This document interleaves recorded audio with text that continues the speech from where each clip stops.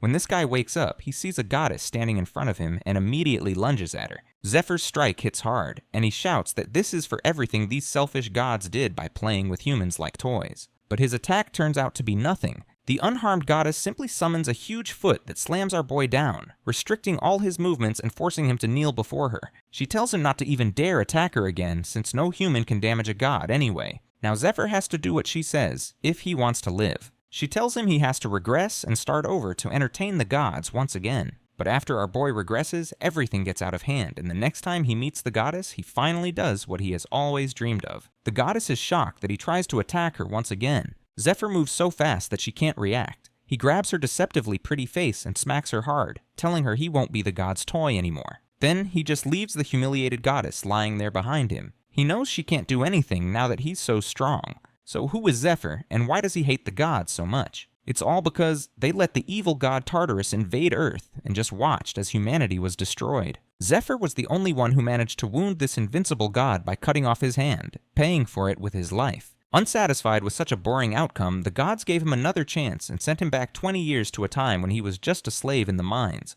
As he opens his eyes, he sees a bunch of bully slaves around him while a small, powerless boy lies in there, shivering from the beating. As they bully our boy, their supervisor calls them out to get back to work. The bullies follow, but not without giving a warning to our boy not to pull that stunt again. However, Zephyr has no time for lowlifes. He picks up a nearby pickaxe, ready to blend in, but notices that same small boy on the ground whispering thanks. The warrior doesn't recognize him and simply walks past, focused on more important matters, which were the perks the angel had mentioned he will be granted after regression. As the kid goes back to work, Zephyr stands still and activates his perks. A surge of power rushes through him, and in that moment, he can hardly believe that the angel actually gave him such a powerful spell. A while later, the other slaves are shocked to see Zephyr working at an incredible pace, filling up the rags in just minutes. They realize that this newcomer has now set a new standard, one that means they can't slack off either. Meanwhile, Zephyr is still thrilled about what happened earlier. When he unlocked his perks, a sudden barrage of information flooded his mind, causing a sharp headache. However, the pain quickly gives way to excitement as he notices several rare, high-level skills and items appear before him, completely free. Just in thought, he doesn't notice the head of the mining team approaching.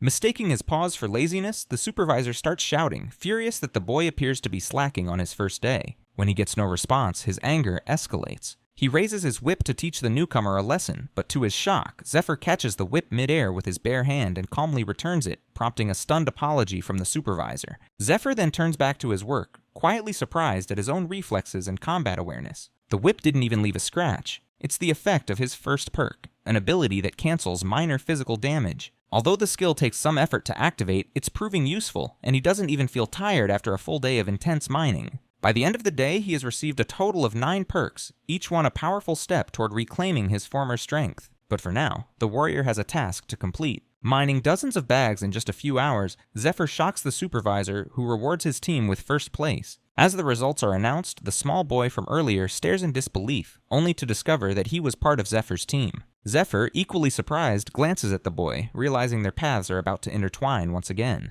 The bully team's silence hangs in the air as the head announces the rest of the rankings. He reminds everyone that the last place team will receive less bread, and their share will be handed over to the top-ranking teams. With that, he orders all the slaves to pray to their light goddess, Arya. Hearing this, everyone immediately begins to pray. Zephyr follows suit, knowing that Arya is one of the 3 supreme gods and the most powerful moneylender. Most of the slaves here either lost their homes or were former adventurers who ended up in debt to the temple. The slave mark on all of them, including Zephyr, prevents escape. If anyone tries to flee without permission, their heart will stop instantly. Zephyr's goal now is to repay his debt and leave as a free man as quickly as possible. Not just to take revenge on the demon lord, but also to protect a deeply cherished woman, Altair. In the evening, the slaves gather and relax in the market area.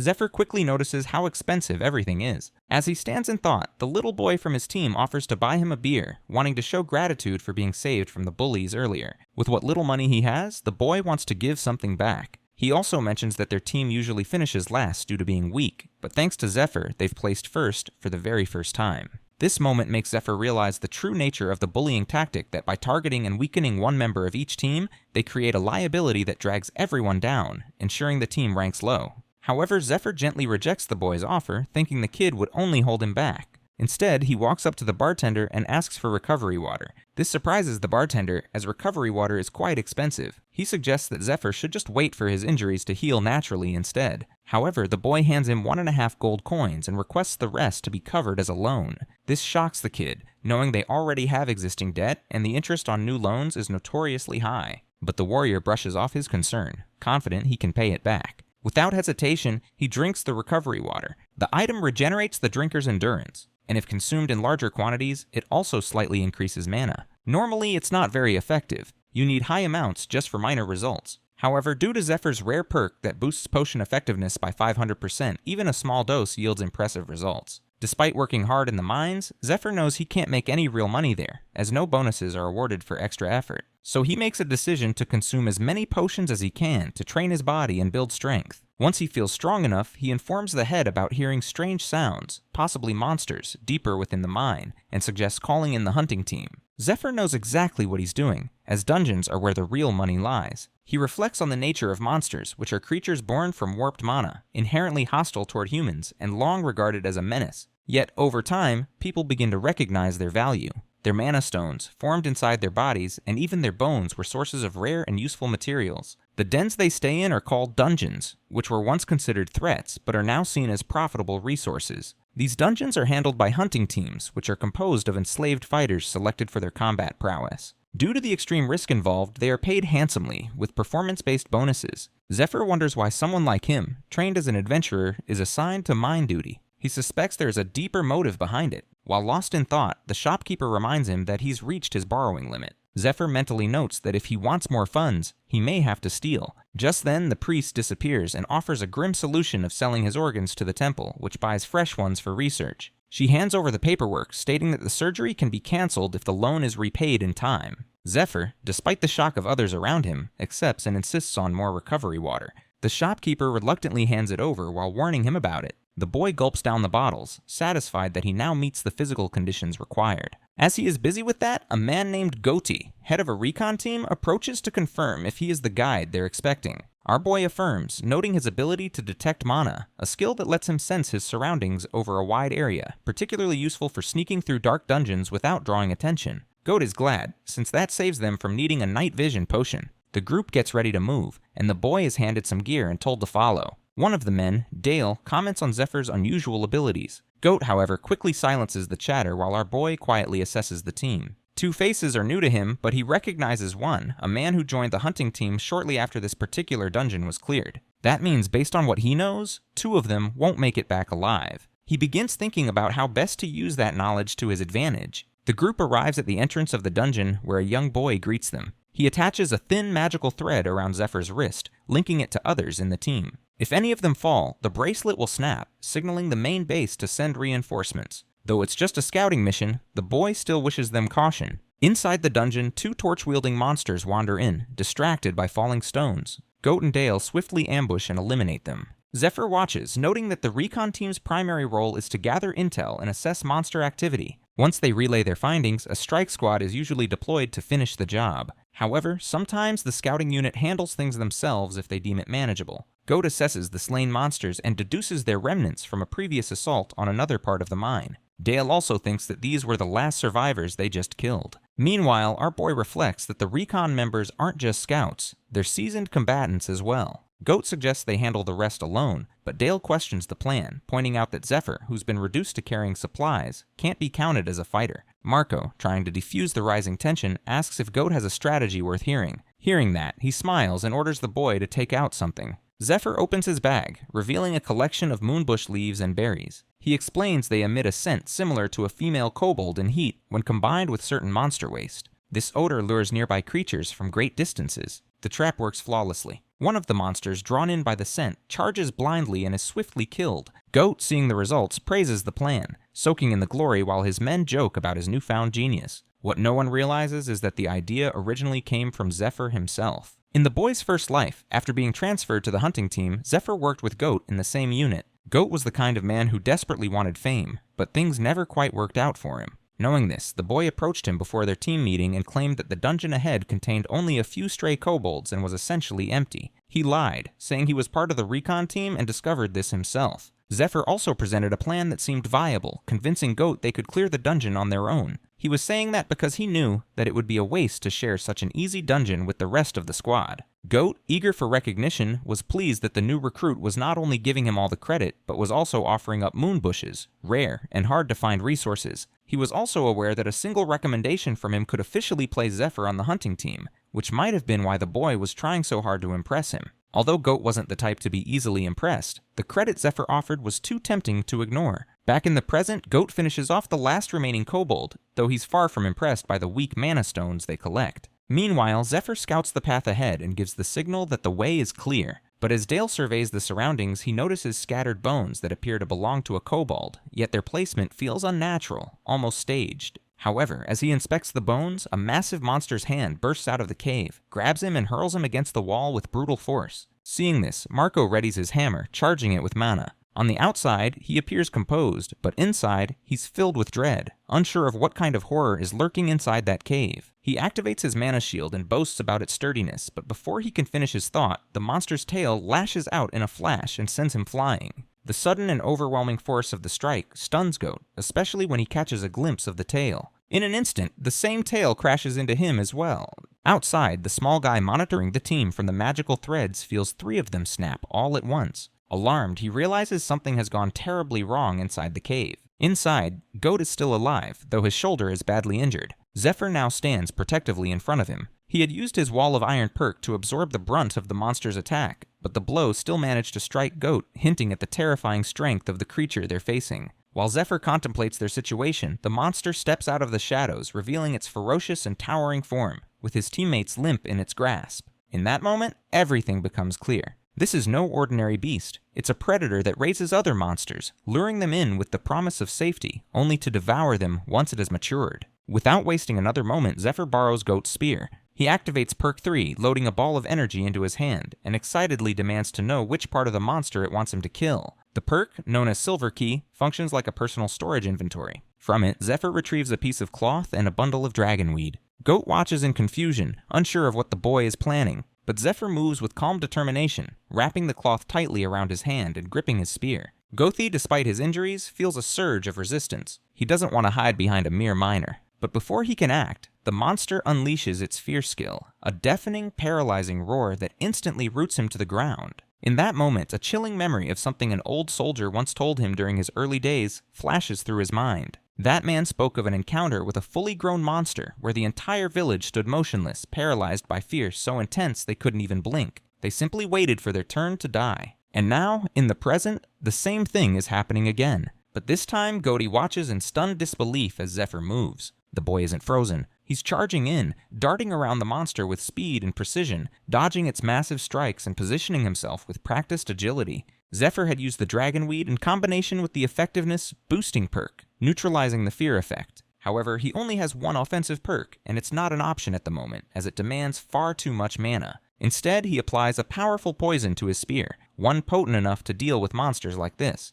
The potion comes from an old friend from Zephyr's past life. His friend, Fade, had spent his entire life crafting formulas, potions, poisons, and mixtures, perfecting each one. To Zephyr's shock, Fade gave them all to him, claiming the world was nearing its end and that someone had to make use of them. If those potions could save even a few lives, he said, that alone would make him happy. Remembering his friend's words, Zephyr lunges forward and drives the poisoned spear into the monster, then follows up with a swift slash across one of its arms. He knows exactly how the poison works. Once it enters the bloodstream, it begins eroding the target from the inside, and in just 3 minutes, it spreads throughout the entire body. Now, all Zephyr needs to do is survive until the poison takes effect. But before he can reposition, the monster's tail lashes out, striking him hard and slamming him into the cave wall. The beast doesn't hesitate. It charges with its jaws wide open, trying to swallow him whole. Acting on instinct, Zephyr grabs the remaining vial of poison and hurls it straight into the monster's open mouth. He follows up with a powerful slash across its face, aiming for the mouth. The monster screams in pain and struggles, with only 1 minute left before the poison finishes it off.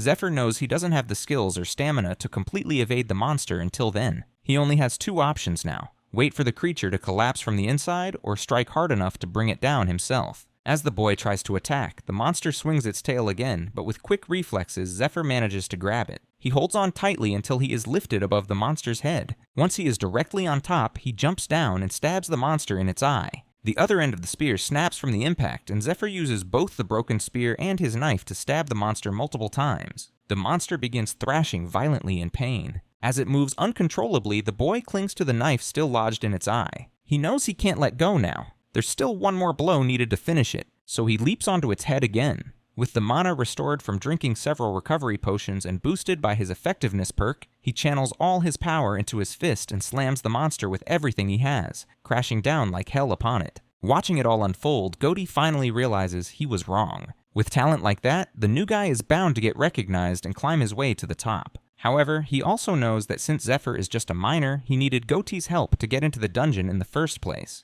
As Goaty reflects on this, Zephyr, now standing with authority, requests to speak with him. Somewhere deep in the jungle, a yellow-haired man is badly injured and surrounded by a group of shady individuals. He pleads desperately, insisting he isn't a follower of the Demon Lord. One of the men, marked with a cross on his forehead, gives a signal to his buff, muscular teammate. Without hesitation, the buff man crushes the yellow-haired man's skull, ending his life. But then, the body begins to twitch violently. Moments later, a centipede crawls out of the corpse. The man with the forehead marking reacts instantly, slicing the creature in half. Doing that, he claims the centipede bore the Demon Lord's mark, proving the man they killed had been an infiltrator all along. Later, he returns with the centipede to his superior, Matthias. But Matthias is unimpressed. He reminds the marked man that 7 team members were killed during this mission, questioning whether one confirmed imposter was worth the cost. The marked man stands firm, reminding Matthias that the raid is only a month away, and that if the temple isn't purged of spies now, it could end in disaster. Matthias considers the warning and after a moment agrees to speak with the haunting squad to smooth things over. Still, he warns the marked man not to make him look foolish again.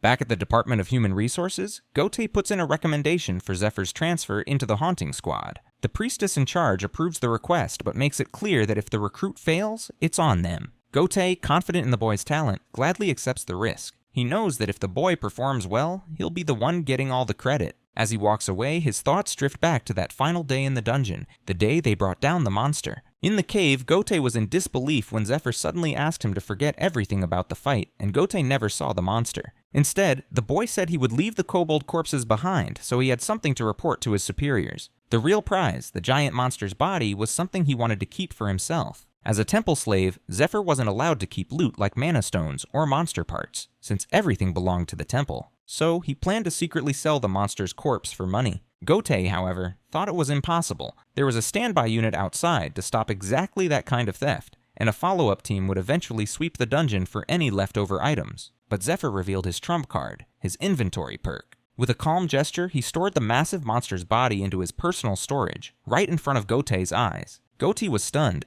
The monster disappeared without a trace. No blood, no body, nothing left behind. With that, Zephyr made an offer. He was willing to clear 3 more dungeons for him, and he could keep all the loot. In return, he just had to keep quiet about what had just happened. Back in the present, Goaty is seriously considering the offer. If Zephyr keeps clearing dungeons for him, he can claim the credit as a squad leader. Since they're part of a recon unit, they get access to dungeons before anyone else. And if they manage to handle them with just a small team, it'll make Goaty look like an exceptional leader, maybe even earn him a promotion. Meanwhile, Zephyr is focused on selling the monster corpse to pay off his debts. He wants out of the temple and fast. But as he thinks it through, he remembers something important.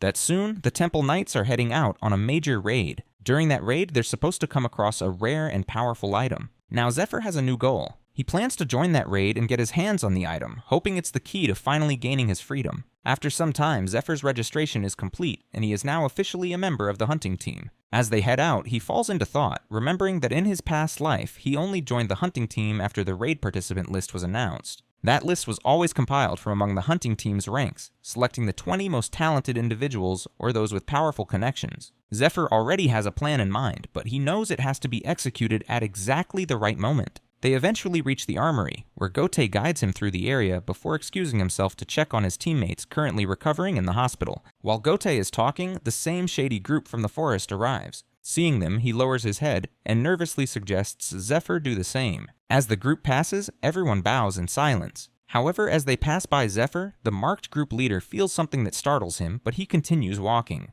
Once they're gone, Goaty explains that they are official inquisitors, agents no one dares to provoke. He warns Zephyr to show respect to the group ahead of them. These people have the authority to label anyone a heretic without consequences. Their leader, Sahak, is especially dangerous. Known as the Mad Hound, he has a reputation for enjoying the act of killing, and Goaty urges him to be careful around him. But just as he is explaining all this, Sahak suddenly appears and calls out to them. Gotei nearly panics as Sahak begins walking toward them. The man points directly at Zephyr, referring to him dismissively as a minor. He throws off his cape, revealing himself fully, and demands to know Zephyr's position. Before the boy can speak, Gotei nervously steps in to introduce him as a teammate. But Sahak immediately shuts him down, making it clear he's not interested in anything Gotei has to say. The tension rises as Gotei can feel Sahak's killing intent radiating off him and starts trembling from fear, while Zephyr remains calm and unfazed. That composure catches Sahak's attention. It doesn't match Zephyr's rough appearance as a minor. He starts to suspect that this boy might be far more powerful than he looks. The fact that someone this strong was sent to the mines instead of directly into the haunting squad doesn't make sense, especially since there's an aptitude test that usually filters strong recruits straight into elite units. Something feels off. Within seconds, Sahak signals his men, and they quickly surround Zephyr from all sides. Despite sensing the boy's strength, he remains confident. He believes his team can handle him. He steps forward and demands answers, making it clear that lying won't be tolerated. But Zephyr sees right through it. He knows Sahak is only making things easier for him. As Sahak and his men surround Zephyr, he accuses the boy of being a follower of the Demon Lord. The question pulls Zephyr's thoughts back to the past. He knows more about the Demon Lord's followers than most, how they betrayed humanity during the Great War and brought about its collapse. But in the present day, most low ranks only know them as a dangerous cult that opposes the Orthodox religion. While the boy is lost in thought, Sahak reveals that he possesses a special sense, an ability to detect the presence of Demon Lord followers. And right now, his instincts are screaming that Zephyr is a threat. With a dark, serious expression, he officially begins his interrogation, declaring himself an agent of the Inquisitors. The atmosphere becomes heavy, but Zephyr doesn't flinch. Instead, he calmly suggests they move somewhere more private to continue the conversation. The request catches Sahak off guard. Then the boy with quiet confidence adds that there are too many people watching, and it would be awkward once he starts beating the ditty out of him. Sahak is furious, but manages to keep his composure. He refuses to believe that someone like Zephyr could possibly defeat him. With a sharp motion, he and his team activate a powerful skill. A large triangular portal forms around Zephyr, trapping him at the center. It's the Red Field, a battlefield skill that boosts the caster's stats and abilities significantly. However, the boy doesn't panic. Instead, he takes a stance, preparing for the fight. His form is unusual, almost alien, and it throws Sahak off. But the Mad Hound doesn't hesitate. He charges straight at Zephyr, confident in his invisibility and power within the Red Field. He leaps in, unleashing a flurry of knife strikes, but Zephyr dodges each one with ease, slipping just out of reach while landing precise counterattacks. Sahak, surprised and frustrated, attempts to slide low and tackle him, but as soon as he makes contact, his legs feel like they've hit solid steel. For the first time, Sahak realizes he's underestimated his opponent. Zephyr follows up with a sudden barrage of powerful strikes, each one landing cleanly. Sahak drops to the ground, unconscious or possibly worse, but before the boy can catch his breath, a spiked mace comes flying at him. He manages to block it just in time, though the impact sends him sliding backward. He quickly notices that it's from the tank of the group, wielding that massive weapon with brute force. Zephyr throws out a mocking comment, clearly trying to provoke him. It works. The tank hurls his mace with such power that it smashes the road apart, sending shards of rock flying everywhere. Meanwhile, Gotei is still frozen in shock, unable to believe how easily Zephyr took down Sahak using what looks like some kind of strange martial arts. He also notices that despite the tank's wild and heavy attacks, the boy continues to dodge every blow with fluid precision. This gives Gotei a bit of hope. If Zephyr humiliates Sahak's entire group, maybe there won't be any arrest warrant or punishment tied to Gotei by association. After all, he's the boy's supposed leader. But that hope is quickly shaken when someone nearby points out that while Zephyr is dodging now, it's already been 5 minutes. The longer the fight goes on, the stronger Sahak's squad becomes within the Red Field. True enough, Zephyr begins to feel the change. The tank's chain strikes are growing heavier and faster, and he starts to struggle keeping up. Out of nowhere, Sahak reappears, slashing Zephyr across the back with a surprise attack. He's radiating an intense killing aura now, clearly not done yet. With cold fury, he launches into a high-speed assault, darting around Zephyr like a blur of light and slicing at him from every direction. For a moment, it seems like Sahak has the upper hand. He prepares to end it with a final, devastating blow. But just as he gets close, Zephyr catches him, barely, and slams his head into the ground with crushing force. Before Sahak can recover, the boy drives his knee into him again, overwhelming him with sheer strength. Beaten and bloodied, Sahak lies stunned. Even with his boosted stats and enhanced abilities, he realizes that none of it made a difference against the boy. Meanwhile, the boy taunts him, calmly pointing out that if he really wanted to show off his speed, he should have let the tank wear him down first. The comment hits a nerve. Furious, the bald tank tightens his grip on the chains restraining Zephyr, trying to overpower him. But Zephyr doesn't back down. Instead, he pulls against the chains and mocks the tank, suggesting he's too scared to fight up close. As he says this, he channels mana into his arms and activates a basic enhancement spell, Power Boost. With that surge of strength, he yanks the chains with such force that they rip right out of the tank's hands. The momentum sends the tank crashing into a nearby wall, leaving everyone around stunned in silence. Meanwhile, on the ground, Sahak starts crawling toward him, desperate and confused, asking who he really is. But the boy simply smirks and walks away, casually reminding him that interrogation is his job. Unseen by everyone, a red-haired man watches the scene unfold from a nearby window. He's clearly impressed by Zephyr's strength, and quietly wonders if this boy has been sent by their master. Meanwhile, the onlookers can't believe what they've just witnessed. Sahak, the powerful leader, has been defeated by a mere rookie. As Zephyr walks away, the defeated man can only scream at him in frustration, unable to accept his loss. The boy, on the other hand, feels a sense of relief. The first part of his plan is complete, but now he has to wait for someone specific to hear about it. As he continues walking, however, a strange sensation washes over him. His body starts to tremble and he quickly realizes what's happening. It's mana freeze, a temporary shutdown when a user runs out of mana. The power boost skill he used in the fight drained him completely, leaving him vulnerable. He understands now that his body isn't strong enough yet, and he'll have to improve. Collapsed on the ground, Zephyr looks up, but the sky above him shifts into something otherworldly, and a massive figure materializes. The figure introduces itself as Spirit Shylock,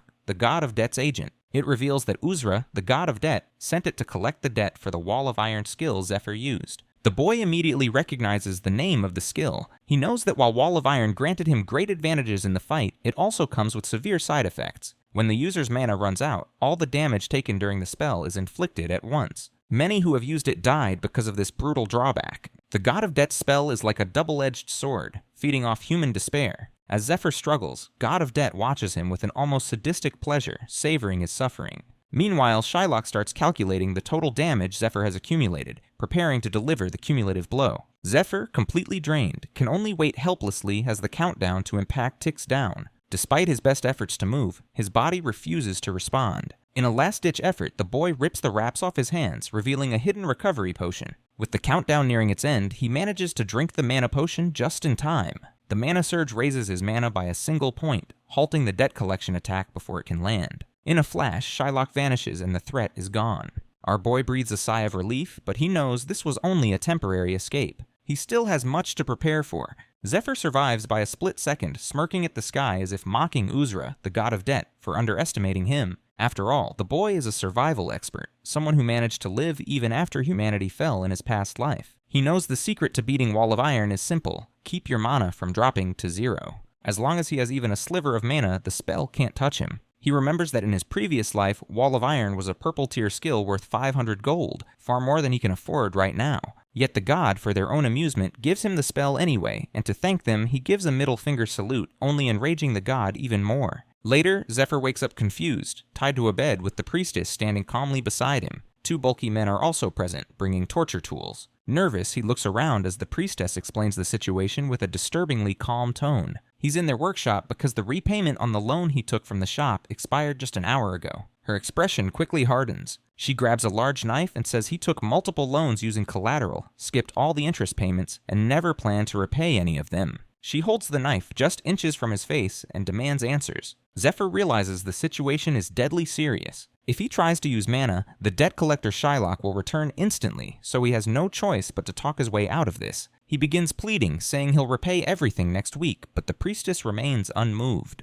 She declares they'll definitely take his salary, but he still has to pay the shop loan with interest, something he clearly can't afford. Then she gives the order, and one of the large men grabs Zephyr's arm. She announces they'll cut off one of his fingers for now, to make a point. The torturer raises the knife and swings it toward his hand, but Zephyr panics and shouts something at the last second. Whatever he says makes her order the men to stop. Her expression shifts from anger to disbelief, shocked that Zephyr could possibly know something like that. The Badleys stand in shock as the woman screams at them in a fit of rage, ordering both to leave immediately. They obey without a word. As they exit, she threatens the boy, demanding to know how he knows that name, but he presses further, referring to her as the monster breaker, White Rose. He already knows her secret, that the priestess secretly goes by the name White Rose, a broker who deals in monster corpses and stolen goods tied to the criminal underworld. Zephyr understands he cannot rely on low-level items if he wants to explore the dungeons, so he might as well use her. With a mocking grin, he thanks her for bringing him to her, and reveals that he has a business proposal. Meanwhile, in another room, Sahak regains consciousness, consumed by fury. He cannot believe that a mere boy humiliated him so easily. Swearing vengeance, he vows to kill the boy if they ever meet again. As he creates a commotion, the red-haired man notices the noise and calls out to him.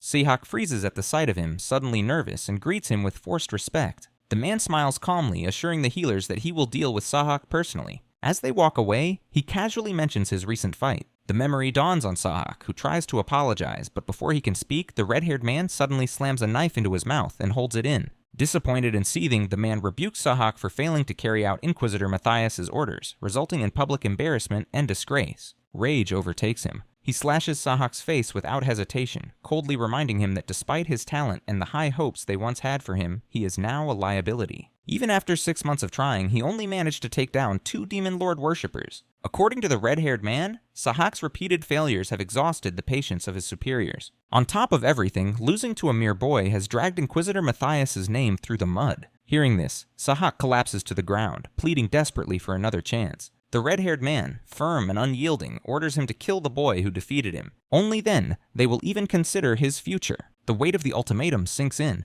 Sahak realizes that if he cannot manage to kill the boy, he will lose the red uniform, and with it, his authority. Before leaving, the red-haired man drops a glowing purple orb in front of him, claiming it might help. Sahak instantly recognizes it. The orb bears the unmistakable aura of a Demon Lord worshipper. Shock washes over him. But the red-haired man remains unmoved, leaving the decision to Sahak to use it and take the risk, or leave it and lose everything. As the door closes behind him, Sahak stares at the orb, haunted by the memories of the many slaves he has killed using his authority. If he loses the red uniform, he knows there's no redemption. He will return to slavery, and this time, there will be no mercy. Everything he has clawed for will vanish. Years of manipulation, obedience, and survival washed away. Driven by desperation and rage, he grabs the purple orb and decides to use it. Maniacal laughter fills the room as he clutches the artifact. Meanwhile, the red-haired man smiles. He has gotten exactly what he wanted. He instructs his man to keep a close eye on Sahak, knowing full well that he only aided him to use him as a diversion.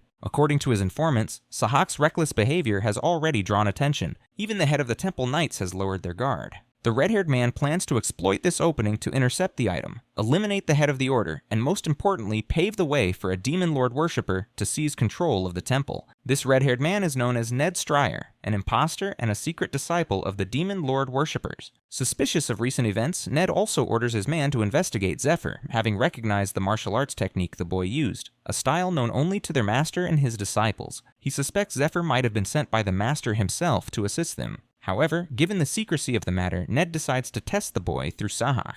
If the boy fails them, Ned plans to eliminate Zephyr himself. Meanwhile, back with the priestess, Zephyr surprises her by revealing the monster corpse he brought back from the dungeon. Despite her initial concern, she finds herself admiring the specimen. However, the boy's offer is steep. The items he demands are valued at 5,000 gold, equivalent to the price of 3 Predator-class corpses like the one he presents. Zephyr confidently assures her that she will have all 3 within 3 weeks. Then pausing, he adds that he has one more favor to ask. After his recovery, Zephyr joins his teammates for a casual meeting. During the gathering, the group leader, Goda, reintroduces everyone to reaffirm their roles. First is Marco, the tanker, then Dale, the swordsman, and finally he introduces Zephyr. However, tension hangs in the air. Goda quickly notices the discomfort among the others, particularly in Zephyr's presence. He also observes that no one is touching their food, which might explain their mood. Sensing the awkwardness, Zephyr lifts the mood by pulling out a luxury bottle of wine, instantly catching everyone's attention. He reveals that he acquired it from White Rose, then pours a drink for each of them. The gesture earns him the group's approval, softening their perception of him. From that moment on, the boy knows they'll be more willing to assist him in smuggling monster corpses, because despite their differences, they're in this together. Zephyr already knows Goda from his previous life, but the other two hadn't survived this far, back then. Their presence makes him uneasy, as he isn't sure if they will cooperate or if he will need to eliminate them later. He also understands that people tend to like those who give them what they want, and for those who crave importance, the key is to build them up. But Zephyr knows he can't progress with someone who actively dislikes him, and in this case, that person is Dale. After a while, Goda outlines their next assignment, emphasizing its importance. Completing it could lead to a level promotion. He urges the group to be respectful toward the new member, reminding them that unity is the only way to achieve their goals. However, not everyone shares his sentiment. Dale in particular grows irritated, upset that Goda made decisions without consulting them. He even questions whether what Gouda saw, Zephyr defeating the predator, was real or just an illusion. They begin to argue, but Marco, the larger one, steps in and stops them. He suggests they agree for now, reminding them that the reward will be split 3 ways regardless. Despite the compromise, Dale's heart still refuses to accept Zephyr. He suspects the boy will bring them trouble, and if he's trying to scam them, the truth will come out soon enough inside the dungeon.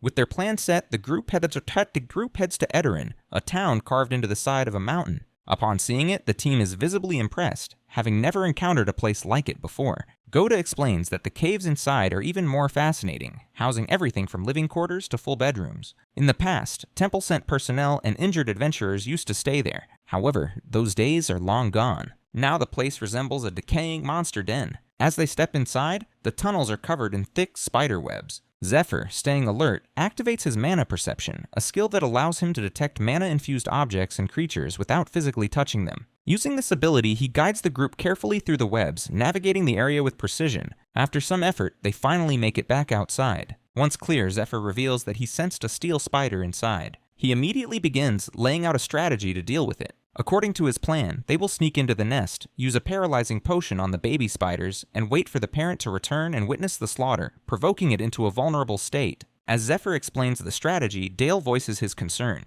Even with all 4 of them, he doubts they can take down the steel spider. The creature's outer shell is hardened like steel, rendering most sword attacks completely ineffective. Steel spiders also reproduce rapidly, allowing them to build an army in no time, which makes confronting them in their own nest significantly more dangerous. Dale suggests seeking help from the temple to deal with the threat, but to his shock, Zephyr casually tells him to rest, claiming he can clear the nest on his own. This level of confidence only strengthens Dale's suspicions. The boy claims to have defeated a predator, humiliated Sahak, and now says he can take down a steel spider alone. None of it makes sense to him. Suddenly, a realization hits Dale. If Zephyr is lying, then this dungeon might not be dangerous at all. If that's the case, going in with him could be the perfect opportunity to catch him in a lie. As the group navigates deeper into the dungeon, Dale accidentally brushes his hand against one of the web strands and becomes stuck. While trying to free himself, he's horrified to see dozens of spiderlings crawling out from the darkness, rapidly closing in on him. Zephyr reacts instantly. Without hesitation, he swings Dale away from the webs and positions himself between him and the swarm, using his own arm to block the spiderlings' attack. The spiderlings begin biting Zephyr's arm, but their fangs fail to pierce his skin. Unbothered, Zephyr mocks them and slams them into the ground, shocking Dale with his strength and composure. Without wasting a moment, he calls the others into formation, preparing them to face the incoming swarm. He has already instructed everyone to wrap their weapons with their capes, knowing that ordinary blades wouldn't cut through the spider's sticky webs. To their relief, the plan works. Even though the webs cling to their weapons, they can still swing them freely. Dale and Gouda fight off the monsters, trying to herd them into one spot. Their strategy is clear that once the spiderlings are grouped together, Zephyr will finish them off in one blow. Everything goes according to plan. With a single powerful swing, the boy eliminates the entire swarm. As the dust settles, the group stands exhausted from the intense battle. Dale suffers a deep cut on his arm and feels both wounded and humiliated, having had to reluctantly turn to Zephyr for help. To his surprise, Zephyr hands him a recovery potion without hesitation. Watching this, Dale realizes that the boy must have been aware of everything from the start, including the exact moment he got caught in the web, all thanks to his mana perception spell. Embarrassed, Dale quietly calls himself out on it. Zephyr, however, simply reassures him and advises against repeating the same mistake again. Meanwhile, he silently observes Dale with growing appreciation. In his past life, he had to train unskilled fighters, but Dale shows surprising focus and discipline. Zephyr is aware of his lingering suspicion toward him, but he also knows that once they clear the dungeon, his doubts will resolve on their own. The group soon enters the spider's nest, where they use the paralyzing potion. To their surprise, it works exactly as Zephyr had predicted, making the battle significantly easier. They also remember his advice to aim for the spider's bellies, as they are softer than their steel-coated backs. When Dale tests this mid-fight and confirms its effectiveness, he is once again baffled by how accurate Zephyr's knowledge is. As Dale stabs and slices through one of the monsters, the others rally around him to help finish the job. They celebrate having taken down a spider, only to be stunned when they notice that Zephyr has already defeated hundreds on his own.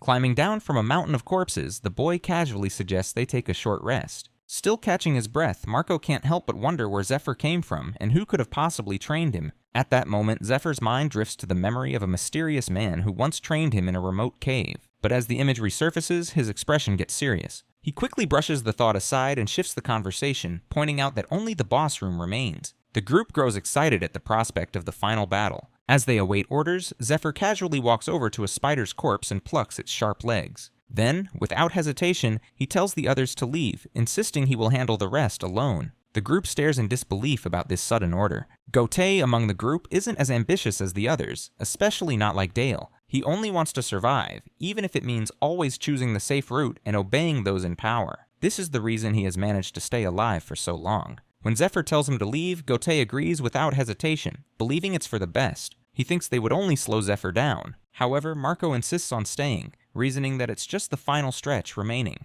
This unsettles Gotay, and his nerves spike even more when Dale also agrees with Marco, arguing that more people mean better chances of defeating the monster. Gotay begins to sweat nervously, hoping Zephyr will order them to leave, but to his shock, he doesn't send them away. Instead, he assigns them new roles. After a brief discussion, Zephyr strides alone into the heart of the dungeon, carrying himself with the confidence of a Chad. He soon finds himself standing before the Queen Spider's spawning chambers. Around her lurk her spider guardians, each stationed near thick, web-laced layers. As Zephyr steps forward, every spider senses his presence, but he remains calm. He knows they won't charge unless he attempts to cross their designated layers, where each is tasked with defending its own territory. With a calculated move, Zephyr summons bags of plain flour and hurls them toward the webs. On impact, the bags burst open, flooding the air with fine particles and clouding the spider's vision. The distraction works. In the chaos, Zephyr raises his crossbow and fires a bolt directly at the queen. The shot lands with a spark, not enough to injure her, but just enough to ignite a chain reaction.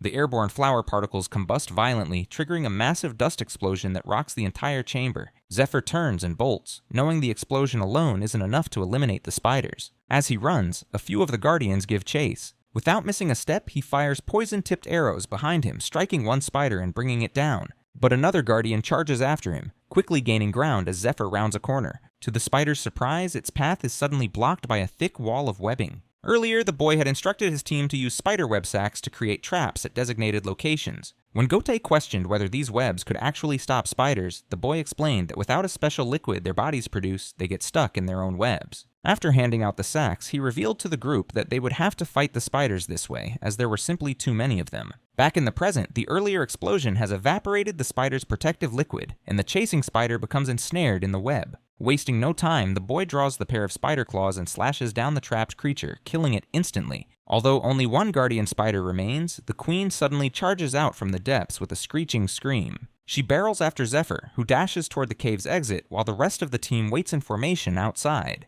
Just as the boy reaches the exit, the queen launches a stream of highly poisonous acid at him. In his previous life, he learned that even a drop of this venom is lethal as it melts through flesh on contact. Remembering this, he leaps through the cave entrance, narrowly avoiding the deadly liquid, but the queen doesn't stop. She bursts out of the cave in a fury, splattering her venom across the landscape. Seeing her emerge, the other team members quickly move into position. The boy, gripping the spider claws tightly, charges at her. He slashes across her back, then lands in front of her, positioning himself as the main threat. His goal is to draw her attention, take the hits, and give the others a chance to strike. The queen shrieks louder, enraged by the attack, but Zephyr stands firm. He knows he's the only one who can face this monster head-on. While he keeps her occupied, the others are already in place to strike from a distance, ready to inflict as much damage as possible. The team stands firm, except for Gode, the bitch, who trembles in fear at the sight of the towering beast before them. The rest of the group is also sweating, torn between committing fully or holding back. Dale feels particularly nervous, his mind replaying all the humiliation and mockery the hunter team subjected them to.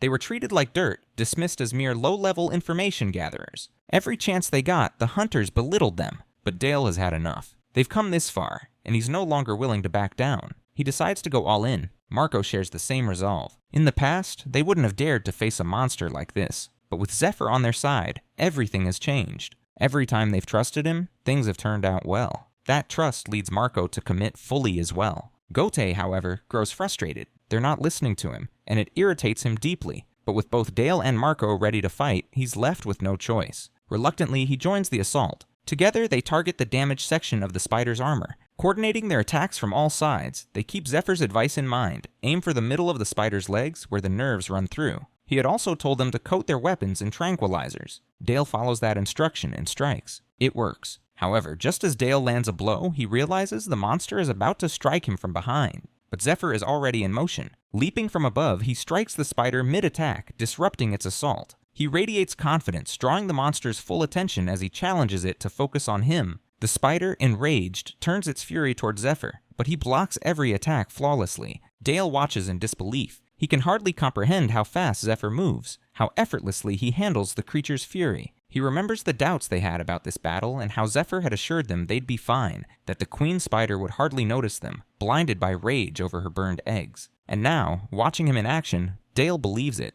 The boy had also informed them that the queen spider's hind legs are the safest place to be near. Because she lays her eggs in a narrow spawning lair, she's developed the habit of minimizing the use of her rear limbs. Now, as Dale observes the spider, he notices that she is barely moving from the back and is primarily attacking with her front half, proving Zephyr's words to be true. This realization hits Dale that the boy might have already fought monsters like this before. The boy had only been holding the line so they could pierce the tranquilizer into the creature. He would handle the rest. With that in mind, all of them attack the monster from all directions, successfully driving their weapons into her body. However, Goda's spear gets stuck in one of the spider's legs, and before he can pull it free, she lifts him up into the air. With a blood-curdling scream, the spider begins thrashing wildly, swinging her massive claws at Zephyr while Goda crashes violently to the ground. Driven by rage over the destruction of her eggs, the queen spider seethes, but she knows her claws alone won't be enough to crush them. So she begins channeling venom into her glands, preparing to melt them with her toxic poison. But before she can release it, Zephyr charges forward. With precise timing, he plunges his hand deep into her abdomen, grabs the venom gland, and with full force rips it out from her body. He then unfastens his belt and wraps it tightly around the gland, sealing it and preventing her from using it for at least a few minutes.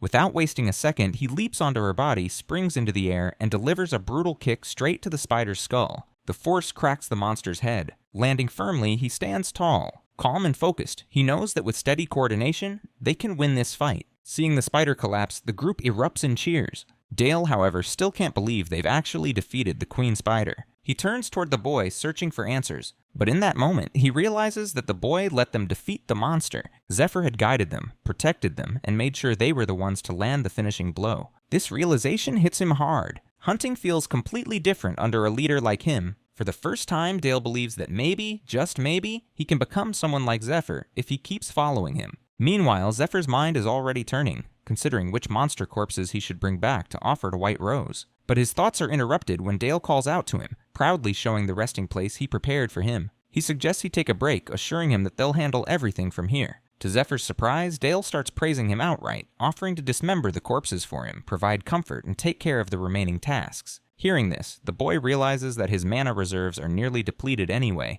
and accepting their help would save him the trouble of dealing with Uzra's reactions later. Watching them work, he comes to a new conclusion that his teammates aren't bad at all. But then his expression turns serious. He knows deep down they still won't be enough if he has to face someone from his past life. His current gear and stats aren't good enough either, so he'll need a solid long-term plan. Later, he brings back the Predator's corpse to the priestess, who is visibly impressed by it. She even offers him more inventory space as a reward. However, as Zephyr stands there, he silently observes the shady dealings taking place in the temple right in broad daylight. Truthfully, he no longer believes temples are as holy as they claim to be. They collect donations from believers and use the funds not just for monster defense, but also to expand their influence, building entire cities around themselves. The donations aren't entirely for worship. They're payment for safety. Temple knights slay monsters and protection has a price, but Zephyr knows this won't last. In the future, even safety, especially for one's own children, will become impossible to buy. Later, during a private meeting with the priestess, she informs Zephyr that the monster corpse he gave brought in a good sum. She expresses her admiration for his abilities, but he cuts straight to the point that he wants to know how much debt remains. According to her, he's paid off 48% of the total. She adds that the temple will also take 20% off the top as their share of the debt. Then she remembers something else that she had personally requested and secured lab cleaning duty for him. According to her, he can use the lab's equipment once everyone has left for the day, but he'll be responsible for cleaning everything afterward. This excites Zephyr. It's much easier than having to sneak into the lab. As they continue talking, a figure approaches and calls out to the priestess. When they turn around, Zephyr sees the man's face and freezes in shock. It's Ned, an agent of the Inquisitors, and someone Zephyr had a history with in his previous life. The priestess jokes lightly, teasing that Ned must be here to ask for a loan or invite her on a date. But deep inside, she knows exactly why he's come. Ned is here for the boy. After all, Zephyr beat up Sahak and Ned is his superior. She finds it reckless, insulting even, that Ned would come all the way here to start something with her client, right in front of her. Trying to defuse the situation, the priestess politely attempts to usher Ned away. But to her shock, he calls out Zephyr's name directly and casually invites both of them for tea. With a manic expression on his face, he asks if Zephyr knows Sahak. Our boy, however, flatly denies knowing anyone by that name. As they stare each other down, the atmosphere thickens. A tremendous amount of mana bursts from both of them, saturating the air with pressure. The priestess starts trembling as the mana is so dense it pierces her skin. In that moment, she realizes that Zephyr might be as strong as a temple slave, or possibly even stronger. Ned, standing just feet away from the boy, feels it too. Channeling mana into his fingers, he prepares to fight, eager to see what the little boy is truly capable of. Just as they're about to clash, the priestess activates the slave mark spell, forcing both of them to stop. The spell only works on slaves marked by the temple, and it hits both of them hard. They drop to their knees instantly. The priestess walks over and slaps Zephyr without hesitation. Then, grabbing him by the collar, she drags him away while scolding him for nearly getting himself killed. While walking away, she turns toward Ned and coldly reveals that the boy is hers to toy with, and if he ever tries to mess with him again, she will kill him. Once they're in a secluded area, she finally explains the truth that Ned is a dangerously deceptive man, a demon in disguise. According to her, no one has ever defeated him in battle. Everyone who tried ended up dead. However, Zephyr finds her explanation boring, which frustrates her to the point that she yells at him, reminding him that he's her main source of income. But as she notices the bruise forming on his face from her earlier slap, her tone softens. She reaches out to touch it, feeling a bit guilty. Zephyr, however, pushes her hand away, claiming that what happened wasn't a fight, just a greeting. Deep down, though, he knows Ned is fully prepared and came out deliberately to provoke a battle. Without saying much else, Zephyr turns and leaves for the lab. But before leaving, he quietly asks the priestess for a favor. Meanwhile, back at the temple grounds, Ned brushes the dust off his clothes, still processing the intensity of the slave mark spell. From the beginning, Ned wasn't a temple slave. It was his master's command that placed him there, but he has always felt disgust toward the temple and its people. Yet he followed orders, even when they made his skin crawl. However, Ned was shocked when his master revealed that 2 demon lord worshippers who had infiltrated the temple disguised as priests had been executed. The rest were in hiding due to heightened surveillance. Their only remaining path into the temple was through the slave mark. The master explained that the priests of light didn't monitor marked slaves closely, believing them easy to control. So he ordered Ned to continue posing as a temple slave, infiltrate the temple of light, and steal the reward from the raid dungeon. Ned agreed without hesitation. Now, in the present, Ned knows they have already found a method to neutralize the slave mark, and he is confident the priests of light don't know about it. However, they have to wait until the temple weakens and the priests fall to their knees. Far away, in a crumbling fortress, a group of outlaws works on repairing their fences. One of them calls the others for food, and slowly the workers gather around a battered wooden table, sharing a meager meal while talking about their poverty and how they can't afford temple protection, hence the need to maintain their own defenses. As they eat, the tower guard spots someone approaching from the temple. It's Sahak. Upon entering the fortress, the first thing he asks is the number of people living there. A worker nervously answers 50. That number brings a manic smile to Sahak's face. Without warning, he raises a strange flute-like instrument and plays a haunting note. In response, a monstrous creature bursts from the ground, impaling the workers without mercy. This is Sahak's new power, unleashed and terrifying.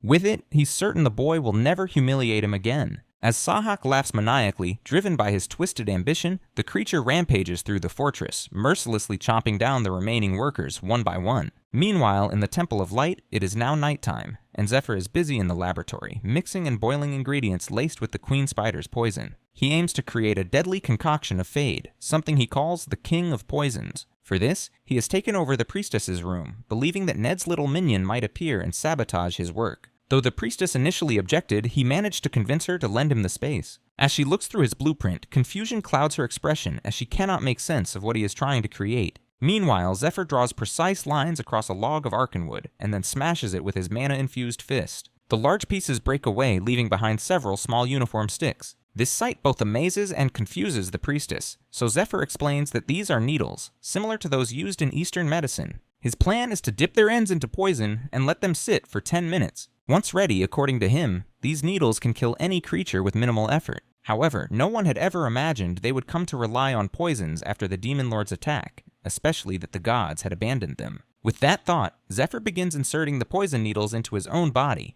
Almost immediately, the poison starts spreading through his veins, making him tremble in pain. The priestess, alarmed, moves toward him, but he raises a hand to stop her. She remembers what he had told her earlier, not to panic no matter what happens and to simply carry out a task for him when he signals. Although she remains unsure of what he truly intends, Zephyr is clear that he seeks to upgrade himself. He knows that under the right conditions, 2 poisons can neutralize each other's effects, transforming into a medicine or even a potion that boosts one's stats. The challenge, however, lies in the fact that he is working with incredibly painful, unstable, and unpredictable toxins. The pain pushes Zephyr's body to its absolute limit, but he knows this is the only way forward. He channels his mana, directing the flow to control internal injuries and potentially boost his levels. With this, he is testing whether the technique will heal him or if it will cause his body to shatter like a brittle mirror. Still, Zephyr knows this pain is nothing compared to what the Demon Lord once did to him. As he concentrates, the flow of mana stabilizes. His veins begin to lose their darkened hue, returning to their normal color. The transformation stuns the priestess, but she recalls what Zephyr told her earlier, that she must drive the final poison needle into his head when he gives the signal. The moment arrives, and though nervous, she obeys his command, plunging the needle in with trembling hands. Several hours later, deep in the woods surrounding the Temple of Light, a beam from the slave mark erupts into the sky, lighting it up with a flash.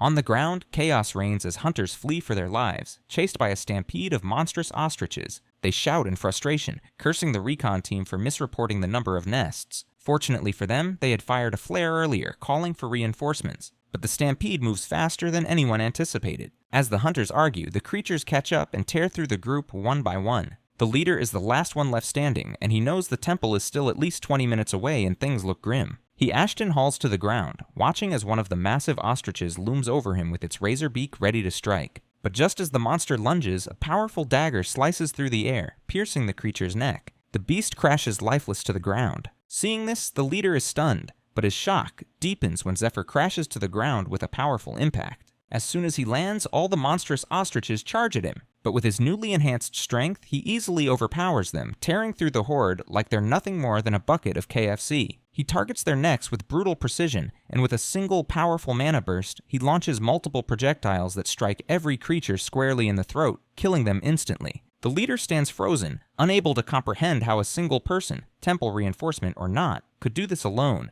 Before he can say anything, Zephyr demands the location of the monster nest. Still in disbelief, the leader points it out. Without another word, Zephyr vanishes in a single leap, leaving behind an overwhelming aura and a heavy sense of awe and inferiority weighing down on the hunter captain. However, the leader immediately regrets not giving Zephyr a critical piece of information, that the nest is extremely dangerous. As he silently blames himself for the oversight, a sudden blast echoes through the forest, followed by a chain of explosive crashes and deep cracks in the earth. To his utter disbelief, Zephyr emerges from the shadows moments later, dragging the severed head of the boss monster behind him. Despite the intense battle he clearly just fought, he looks calm, almost relaxed. The poison needles coursing through his system seem to have doubled his strength and dulled the pain, but Zephyr knows his next challenge is gear. He needs new equipment, though finding a place to forage or acquire it will come first. As he considers his next move, he fires the green flare, signaling that the emergency has been handled. Meanwhile, far away in the dungeon's dark depths, Sahak continues his brutal slaughter, waiting for the moment he and Zephyr will meet again.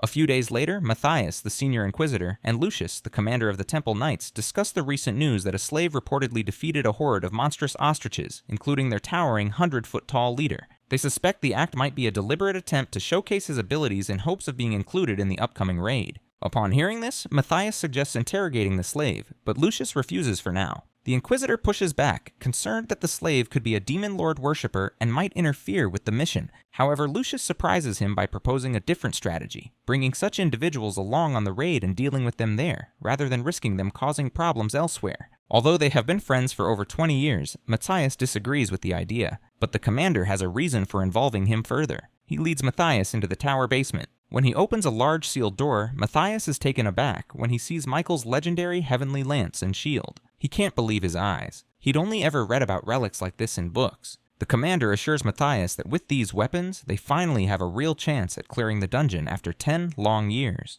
With a confident expression, he adds that this time he'll be nearly unstoppable during the raid. The next morning, at the slave rooms, Zephyr's hunting teammates wrap up a grueling training session. They're a bit surprised by the training area being so crowded lately. Marco explains that these are slaves hoping to claim a spot in the raid. Rumor has it that 2 or 3 positions might still be open. As they talk, the priestess suddenly walks out of their room and passes by them. The group immediately bows out of respect. After she walks past, a few of them quietly wonder what she was doing in their quarters. Soon, the group's worst suspicion is confirmed when they spot Zephyr in their room, wearing a golden ring. They stare in disbelief, unsure how he managed to get such an item from the priestess. Zephyr, however, brushes it off casually. Internally, he knows the ring is no ordinary accessory. It's the Ring of Purification, an item that boosts mana flow and enhances magical defense. The priestess gave it to him after his upgrade session, claiming she had more items like it that could help improve his stats. This gesture made Zephyr suspect that she's motivated by money. Meanwhile, the priestess walks toward her room, lost in thought. She's thinking about Persephone, the now defunct guild of assassins known for using poison to enhance their stats and eliminate targets.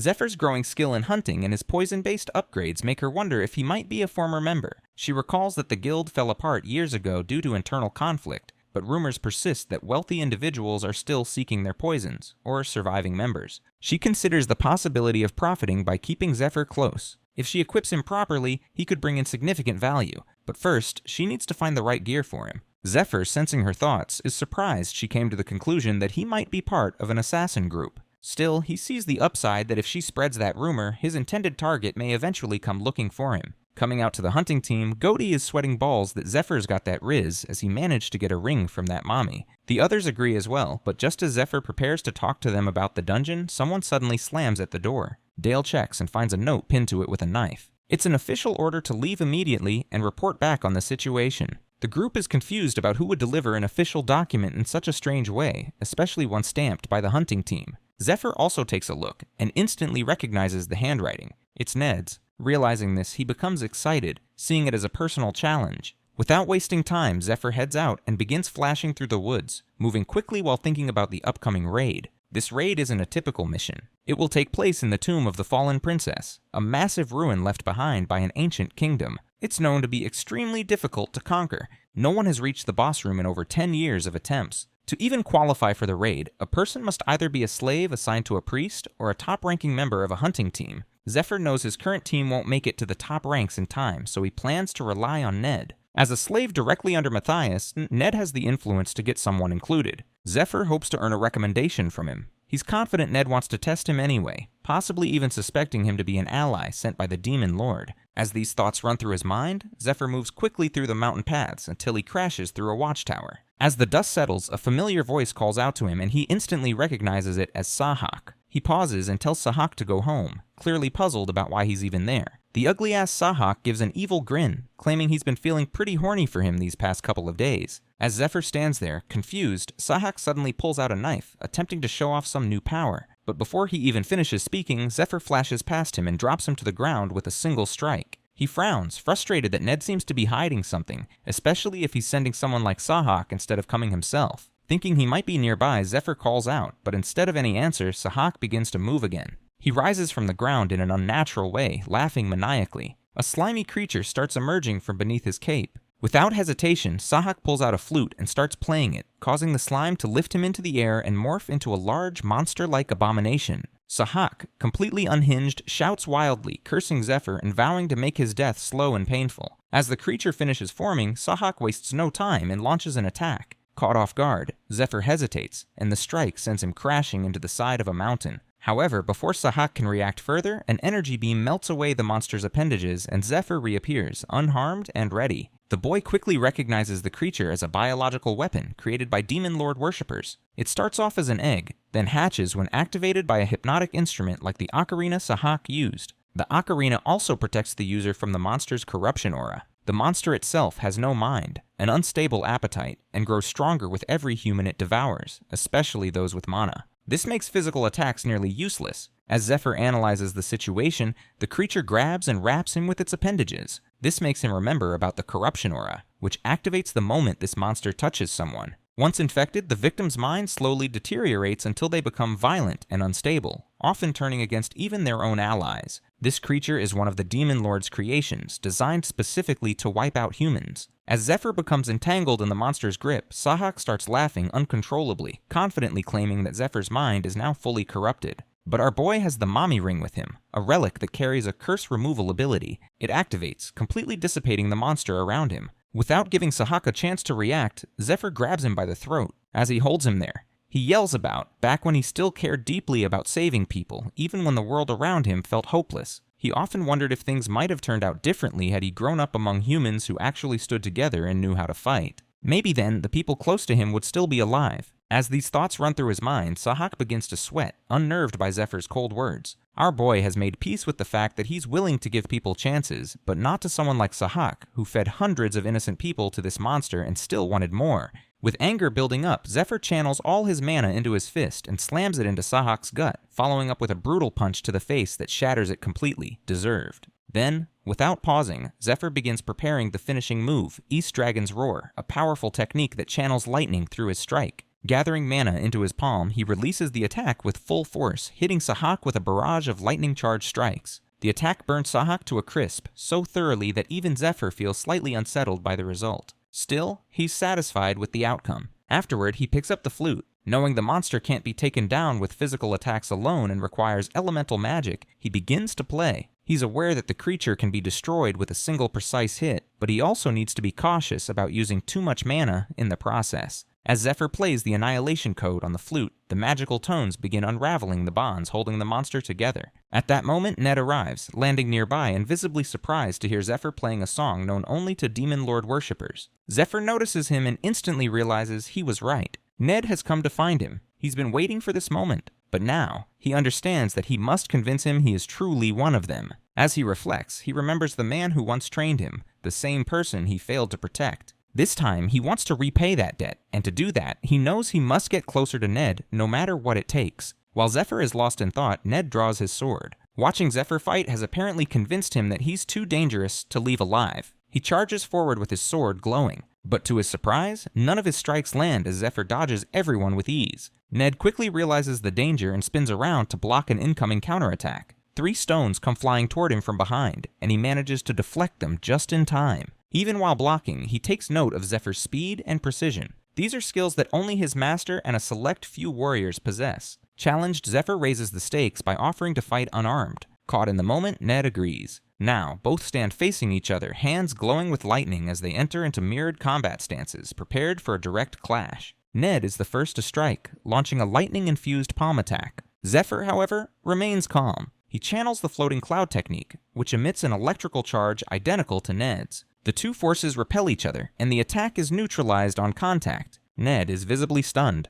Blocking the lightning palm this way requires channeling a high amount of defensive electricity so the attack bounces back. Too little, and it breaks through. On top of that, the defender must react with perfect timing. Seeing Zephyr pull it off effortlessly makes Ned realize this isn't just some talented fighter. He knows techniques that only a few in the world have ever mastered. Until now, only Ned and his brother had successfully used that specific counter, an advanced form of the Dragon King's secret martial art. The technique originally belonged to Jin Ryung, a high-ranking demon lord worshipper who climbed to power by mastering and preserving the Dragon King's hidden arts. Among his many disciples, only 2 were ever taught the true secrets, his own son and Ned himself. Jinrung trained only those 2 to keep the Dragon King's techniques from spreading. That's why, in the present, Ned is struggling to believe what he just saw. Not only has this unknown boy used the technique, he also destroyed their sacred biological weapon, a monster carefully prepared for the upcoming raid. Now Ned isn't sure who Zephyr really is or why he's here. Zephyr catches the shift in his expression and immediately seizes the opportunity. Calmly, he lies, claiming that if Ned believes there were only 2 disciples, then he's been kept in the dark. The boy shows him the ring and raises the question that if the Dragon King's art is so exclusive, what happens if one of the disciples dies? The implication hits Ned. If either disciple were to fall, the martial art would be lost. Their master wouldn't have time to train a replacement. The realization slowly settles in. Maybe there really was a 3rd disciple, a hidden backup, trained in secret to preserve the legacy. As Ned is still processing this thought, Zephyr steps forward and presents himself as the Shadow Disciple, the one who was trained in secrecy to replace Ned on his death. Blood is a natural when it comes to lying. The Shadow Disciples are unofficial successors, trained in secret to preserve a martial arts technique in case of emergencies. If something happens to the main successors, the Shadow Disciple steps in.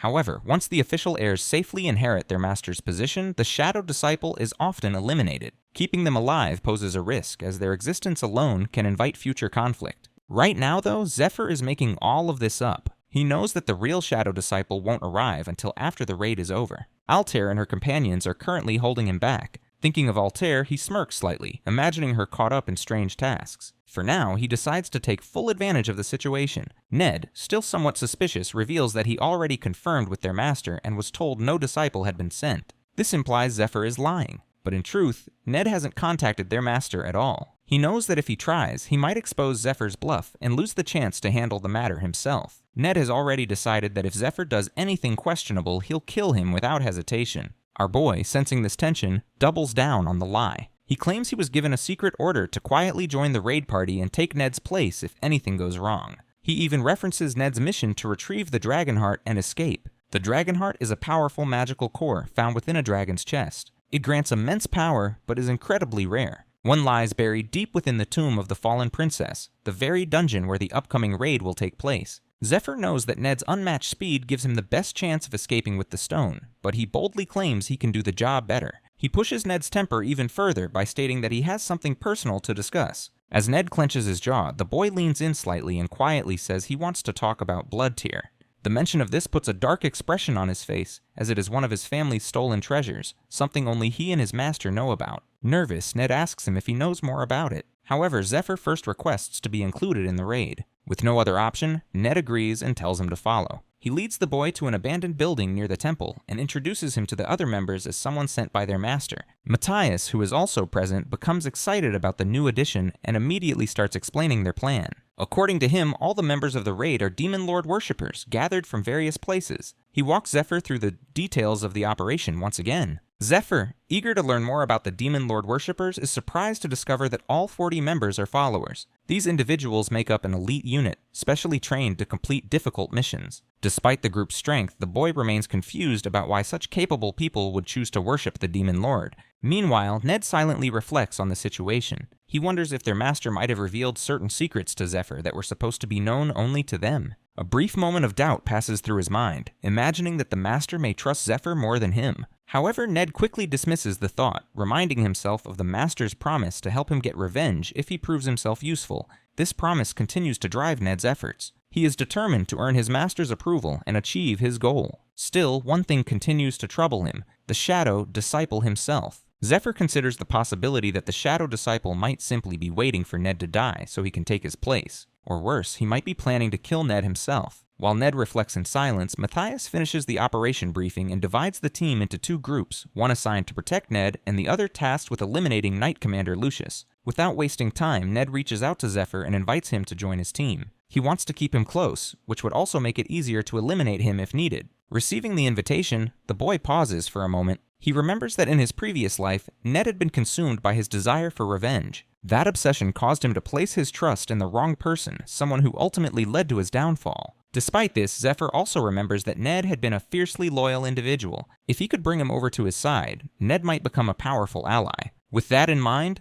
Zephyr agrees to work with him. In his previous life, Zephyr missed out on relationships like this, connections that could have changed the course of his path. This, he recalls, was the first of those missed chances. He vividly remembers the maniacal version of Ned, who once taught him the Dragon King-style martial arts. The next day, the list of raid members is announced, along with instructions on where to gather, train, and handle logistical preparations. Everything is going according to plan for Zephyr, and he knows he needs to get ready. He decides to visit his former team to say goodbye, having already cleared 3 dungeons for them as promised. The team members are genuinely thankful, and Zephyr assures them that this progress should soon lead to their promotion. As the farewell continues, Dale grows increasingly nervous. He wants to ask Zephyr to take him along, but can't bring himself to say it. He finds his goals fascinating, but he believes that he and the others are still too weak to follow him just yet. However, to Dale's surprise, Zephyr assures him that if he trains hard, there will come a time when he can join him. This lifts Dale's mood, and our boy leaves shortly afterward. Zephyr knows that by this point in his previous life, 2 of them had already died. Though they are still alive now, he believes they are more or less doomed. In 3 years, the Demon Lord will be summoned, and most of them will lose their lives. This is why he needs the Dragon Heart, to prevent it all. Afterwards, Zephyr heads to the priestess to collect his gear. Surprisingly, she has prepared everything exactly as he requested.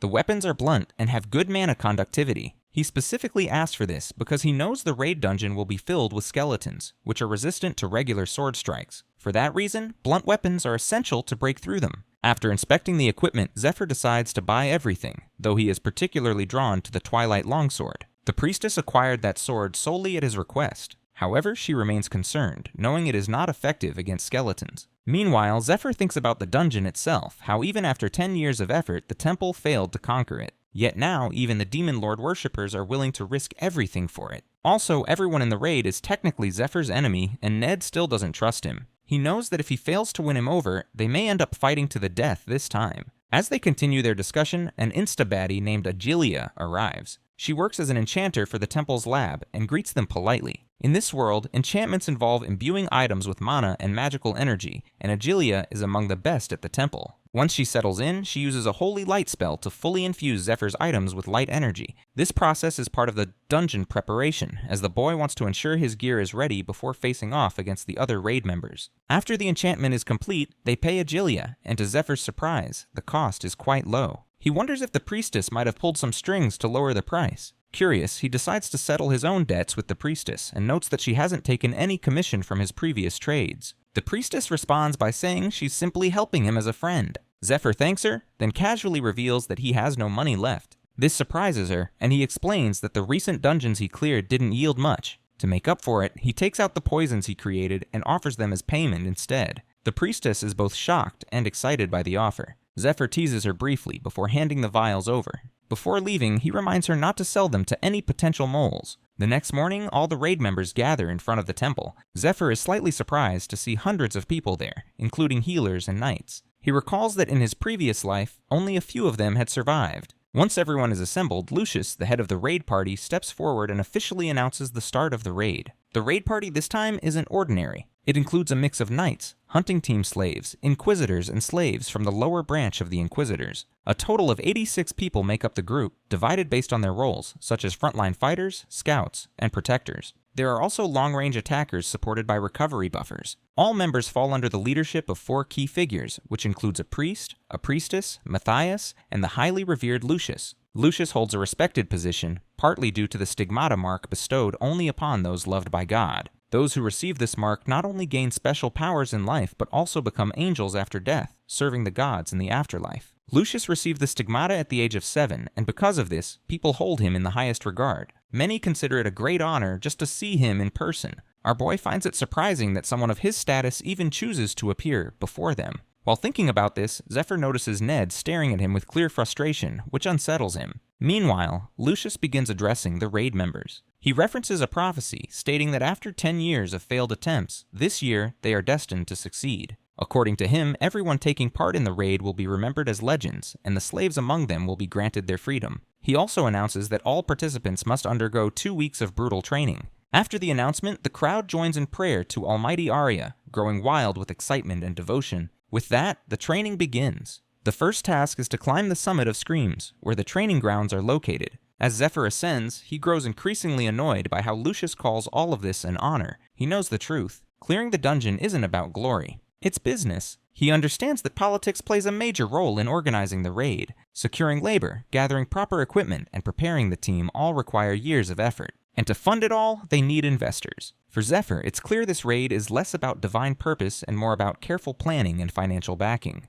They begin constructing roads and cities in the newly secured area to capitalize on the rising value of land, effectively turning the operation into a business. The Temple of Light, now functioning as the 3rd parish, serves as Lucius's base of operations, where he prepares participants for the raid and regularly oversees their training. As the training progresses, the Holy Priestess sets up a mock battleground using training golems, practice dummies, and her own spells. When the battle starts, the dummies begin attacking aggressively, sending the raid members flying in all directions. Many struggle to keep up and quickly become overwhelmed. However, Zephyr and Ned easily tear through the training obstacles, turning the session into a personal competition. While attacking, Ned reminds Zephyr not to use the Dragon King style, then charges at a golem ahead of him. Seeing this, our boy prepares his own strike. Their attacks hit the golem at the same time, bringing it down together. Afterward, the group takes a short break. Observing their progress, the Holy Priest starts feeling hopeful. He sees promise in the current group of slaves, especially in Ned and Zephyr. He believes that with their presence, this team might actually stand a chance in the dungeon. Soon, the healer completes his recovery spell and informs everyone that they can resume training. Thanks to continuous healing support, the group begins to feel the intensity of 2 weeks of training stretch into what feels like 2 months. Time passes this way, and eventually the end of the training period arrives. Remarkably, not a single person is eliminated, and everyone manages to hold up well throughout the sessions. The priests offer the raid members food and drinks in celebration, but Ned sits alone, lost in thought. Zephyr brings him a plate, knowing that he has barely eaten during the entire training period. Ned refuses, saying he needs to keep his body light for agility. Hearing this, Zephyr sets his own plate aside as well. He doesn't feel like eating either, knowing he must be ready to take his position soon. This irritates Ned, but our boy shifts the mood by pulling out a luxurious bottle of wine. Ned accepts a glass, and while sipping it, asks how much Zephyr actually knows about him. During training, he realized that Zephyr hasn't shown any intent to harm him. Ned recalls that Zephyr once mentioned the blood tier, but didn't explain further at the time, brushing it off and promising to talk later. Remembering this, Ned's curiosity grows. Zephyr, noticing the shift in his expression, realizes that something has changed. When they first met, Ned had tried to kill him, but after spending the last 2 weeks together, it seems Ned may have changed his mind. Our boy responds by correcting Ned's question. Instead of asking what the blood tear is, he should be asking where it is and who possesses it. After saying this, Zephyr leans in and whispers something in Ned's ear, something that leaves his face pale with shock. You see, the blood tear was shown to Ned by his father as a relic passed down through their family line. According to him, their ancestors had earned it by defeating monsters. The sword later brought their family the title of Baron after they offered it to the king, who appointed them as the sword's official caretakers. Ned's father believed deeply that Ned would one day inherit both the sword and the family name. He was confident his son would become a great knight worthy of carrying it. However, when the Temple of Light invaded their estate, they seized both the sword and the baronial title, claiming them as collateral for a loan, despite Ned's father begging them not to. According to the temple priests, the sword belonged to the title, and since Ned's father had surrendered the title in exchange for the loan, he no longer had any right to it. Hearing this, Ned's father lost control and charged at the priest with his sword drawn. But before he could strike, the guard stabbed him. Little Ned, who was there at the time, witnessed everything and screamed for his father, while the priests reminded the dying man that he was lucky the sword hadn't touched him. If it had, even his son would have been executed. 12 years ago, this kind of event wasn't uncommon.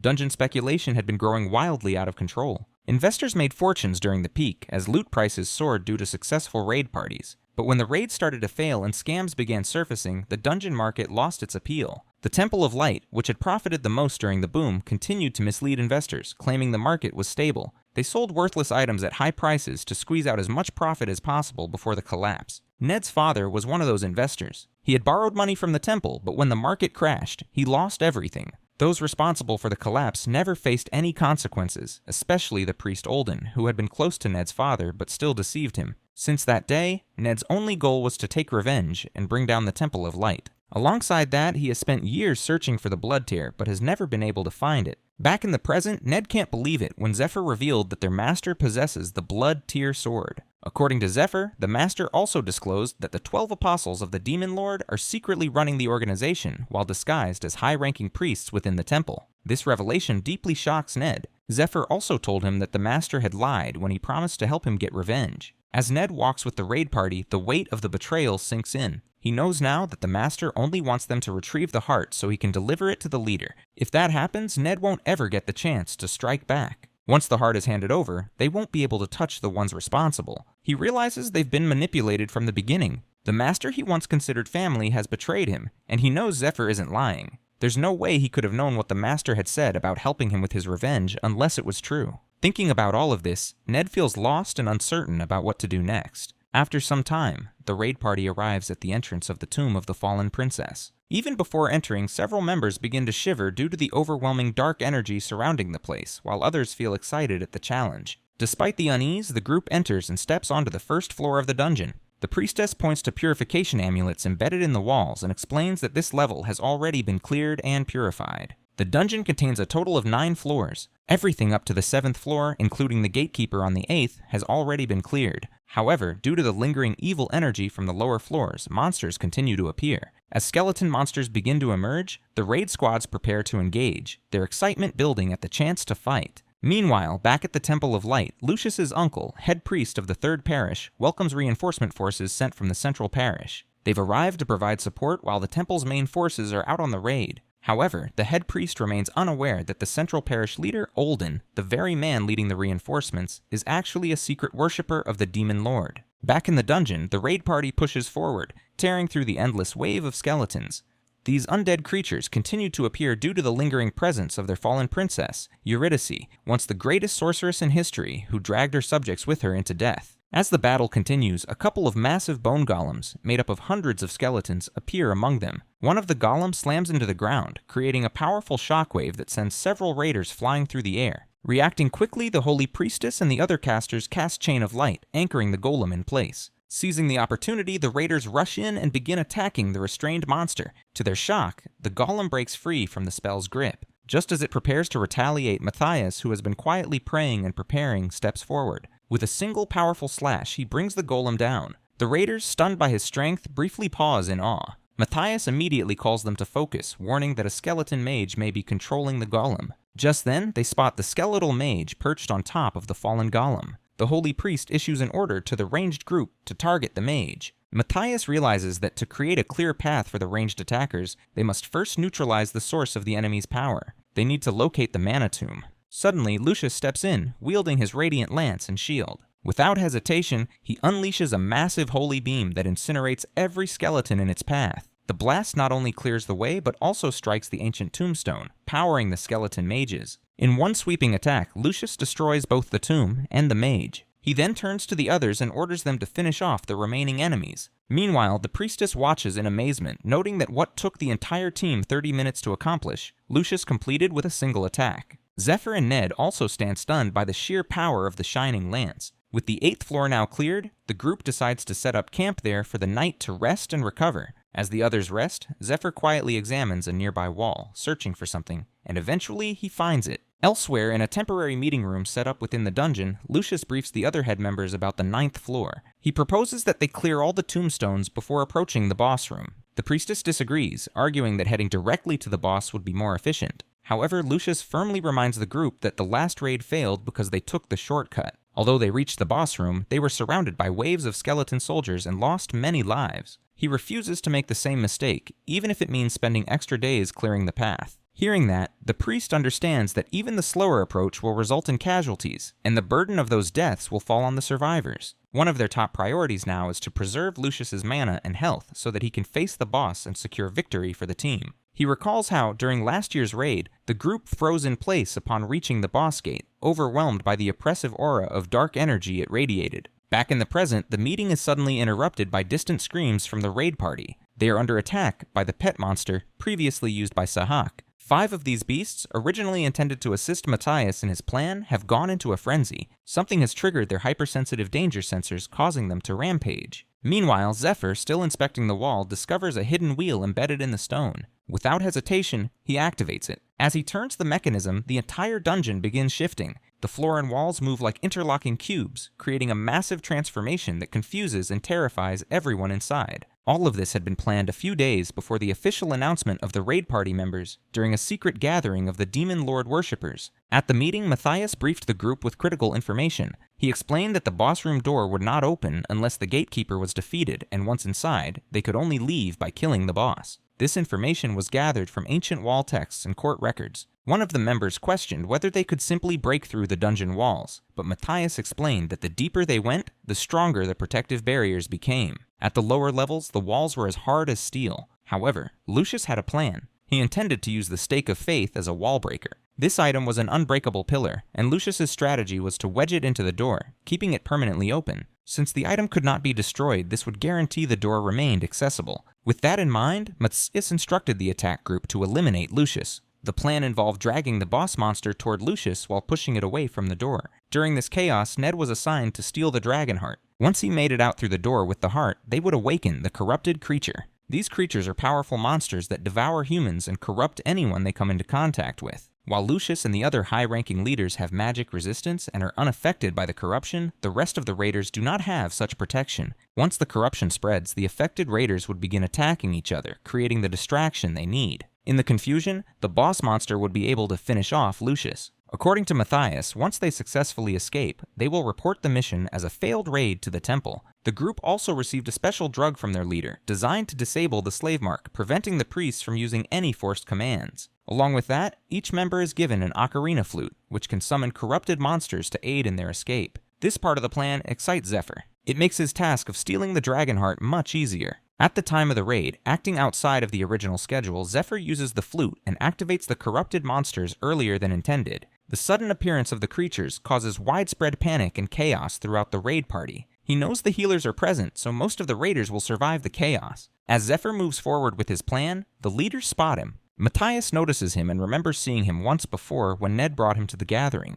However, he is confused about what Zephyr is doing there now. Realizing he's been seen, our boy presses a hidden button and turns a concealed wheel built into the wall. It's part of an old protection mechanism from when the dungeon was once used as a shelter during the demon invasion era. The device randomly alters the dungeon's internal structure. Zephyr, having encountered this mechanism before, is familiar with how it works and uses it to his advantage. As he escapes, Lucius catches a glimpse of him and instantly recognizes him from Matthias's earlier mention. Suspecting him to be a demon lord worshipper, Lucius attempts to use the slave mark's force command. To his shock, the command fails. Matthias also notices this and immediately realizes that Zephyr must have taken the special drug he had distributed earlier. Enraged, Matthias charges his sword with powerful energy. However, before he can strike, Ned appears in a flash and slices through his arm using his flexible sword. Matthias stands in disbelief, unable to accept that Ned is betraying him as well. While pursuing Zephyr, Ned, despite blocking Matthias's attack, remains concerned about Lucius's response. At that moment, Lucius also releases a holy beam from his lance, aiming directly at Zephyr.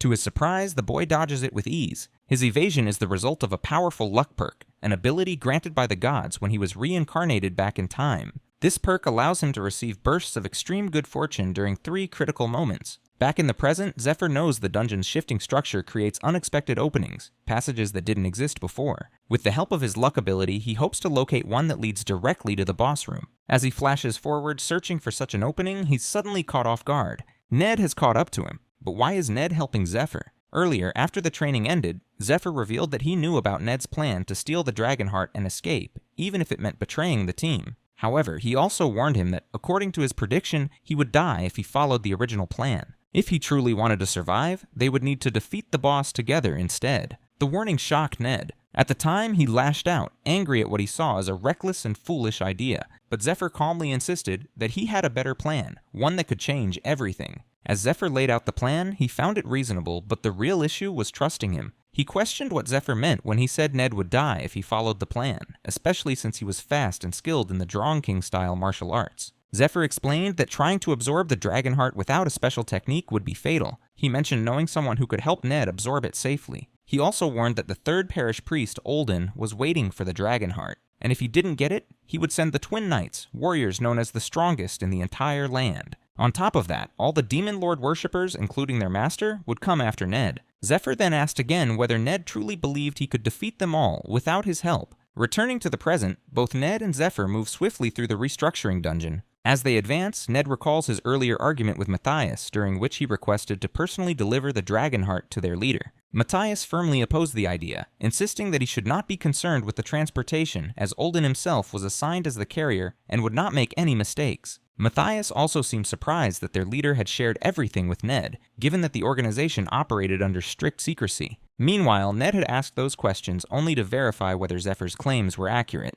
and they were. It became clear that Olden, his longtime rival, was one of the leaders among the Demon Lord worshippers. That revelation made the situation even worse. Not only had Olden killed his father, but now he aimed to keep Ned under his control. The thought enrages him, and as they flash past a skeleton golem, he releases a burst of energy and destroys it in a single blow. His desire for revenge against the demon worshippers and the Temple of Light grows stronger. Noticing Ned falling behind, Zephyr calls him out, aware that they have no time to waste on monsters. His strong luck skill has only 15 seconds remaining. As the timer continues to tick, they dash toward the boss room door. Just as they approach, the gatekeeper spots them and prepares a slash infused with dark magic, launching it in their direction. The two manage to dodge the attack and notice a narrow opening in the boss room door. With only 3 seconds left in the spell, they rush toward the gap and barely make it inside in time. Once inside, Ned is surprised to find the room empty. There is no boss in sight. Suddenly, a powerful voice echoes through the chamber, questioning how the two managed to enter without defeating the gatekeeper and warning them for daring to disturb her. Meanwhile, outside the dungeon, the raid party manages to defeat all the corrupted monsters, and the dungeon finally stops shifting. As they begin tending to the injured, Lucius remains in disbelief after witnessing the slave mark being neutralized right before his eyes. His mind races with possibilities, wondering whether the boy never had the mark to begin with or somehow neutralized it himself. He is also shocked by the revelation that someone brought corrupted monsters into the dungeon and that the boy used some kind of device to interfere with its structure. These events make him suspect that Demon Lord worshippers might be hiding among them. Lucius finds it hard to accept, especially since he personally ensured that the raid party was made up of trustworthy individuals. Still unsettled, he asks the holy priest about the two who escaped. The priest names them, and when Lucius hears that Ned works under Inquisitor Matthias, his face turns pale. At the same time, Matthias stands nearby, enraged that his two men ruined everything simply because they were afraid of the boss. It was a perfect plan, one that would have elevated his standing with both the Demon Lord worshippers and the Temple of Light. but now it has all fallen apart.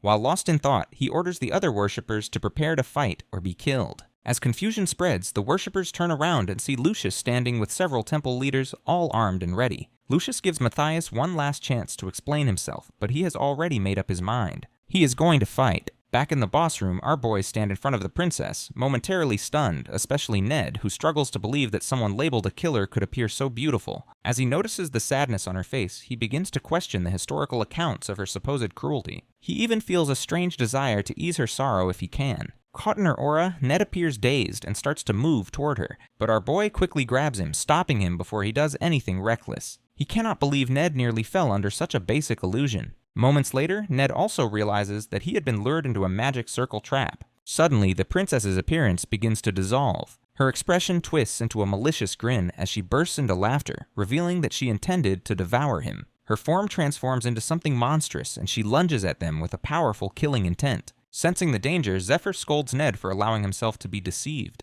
But now that the illusion has broken, both manage to evade the attack. The princess begins using a skill called Dark Hand, where her summoned hands absorb mana and stamina from their targets. She can summon hundreds of these hands at once, a technique that overwhelmed many raid parties in the past. This ability also functions as a continuous regeneration spell, allowing her to maintain her strength while exhausting her enemies. Even someone like Lucius has struggled against her in the past. Meanwhile, Zephyr feels the pressure of the God of Death's Wall of Iron skill, lingering over him and ready to activate if he fails. On the other hand, in the dungeon, Lucius confronts Matthias for throwing everything away, including 10 years of work invested into the dungeon. Upon hearing this, he realizes that his facade has been exposed. Someone like Lucius would not speak to him this way otherwise. He also knows he has no way to escape, even by using slaves as a distraction, since he is unfamiliar with the dungeon's newly restructured layout. And if he returns empty-handed, his leader will likely kill him. With few options left, Matthias decides that killing Lucius might be his only way out and begins to confront him directly. Although he appears confident, he is fully aware that Lucius possesses holy great items and is backed by a group of healers and combat priests.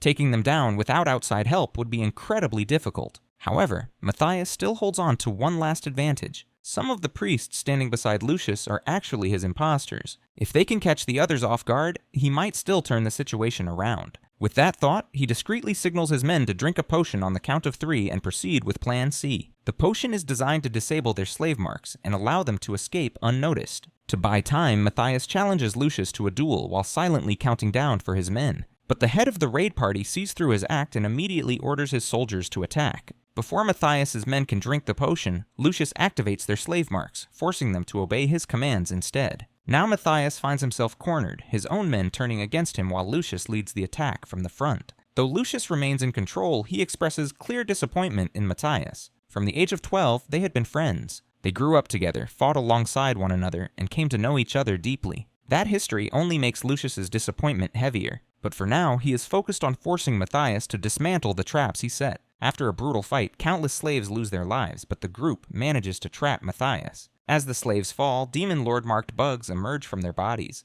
These insects carry the engraved mark of the Demon Lord, which grants worshippers the ability to serve as slaves to the light, the priests, and the Demon Lord simultaneously. Aware of this dark magic, Lucius steps on one of the bugs, showing his deep disappointment in Matthias. He never imagined his friend would align himself with the Demon Lord. The holy priest, meanwhile, is briefly stunned by the fact that Matthias managed to kill 30 slaves in just half a minute, but he remains confident in Lucius's superior strength. Now bound in holy chains, Matthias is left in shock at how difficult it was to fight Lucius. He was unable to land even a single hit, which reveals the immense difference in strength between them. As this reality sinks in, he begins to wonder if this imbalance is part of the fate determined by the gods. While lost in thought, he suddenly starts coughing violently and reveals a small stone hidden in his mouth, one marked by the Demon Lord. He refuses to accept defeat and is ready to do whatever it takes to escape this fate. Lucius, unaware of the stone's presence, begins to question him about his betrayal, but instead of answering, he maniacally displays the stone, shocking everyone in the room.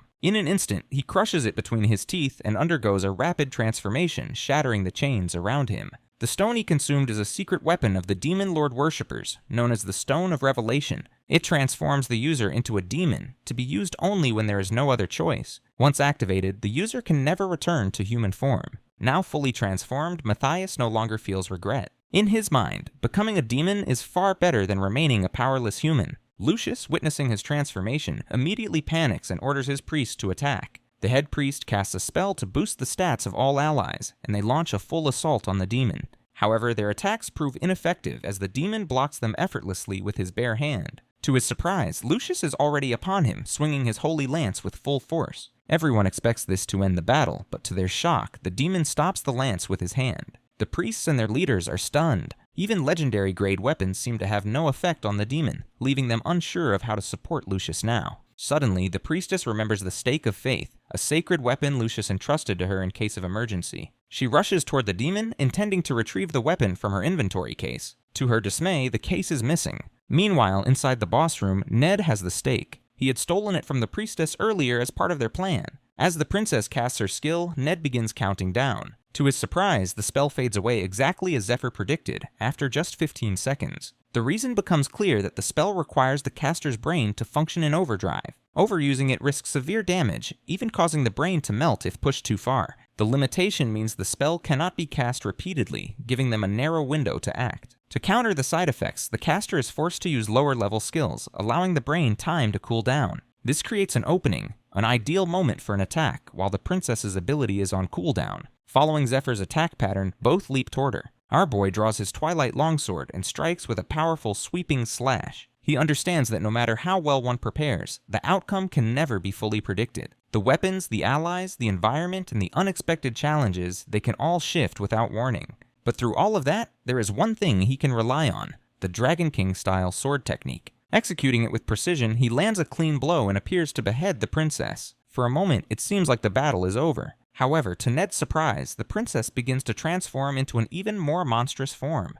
But instead of hesitating, our boy feels a surge of excitement as this is the moment he has been waiting for. Assessing the situation, Zephyr prepares to give Ned an order, but he already knows what to do and leaps toward the princess. The boy had previously warned him about this transformation. During the shift, there is a brief moment when the princess will become idle, and that is the exact window they must exploit. Remembering this, Ned opens the inventory case mid-air and unleashes the massive stake directly into her. It pierces her body and immediately begins to channel holy light energy into her form. The stake responds to the dark aura surrounding the princess, radiating its own powerful energy and reaction. Meanwhile, Zephyr begins slashing at her appendages to prevent her from removing the stake. The weapon is causing immense damage, but it has a limited charge. Once depleted, it turns into nothing more than a heavy chunk of metal. That limitation is why Lucius never considered using it offensively, but Zephyr, not concerned with the cost, made the call regardless. As the holy energy burns through her body, the princess melts away. The stake, sensing that the threat has passed, deactivates on its own.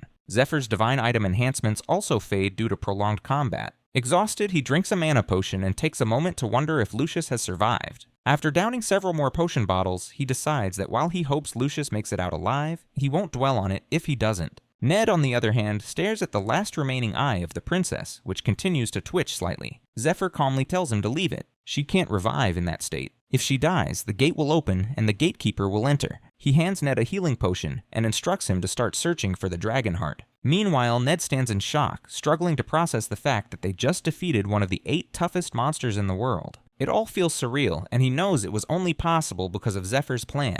At the same time, a part of him grows uneasy. He wonders if Zephyr might already be too powerful for them to keep up with. His thoughts are interrupted by loud bangs on the door. The gatekeeper, covered in dark poison, slams against it repeatedly. Quickly, the poison begins to seep through the cracks and is absorbed into the princess's body. She appears overwhelmed with emotion, sensing the presence of her knight. Suddenly, a dark tornado rises around her, alarming both Ned and Zephyr. Zephyr watches closely, clearly confused as this didn't happen in his previous life. He begins to suspect that the change is a result of them not defeating the gatekeeper first. As the tornado intensifies, the princess returns to her original form and notices that the stake is beginning to regain its power. Acting quickly, she opens the dungeon floor and buries the stake deep within it. The two boys immediately move into attack from both sides, but to their shock, their swords pass through her without resistance. Zephyr recognizes the spell as spatial distortion, a technique used to trap opponents in an altered space. Without warning, a series of thorns burst from a portal beneath them. Ned barely manages to dodge the attack. However, to his surprise, the princess follows up immediately, charging at him with incredible speed. Just as she is about to strike, Zephyr reacts. Using the queen spider's webs, he anchors her in place, clenching her back and halting the assault. He grips them tightly and, like a budget Mortal Kombat scorpion, calls out to her,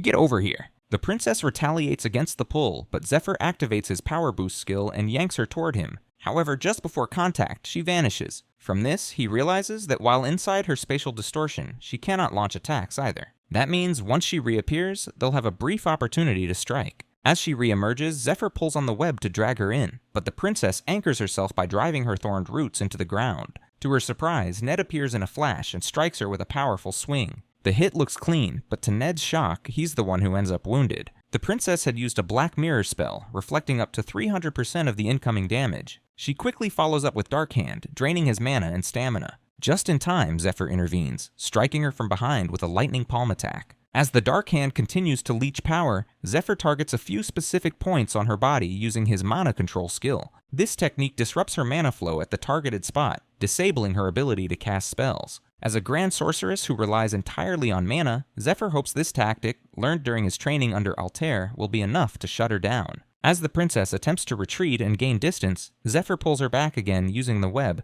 and follows with a series of heavy palm strikes. He then takes out a rosary item he acquired from White Rose, which contains 9 sacred temple beads. He tosses 3 of them toward Ned, hoping they will keep him alive for the remaining 9 seconds of Dark Hand. But just as he makes the throw, the princess lands a direct hit to his face, sending him crashing to the wall. Zephyr is stunned by how quickly she broke free from the mana control. The princess wastes no time. She roots Zephyr in place with another binding spell, then launches a barrage of massive dark energy spheres. All of them hit him directly, causing a powerful explosion that shakes the entire room. Meanwhile, at the temple, the priestess grows increasingly worried about Zephyr, regretting that she hadn't given him more temple beads. Back in the dungeon, the beads are destroyed and Zephyr is covered in blood. Ned also lies unconscious on the ground. Our boy realizes that the moment he lost control of the battle's momentum, the princess gained the upper hand. He knows that, although she is a difficult opponent in this life, defeating her in his previous form would have been much easier. This failure highlights just how weak he truly is. He has exhausted all of his consumable items. His weapons are damaged beyond use, and he has no tools left to rely on.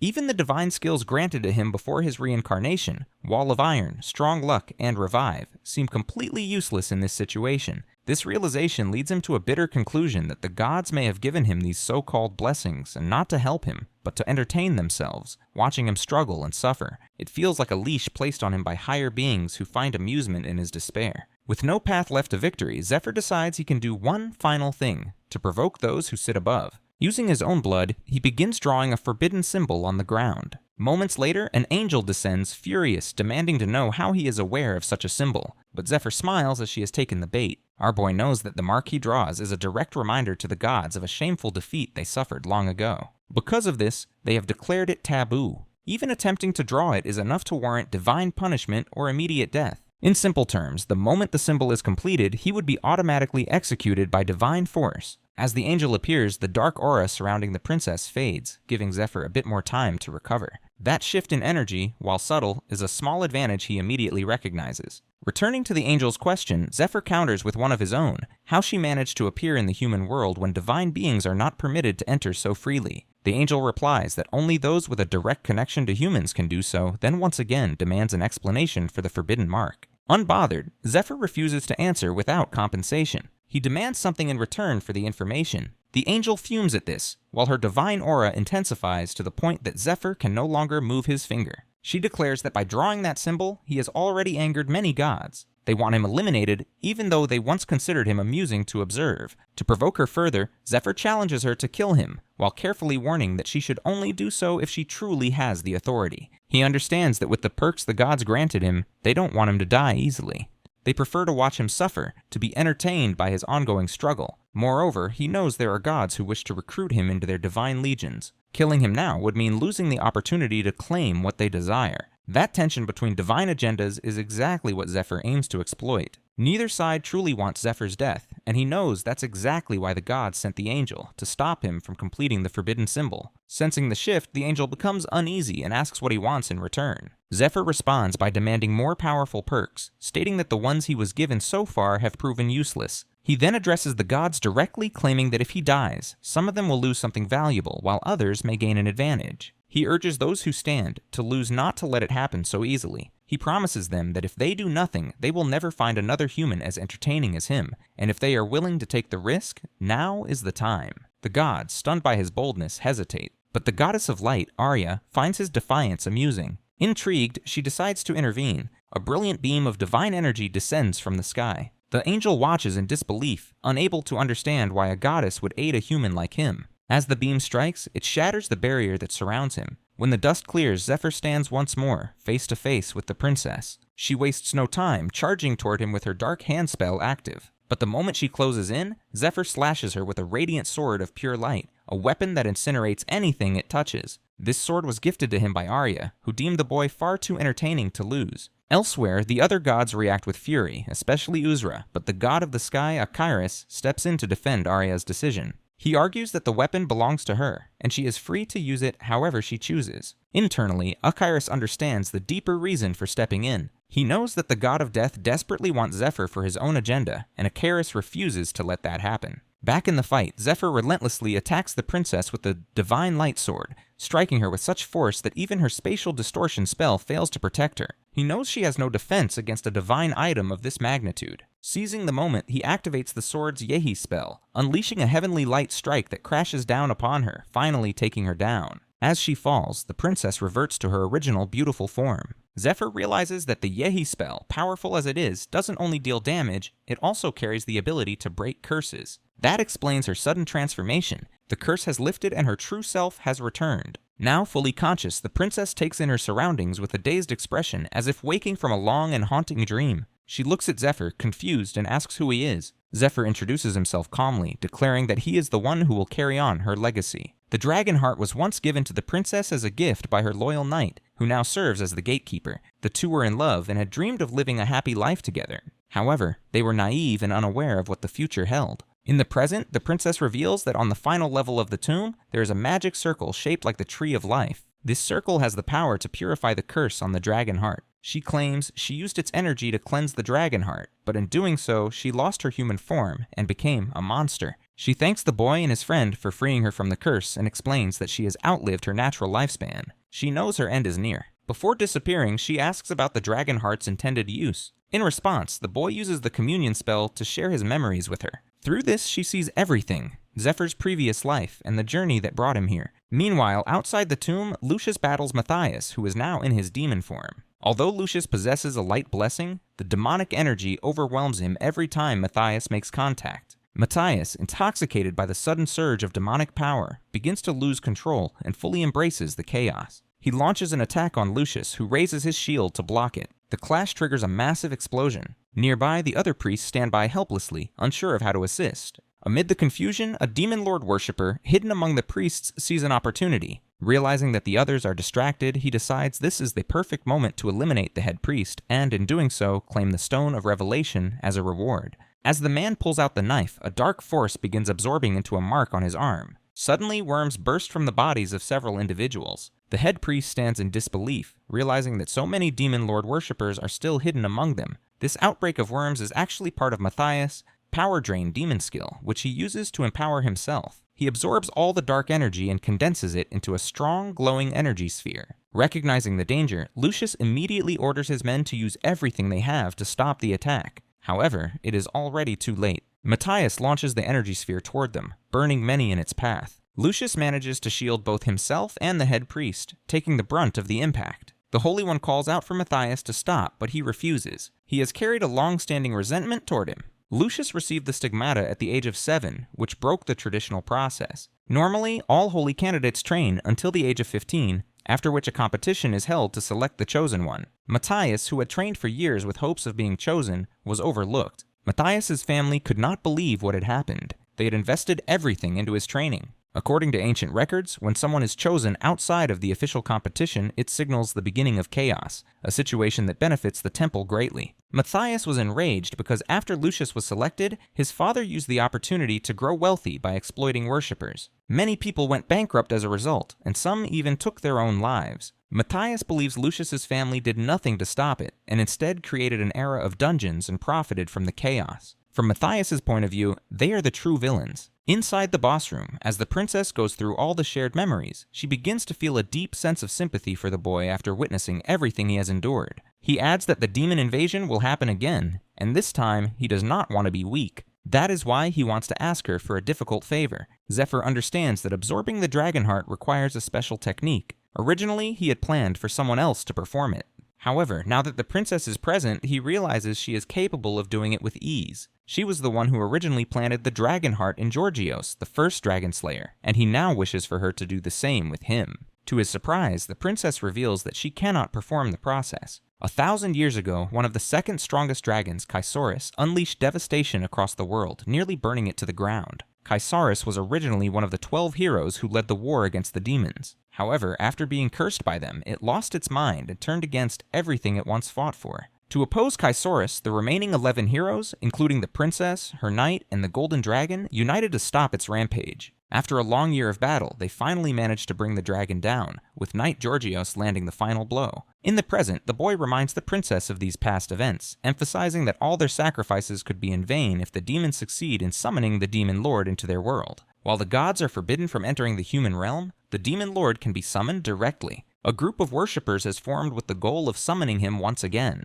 The boy recalls from his past life that human greed played a major role in this. Many humans joined the Demon Lord's followers for power or gain. When the Demon Lord became a serious threat, only he and his few companions stood against him. This time, he is determined to change the outcome. He believes he has come to the pass to win, and because the princess once used her power to help the good, he asks her to grant him that same power to protect the world. At that moment, Zephyr reminds her of Georgios. He was courageous, and despite her attempts to stop him, firmly believed that with the dragon's power, he could save the world from demons and others seeking to destroy it. His only goal was to create a safe and peaceful future for their daughter. With that purpose in his heart, Georgios left. Unfortunately, the rest of the story did not go well. During a battle in the temple, he was struck by the same darkness curse that had once consumed Chaisaurus. The princess, who was also present at the time, tried to help Georgios, but her maid stopped her, warning that it was too dangerous. By then, Georgios had already transformed into an evil skeleton. As the transformation unfolded, the golden dragon arrived and voiced the very question on the princess's mind.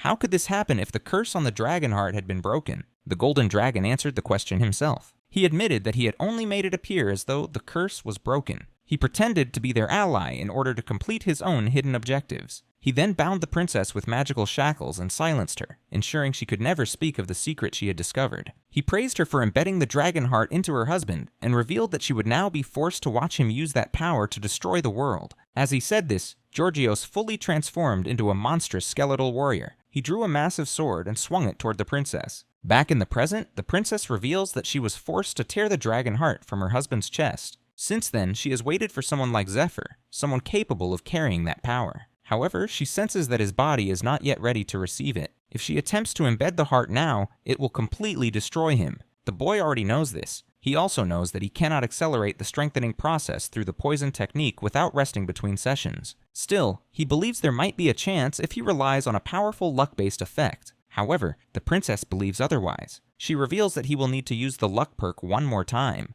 Just as she is about to share more details, her neck snaps. It is the result of the golden dragon's binding, which prevents her from revealing certain secrets directly. Despite this, the princess chooses to speak indirectly. She explains that he would need the dragon heart when he will be forced to choose between the person who matters most to him and someone else. She advises him to first strengthen himself using the items stored within her tomb. After that, she will embed the dragon heart into him and alter the layout of the dungeon to ensure his escape. She also warns that if he insists on receiving the heart now, despite the risk, he must first defeat all the dragons within a year. Hearing this, the boy feels confident in himself. He promises that he will make the world safe, just as Georgios once vowed, and declares that he will do it in 6 months. He considers it his mission now and assures the princess that she can rest. Moved by his determination, the princess sheds a tear and opens the tomb that holds the dragon heart. When the boy sees it for the first time, he is shocked. She then instructs him to lie down and begins the embedding process. As the process begins, the boy activates his strong luck perk to maximize the chance of success. Suddenly, everything fades around him and he finds himself in a dark realm. However, he immediately senses that he has experienced something like this before, and that he is not alone.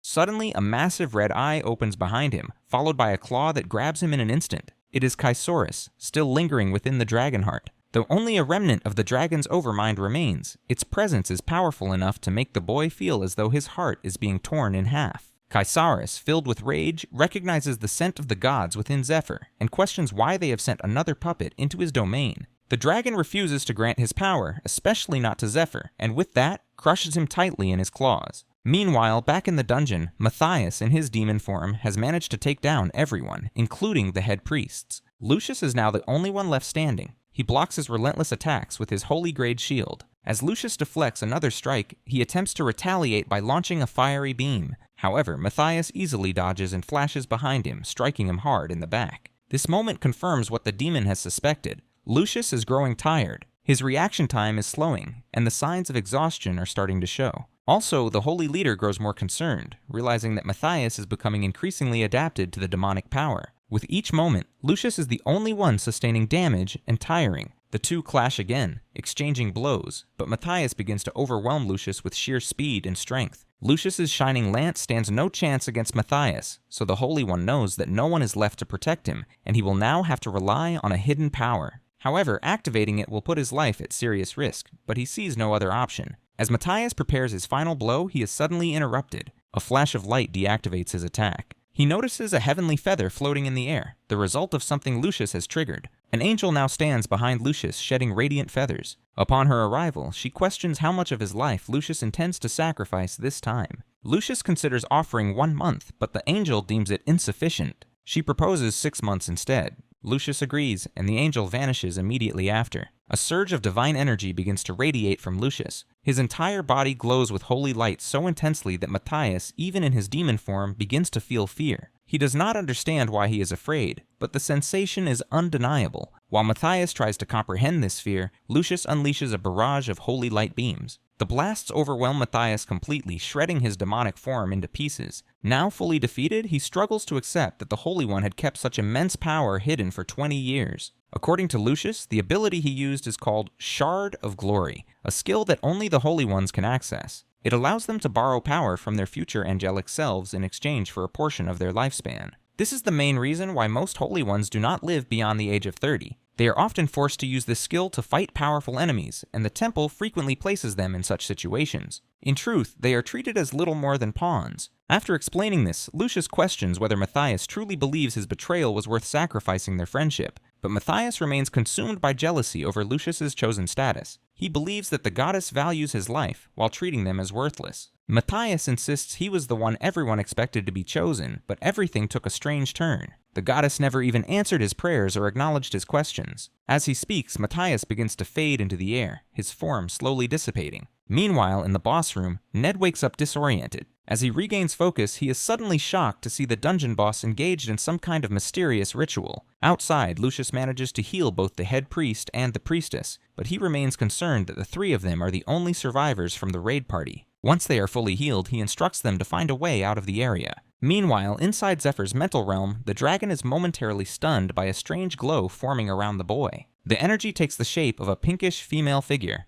Zephyr immediately suspects it may be the effect of his strong luck perk activating again. However, he considers it excessive, as the protection is triggered after only a brief lapse in focus. This sudden reaction makes him realize that he is within his own mental realm. Here, he must remain strong and fearless. If he shows weakness, the dragon could devour his mind, rendering the heart transplant completely ineffective. With that realization, Zephyr grabs the dragon's claws and forces them apart, freeing himself. He remembers who he once was, and that memory fuels him. In a flash, he dashes toward the dragon's head and delivers a powerful strike. Then he pulls a sword from the ground, an immense weapon, and claims this battle as his 5th dragon fight within his realm. His body radiates power, and his entire appearance has shifted, glowing with a renewed aura. As he walks toward the dragon, Zephyr channels his resolve. He is frustrated that these ancient beings always demand tests before offering their power. He prepares to face the dragon head-on, determined to knock some sense into it. The dragon accepts the challenge and prepares to face Zephyr directly. With that, the two collide in a powerful clash. Meanwhile, outside the realm, Ned notices Zephyr lying unconscious. He also realizes that the dungeon boss is so absorbed in the process involving Zephyr that she has completely forgotten his presence. Thinking it might be the right moment to strike, Ned tries to stand, but he is unable to move due to his low mana. The dark hand from the princess had drained all his energy earlier. While he reflects on this, the princess herself turns her attention to him and advises him to rest. With a simple motion of her finger, Ned suddenly coughs up a marked bug, the same kind used by Demon Lord worshippers. As he stares at it in shock, the princess reveals that she removed it from his body. She expresses her admiration for the fact that he never used its power and instead relied entirely on his own effort. She recommends that he rest now, as the extraction will leave him with extreme fatigue. She then encourages him to enter a deep sleep. Ned still struggles to understand why the dungeon boss is helping him, but before he can process it, he falls asleep. Outside the tomb, the head priest informs Lucius that the entire structure of the dungeon has changed. They have been searching for a way out for 2 days without success. Lucius suggests that their best chance is to locate the stake, as it may be the key to escaping in time. As they move quickly to search for it, they begin to wonder about the 2 suspicious slaves who had stolen the stake of faith. According to Lucius, although the 2 suspicious individuals appeared to be demon lord worshippers, they never allied with Matthias. In fact, they even attacked him during the battle. The head priest speculates that they may belong to a different worshipper faction. Their goal could have been to manipulate the fight between Matthias and Lucius, hoping both would weaken or destroy each other, giving them a better chance at success. This possibility makes Lucius realize something important. If he were to die, the temple would likely auction off the dungeon, leaving it vulnerable. He suspects this was the true intention behind the infiltration. To create a scenario where the dragon heart could be seized, he believes the worshipper faction plans to purchase the dungeon at a low price and then send the 2 infiltrators back inside as part of a new raid party. Since they've already explored the area, they likely have an escape route prepared, or will be given one. Lucius concludes that the infiltrators must be captured before they vanish. That, at least, was their plan. But when Lucius and the others reach the boss room, they are shocked to find that the gatekeeper is still alive. They have sensed the lingering holy presence of the stake, but are confused as to why the skeletal knight still guards the room. The gatekeeper proves to be overwhelmingly powerful. He easily overpowers Lucius and pins him to the ground. The Holy One knows he cannot use Shard of Glory again, as it can only be activated once per week. With no other options left, his thoughts turn to his family, and he begins to believe this could be the end. Just then, Zephyr bursts through the boss room door like a real Chad. Lucius, stunned, wonders what he is doing here. Zephyr, now radiating power, casually remarks that he needed to do a favor for someone anyway, so he decided to lend a hand. Clearing his throat, he activates a dragon skill and issues a commanding order to the gatekeeper to drop on the ground. The skeletal knight crashes to the ground under the force of the command, surprising Lucius. He can't understand how such a powerful creature is obeying someone like Zephyr. Meanwhile, the boy restrains the knight and begins counting while observing the knight's resistance. The skeletal knight struggles fiercely, trying to break free from the spell. It takes exactly 10 seconds for the control spell to wear off, and from this, Zephyr confirms that he has only a 10-second window of control. Currently, his access to the Dragon Heart is limited to just 1% of its full power in order to match the capacity of his still developing body. Once freed, the skeletal knight grabs his sword, which Zephyr immediately recognizes as Graham.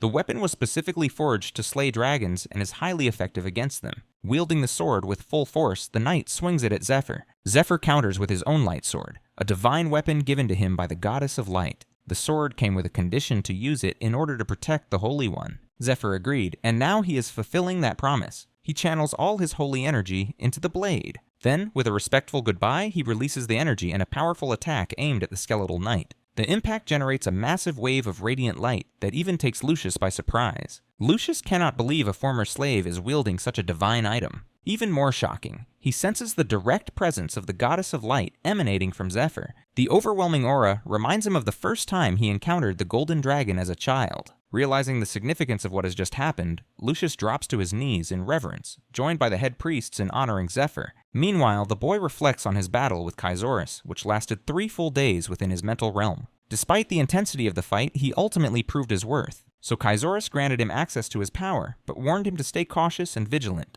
As Zephyr awakened from the realm, he was stunned to find that the princess had turned into a pile of ashes. F's in the chat. He pauses in respect and thanks her for everything. Among the remains, he discovers 2 relics that carry the essence of the princess's magical abilities. However, one must first reach level 2 in that magic class to properly wield them. The relics also grant him access to everything within the tomb. From the crystals she left behind, the princess reveals more details that with his current body, he can only access 1% of the Dragonheart's full power. Over time, that capacity will increase as his body gradually adapts. The princess also leaves him with a final request, to find her descendant and deliver the mage crystals to her. This descendant will assist him further. Zephyr immediately recognizes the name, Altair. However, he grows concerned that the gods might interfere with her in an attempt to extract more entertainment from his journey. He hopes to intervene, but first he knows there are other matters he must take care of. As the group regathers, Lucius steps forward and officially removes the slave mark from their shoulders, setting them free. Zephyr casually jokes about his debt, which Lucius confirms has also been cleared.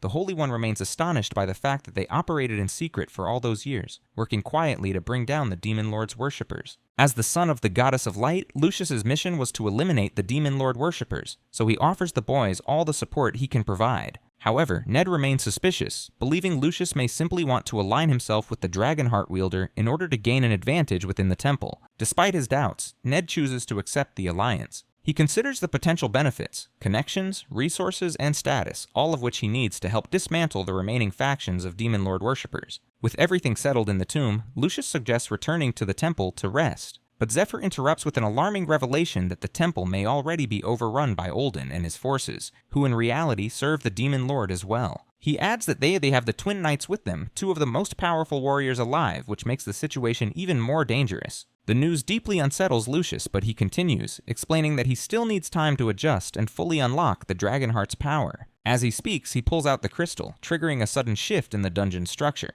A hidden treasure chamber reveals itself, filled with artifacts left behind by the princess, signaling that it was now time for them to gear up. No one has been able to access the chamber for the past 1,000 years. When Zephyr finally opens it, everyone is stunned to see multiple glowing crystals floating within the room. Even the priests are left speechless, recognizing several ancient items encased inside the crystals. There are dozens of high-level artifacts scattered throughout the chamber. As Zephyr activates one of the crystals using the princess item, the sight makes Lucius realize that without Zephyr's help, they would never have gained access to these items, nor could they claim any credit for defeating the dungeon boss. After retrieving several items, the priests begin using their appraisal skills to inspect them. They quickly confirm the equipment is of extremely high quality, infused with powerful magical enchantments. Many of the items are rare, with none of them having appeared for sale in any known market. While exploring the chamber, Zephyr notices a familiar potion bottle and becomes visibly excited upon recognizing it. The others also begin selecting what appeals to them, especially Zephyr, who reclaims the Gram Sword from the Skeletal Knight and equips a full Dragon Slayer outfit.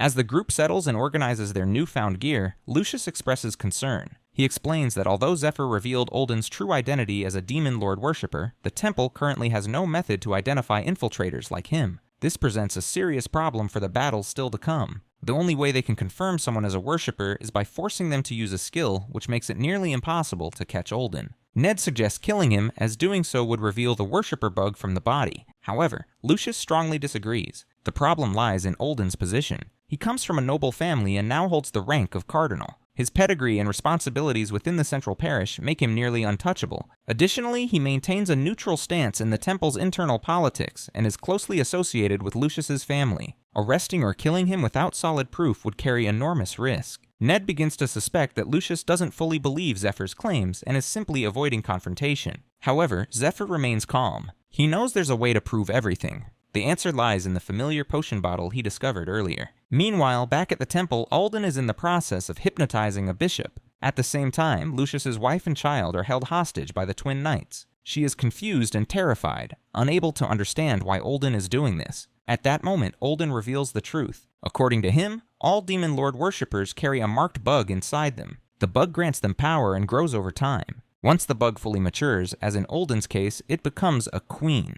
This queen bug can produce larvae, which are used to brainwash and control others who ingest them, just like the bishop currently under his influence. Olden explains everything to Lucius's wife because he plans to use her to manipulate her husband. She doesn't understand what he means, until he reveals his intention. He takes out a small larva and attempts to place it into her son's mouth. Horrified, she reacts quickly and slaps his hand away. The area where she touches him begins to writhe and squirm, as if Olden's body is made of bugs. The sight horrifies her. Enraged by her defiance, Olden prepares to retaliate, but before he can act, one of his men bursts into the room shouting that Lucius has arrived outside. The news stuns Olden. He rushes to the window and sees Lucius and the head priestess cutting down his guards and making their way toward him. Panic begins to set in. As Lucius confronts him, Olden yells out in protest, accusing him of attacking temple priests. But Lucius remains unfazed. He used the special potion Zephyr gave him, an item that allows him to see the worshipper bug inside those who serve the Demon Lord. With the truth now undeniable, Lucius finally understands how blind he has been to the deception around him. He steps forward and formally announces Olden's arrest for betraying the Temple of Light. Olden, refusing to acknowledge defeat, bursts into arrogant laughter and mocks Lucius, calling him a prick. Inside, Olden is terrified. Lucius's return is completely unexpected, and none of their leaders foresaw it.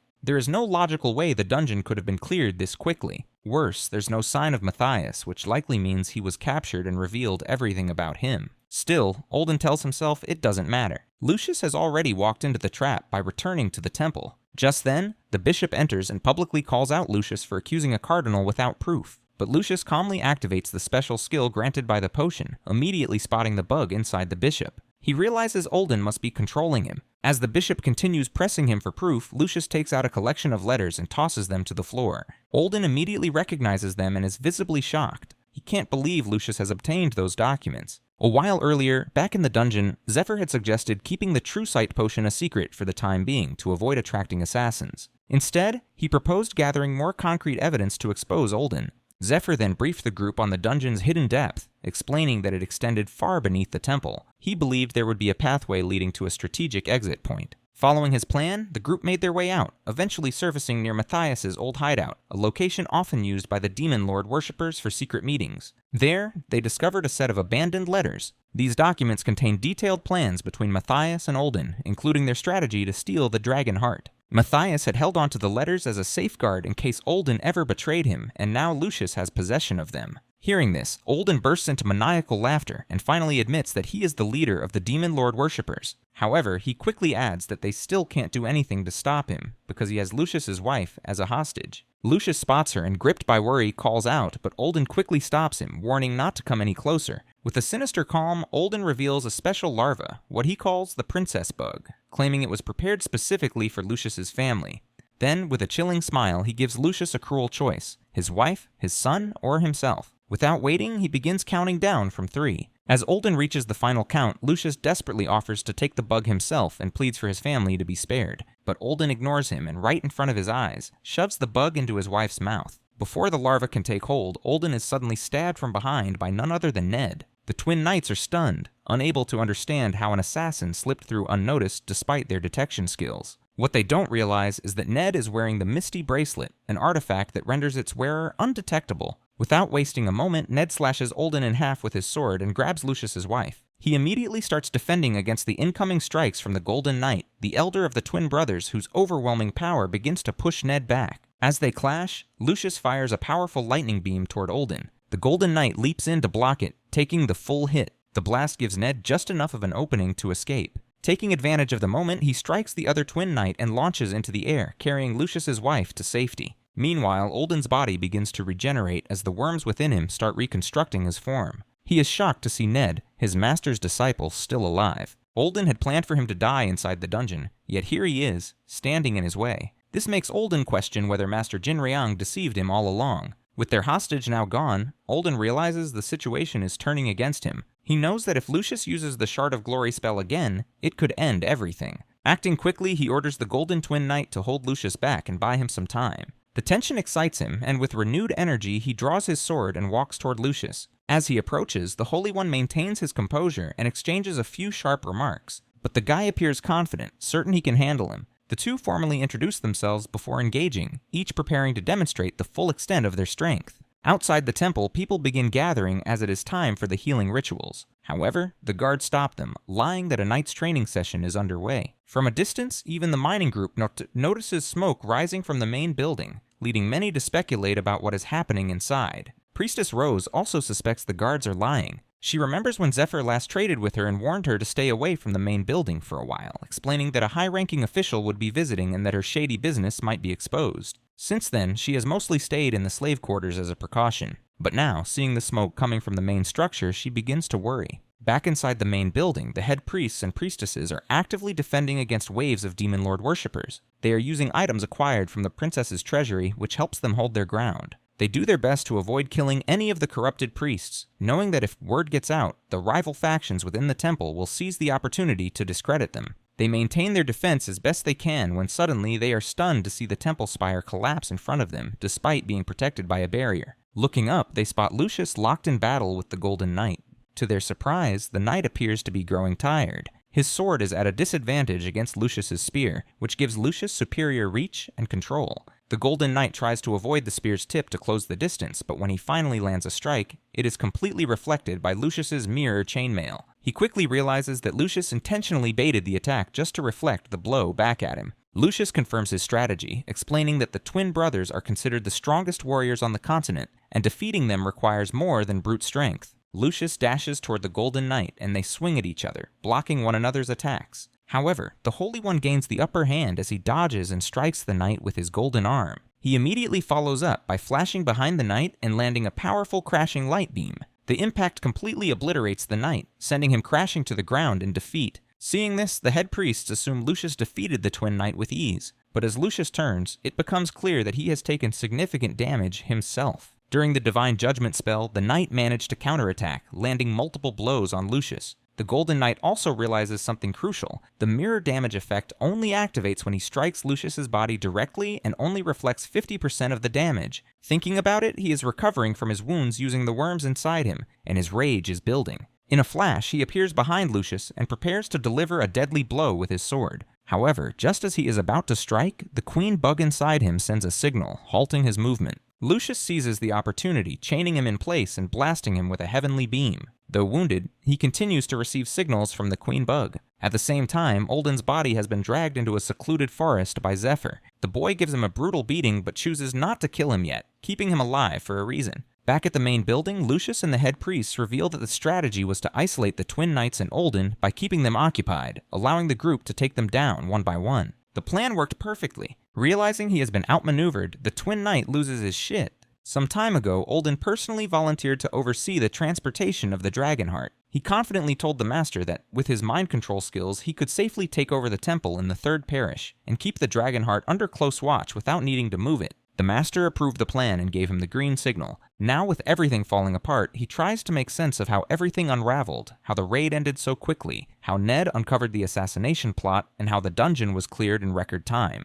It all seems unbelievable. He begins to suspect that the Master may have orchestrated this to eliminate him once his part was complete. When they reach their royal carriage, one of the Demon Lord worshippers has already prepared it for escape. Still, Olden's mind keeps racing. Even if Lucius exposes him as a worshipper, the Temple of Light might protect him to secure his vote in the upcoming papal conclave. But what truly worries him is his growing list of enemies. If Jinrong has betrayed him, then more disciples like Zephyr could be coming after him. As Olden steps in the carriage, he suddenly feels something sticky on his hand. Within seconds, his body trembles in pain. It's one of Zephyr's poisons, crafted to inflict unbearable agony even on the worms inside him. Suddenly, the cloaked accomplice at the carriage removes his hood, revealing himself. It's Zephyr. Before Olden can even react, he kicks him in the face, sending him crashing to the ground. The Twin Knight tries to retaliate, but before he can act, a poison needle strikes him, instantly knocking him out. It turns out he isn't the real Twin Knight at all, just a regular warrior in disguise. Sensing defeat, Olden desperately calls for the real Twin Knight's help.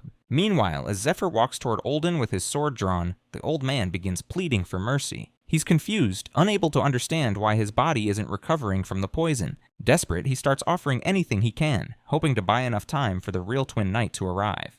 But Zephyr stuns his ass out by revealing the bloodied helmet of the Silver Twin Knight. 12 hours earlier, at dawn, Zephyr, along with Lucius and the priests, successfully identified the Twin Knight as a Demon Lord worshipper and eliminated him. Ned, seeing the truth, realized they planted a disguised Silver Knight in there, waiting for him to deliver the Dragonheart so they could dispose of him afterward. In his previous life, Ned barely escaped the Twin Knight, but was forced to spend his days in hiding with the Dragonheart, unable to absorb it himself. Eventually, he was found and killed by another of Jinryong's disciples. Lucius also fell under the control of the marked bug, becoming a nightmare to deal with. He too was eliminated. All those deaths traced back to Olden's manipulation and betrayal. That's why, in this life, Zephyr refuses to take any chances. Back in the present, fueled by that memory and rage, Zephyr unleashes a blast of divine lightning upon Olden. But to his shock, the remains it leaves behind seem far too small. While thinking, Zephyr suddenly senses something approaching from behind and manages to block the attack just in time. It's Olden, now in his true demon form, transformed into a grotesque, slithering mass of worms.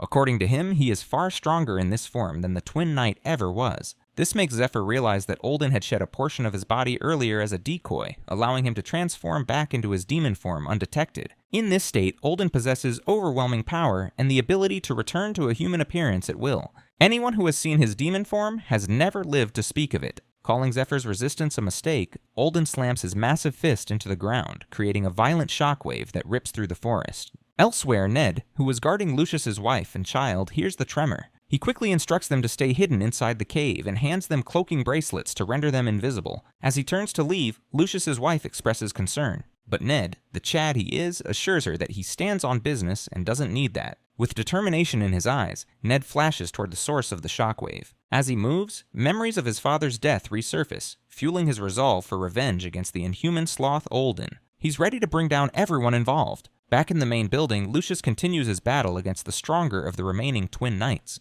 The marked bug inside the knight is enhancing his power, but it's causing his precision to falter. Lucius notices that the knight is growing anxious from being held off for so long. Seizing the opportunity, he calls out to the head priest, who activates his battle light spell. The spell boosts allies' stats and recovery by 120%, empowering Lucius immediately. To the priestess's surprise, it also strengthens her summoned spirit, increasing its size and intensity. With the support spell active, they launch a coordinated assault on the knight. He defends himself with confidence, believing their slower attacks pose no real threat. However, he suddenly begins to feel dizzy, the effect of the Shooting Star Spirit's debuff kicking in. Lucius uses the moment of weakness to charge forward. His lance, glowing with holy energy, pierces through the knight's torso with a massive blast. Though the knight attempts to strike back, he misses completely. When the dust settles, only the lower half of his body remains, slumped to the floor. Just as it seems the battle is over, Lucius turns in shock to see the entire structure behind him sliced cleanly in half. The head priest quickly realizes what happened. During the fight, the knight wasn't just aiming at Lucius.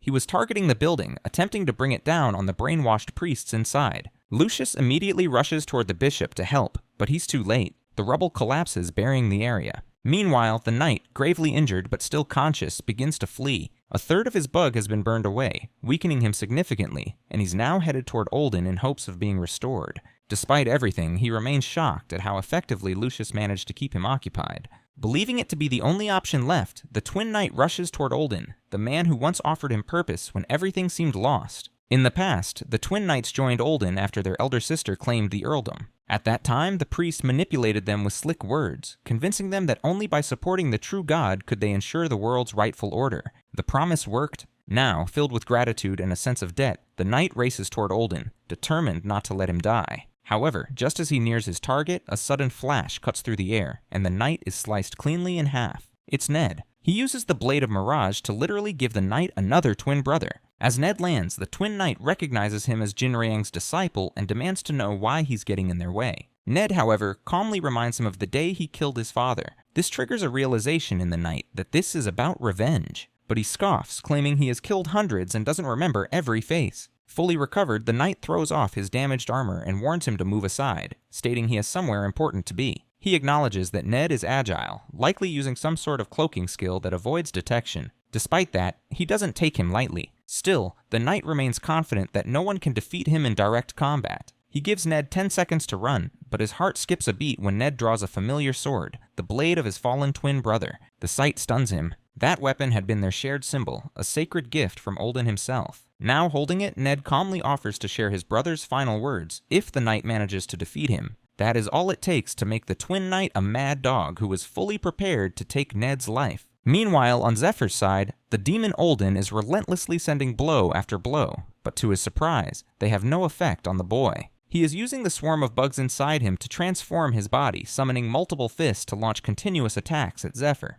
This transformation allows him to achieve the sharpness of metal and even hurl acidic stomach fluid from the bugs toward his target. However, Zephyr is able to dodge every strike, following up with precise counterattacks using the Dragon King style. With one of these counters, he manages to cut Olden into pieces. Yet even after being torn apart, the scattered pieces morph into fully formed weapons that begin attacking Zephyr from all directions. Despite being repeatedly sliced, Olden's demon form shows signs of immortality, recovering each time without fail. He seems unfazed by the damage, confident that Zephyr will eventually run out of stamina and mana. As the fight continues, Olden charges forward and grabs Zephyr by the collar. He reveals a disturbing intent that he admires Zephyr's power and strength and plans to implant a bug inside him to turn him into a servant. He then hurls him to the ground with immense force. As he crashes into the earth, Olden follows up by slamming his massive fist down on him, generating a series of powerful shockwaves. Finally, the demon reshapes his arm into a sword and brings it down onto Zephyr. The move takes a toll on Olden as well, visibly tiring him. Well, how did Olden become like this? In the past, he was persuaded by the Master himself to join the worshippers, who offered him power beyond imagination.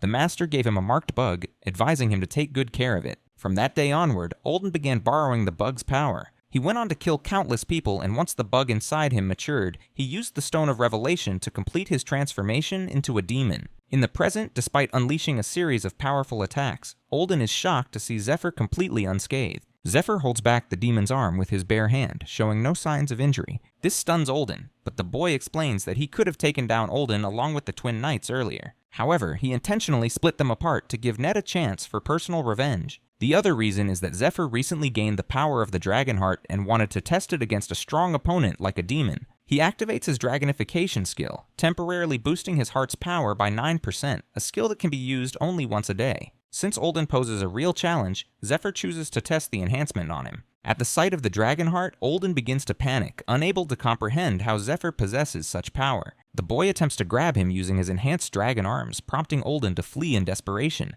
However, before Olden can get far, a powerful slash strikes him from behind, slicing him into several pieces. For Zephyr, this is only the beginning. Meanwhile, back in the jungle, the twin knight manages to pin Ned down with his sword. As Ned holds the blade back with his hands, he recalls Zephyr's earlier instructions. He had briefed him on a critical detail on how the twin knight could be defeated, using something deeply connected to Ned himself. 25 years earlier, when the twin knights were just children, their father was informed by the master of the magic tower that the boy's mana was connected. When one activated his mana, the others would respond as well. The master added that, if trained properly, the two could grow into a formidable knight duo. That day, their father made the decision to do whatever it took to nurture their potential. Thanks to his dedicated efforts, the twins eventually developed into highly promising knights. Later, Olden intervened. He manipulated events to prevent the twins from inheriting their family title and used that opportunity to bring them under his command. He enhanced their combat abilities further by giving them the twin blades, weapons that allowed them to perfect a unique fighting technique. Over the years, the two warriors trained together relentlessly. Their synchronization became so precise that one would immediately follow the other's attack, forming a continuous and nearly impenetrable storm of sword strikes. Their coordination extended to the point that they could control each other's sword as if it were their own. Zephyr explains all of this to Ned, comparing their technique to the floating cloud style. This style mirrors the balance of yin and yang, enabling users to reflect enemy attacks when fighting alongside a compatible partner. Having already mastered the secrets of the floating cloud technique, Ned is able to resonate with the Twin Knight's sword and form an eclipse-like counterattack. During the battle, Ned focuses on reading the flow of the knight's movements, waiting for the right moment to strike. When he finally mirrors the technique perfectly, the knight leaps back in shock. The move is a closely guarded secret, known only to him and his brother. The realization hits him hard. For Ned to use that technique, something terrible must have happened to his twin to force it out. In that moment, the knight once again hears Olden cry out for help, but he chooses to ignore it. Instead, he decides to eliminate Ned within the next minute. With that thought, he charges at him, swinging his sword wildly with heavy, forceful blows. However, Ned is already prepared. Zephyr had told him that the knight would continue fighting without attempting to assist Olden. Their plan depends on preventing the knight from reaching Olden, as any contact could allow Olden to escape or regroup. Recognizing this as his only chance, Ned presses forward and attacks. But the twin knight moves faster. In a flash, he delivers a powerful slash that appears to cut Ned down the middle. To his shock, it's only an illusion. The real Ned is behind him. Ned uses his Thunder Palm technique from behind and immediately follows it with a sword strike. But again, the knight reacts quickly. He blocks the attack and Ned's sword gets stuck to his. The twin blades are magnetically drawn to each other. Using this connection, the knight turns it to his advantage and stabs Ned in the gut. He then pins him down, attempting to finish him off, while Ned holds back the blade with all the strength he has left. At that moment, his mind flashes back to the blood tear and the memory of his father's belief that he would one day be worthy of wielding it as a true warrior. This memory ignites a burst of strength within him. Ned forces the sword back using only his fingers and immediately follows up with a brutal attack to the knight's eyes, burning them with electricity. The shock is so intense that even the twin knight struggles to recover. Blinded and unable to see, the knight tries to rely on his senses to detect Ned's presence. But as he moves based on instinct, Ned slashes across his body and finishes him off with a final devastating lightning blast that burns him to ash. With his defeat, the title of the strongest warrior in the land is now left unclaimed.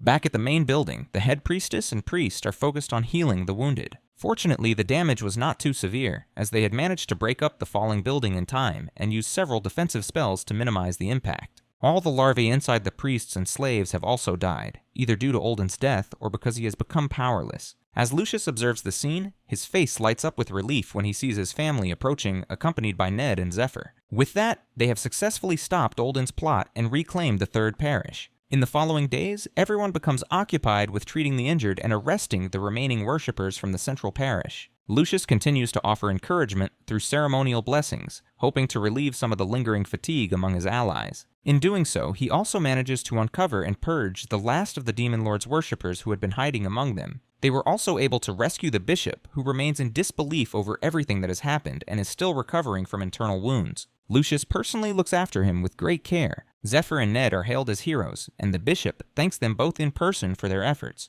As a gesture of goodwill, Zephyr presents the bishop with the shriveled, worm-covered head of Olden. The bishop is visibly disturbed by the gift, worried it might still be dangerous. Zephyr assures him that the head is now powerless and may even hold valuable information. When he asks Ned for his opinion, he doesn't seem concerned. They have already extracted everything they needed from Olden. Internally, Ned feels a sense of satisfaction, but he is also troubled by the fact that he can no longer follow through with his original plan. Finally, Zephyr hands over the intelligence they retrieved from Olden to the bishop. It contains the locations of hideouts, operational plans, and the names of worshippers across the region. Upon reviewing the information, the bishop is shocked to discover that it contains plans to summon the demon lord himself. Even more alarming is the revelation that the ones pursuing this goal are from the Eastern Union. The kingdom of Cayenne lies on the continent of Aslan, which is divided into the Eastern and Western Unions, both of which originally held equal power. However, when the Holy One was chosen from the Western Union, the balance of power shifted significantly. As a result, the Eastern Union fell into economic decline, to the point where it was forced to sell land to the West.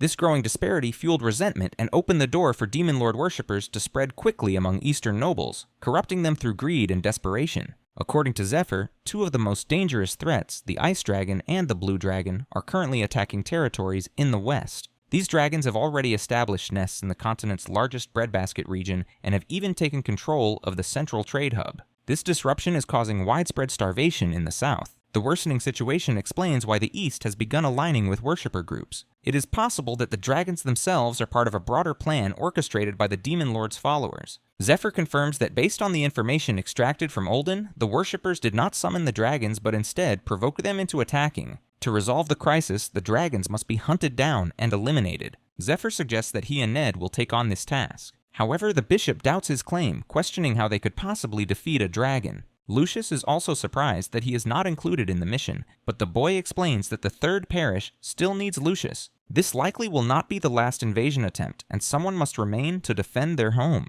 The Holy One agrees with the proposal and officially appoints both Zephyr and Ned as temple knights. He offers them a reward of gold and gems and grants them unrestricted access to the main building. They are also allowed to take supplies whenever needed. In addition, he assures them that both he and the bishop will contribute half of their temple offerings to support their mission. The two accept the offer, but they request not to bear the priestly mark. After some consideration, Lucius agrees and promises to support them in every possible way during their upcoming dragon hunt. This decision deeply concerns the bishop, but he cannot oppose the words of the Holy One. Instead, he remains silent, choosing to wait and observe the outcome. As they begin discussing the arrangements for a farewell banquet, a strange rumble echoes from Olden's containment chamber. They turn to see a bright, unnatural light emerging from within the sealed cage. Suddenly, the severed head of Olden rises, now clearly controlled by another presence. This new entity reveals that it sensed Olden's life force fading and has come to investigate. It then asks if Zephyr and Ned are the ones responsible for defeating Olden. Lucius, alarmed by the sudden development, demands to know who the figure is. But before anyone can act, a flash of purple light erupts from the chamber.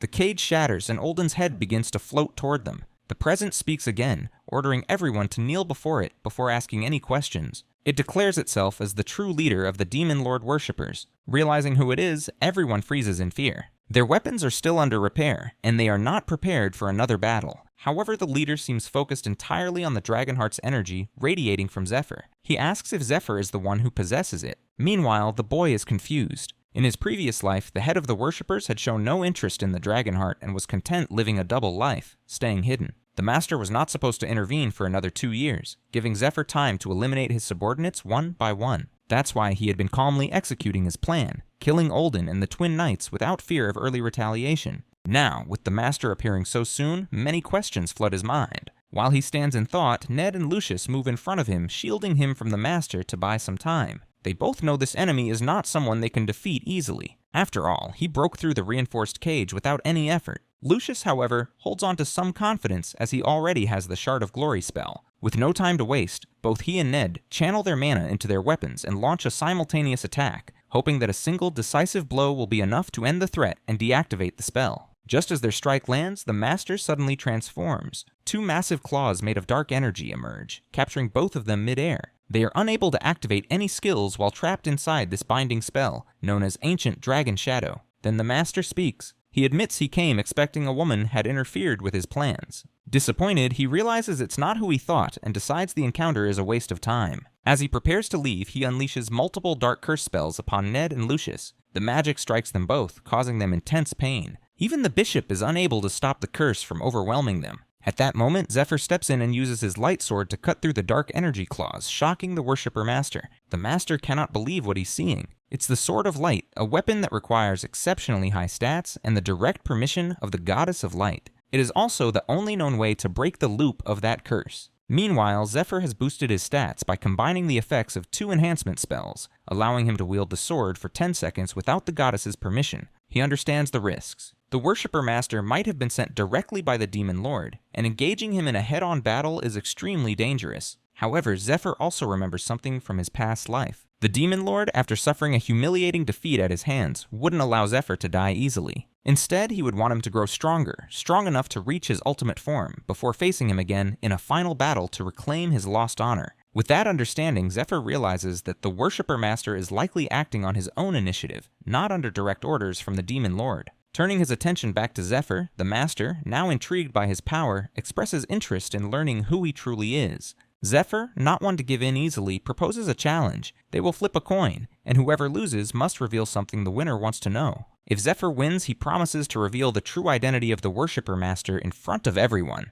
This declaration shocks not only the master, but everyone else present, as even Olden, who served closely under him, never knew the master's true identity. The idea that Zephyr might know it seems impossible. To confirm whether Zephyr is bluffing, the master uses a mana detection technique to scan for signs of deception. But to his surprise, Zephyr isn't lying, he genuinely knows. Sensing tension rising, the boy warns the master not to act rashly, suggesting that any aggressive response will only escalate the situation. The master hesitates but ultimately agrees, so Zephyr flips the coin while everyone watches anxiously. As the coin lands, the master chooses tails. Everyone in the room clearly sees that the coin lands on tails. Aside from Bishop, the others have trained their eyes well enough that the coin appears to move in slow motion. They are all surprised, not because it landed on tails, but because the boy allowed the master to call it so easily. Ned suspects there may be some kind of trick involved, while the master himself is confused by how easily Zephyr gives him the choice, even though the outcome seems obvious. However, this isn't just an ordinary coin toss. As the coin spins through the air, beams of highly condensed light clash mid-air, one from Zephyr and one from the master. Both had cast spells as part of the flip.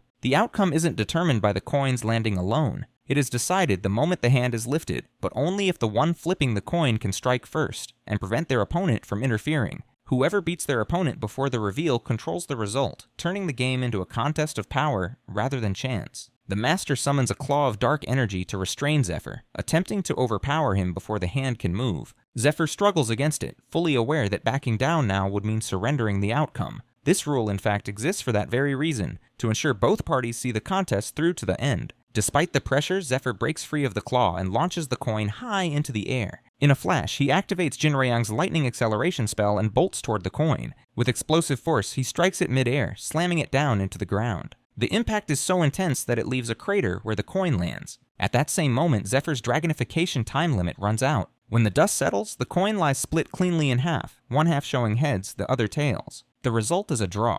This is how they managed to send the master back without suffering much damage. Ned later reveals everything to Priestess Rose over tea. According to him, Zephyr is able to read the master's intentions precisely and knows exactly how to end the entire situation.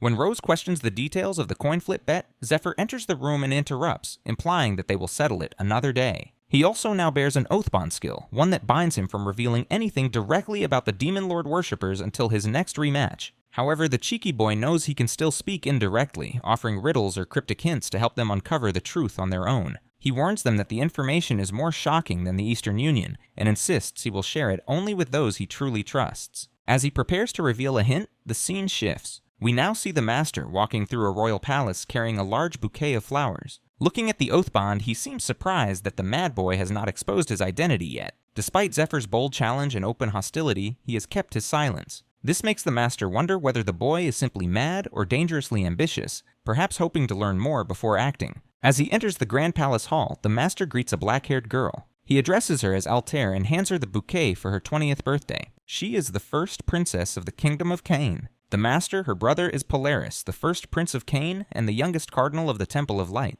Back at the Third Parish, Lucius can't help but think about the hints Zephyr gave them. Clues that suggest the master is someone with unimaginable power. He knows they can no longer back out after committing so much. They've gone all in. Ned too understands that his revenge is far from complete. The master and all his disciples still remain. He also realizes that everything worked out so far only because of Zephyr. For that, he owes the boy a debt far greater than his own life. Meanwhile, Zephyr, while focusing his mana, is troubled by the master worshipper's sudden appearance. There's always a reason behind one's actions, and when someone behaves out of character, it often means something or someone has tampered with time. He also finds it strange that the master left Ned and Lucius alive, even though he could have killed them both with ease. This inconsistency bothers him. It feels as if there's something important he has forgotten, or something he simply doesn't know yet. Whatever it is, Zephyr is determined to uncover the truth. But first, he has something else to take care of. The silver key embedded in his hand glows faintly. It was given to him by the angel as he was interfering with the gods, even if only for a moment.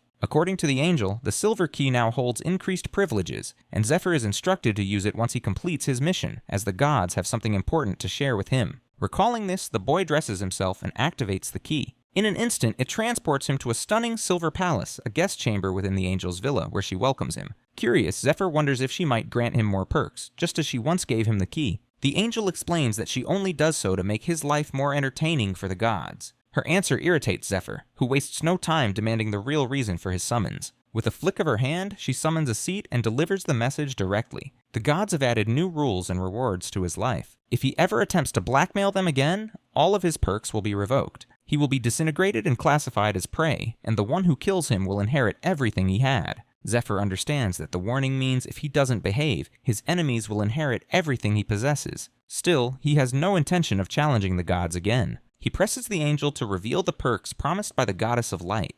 According to her, he has already received one, the loosening of the restriction on the sword of light. He is now the only person, without being a priest, who can wield that sword. However, to use it, he must first complete a task for the goddess. She also explains a new rule. Zephyr must now carry out divine requests. In return, he will receive powerful perks. By passing the gods' tests and fulfilling their missions, he must prove himself worthy of the blessings he has been given. Zephyr accepts the conditions. Now, alongside Ned, he prepares for the upcoming Dragon Raid venture. The head priest, along with Lucius, arrives to personally offer their apologies for sending them through the back gate in secrecy. Zephyr assures them it isn't necessary. Given the current situation and the looming end date of the raid, informants are everywhere, and caution is essential. The boy uses a cloaking enchantment bracelet to keep them hidden, but even so, they choose not to take any risks and continue through the back entrance. Before their departure, Lucius's wife hands them a care package filled with healing meals and other useful supplies. After that, they say their goodbyes and head off. Staying behind, the Holy One knows he must deceive everyone by making them believe he now holds the dragon heart. This way, no one turns their attention towards Zephyr. With that, they lock the gates to the main building entrance until the boy returns. In the dungeon's boss room, the princess and her night spirit also decide to rest. Their duty is complete, and their thousands of years of loneliness finally come to an end. Whatever happens now is in Zephyr's hands, and in the hands of those descendants who will walk beside him, like Altair. As Zephyr continues on his journey, Altair receives a letter from Lucius, her cousin, wishing her a happy birthday. At the end of the letter, he mentions a birthday present.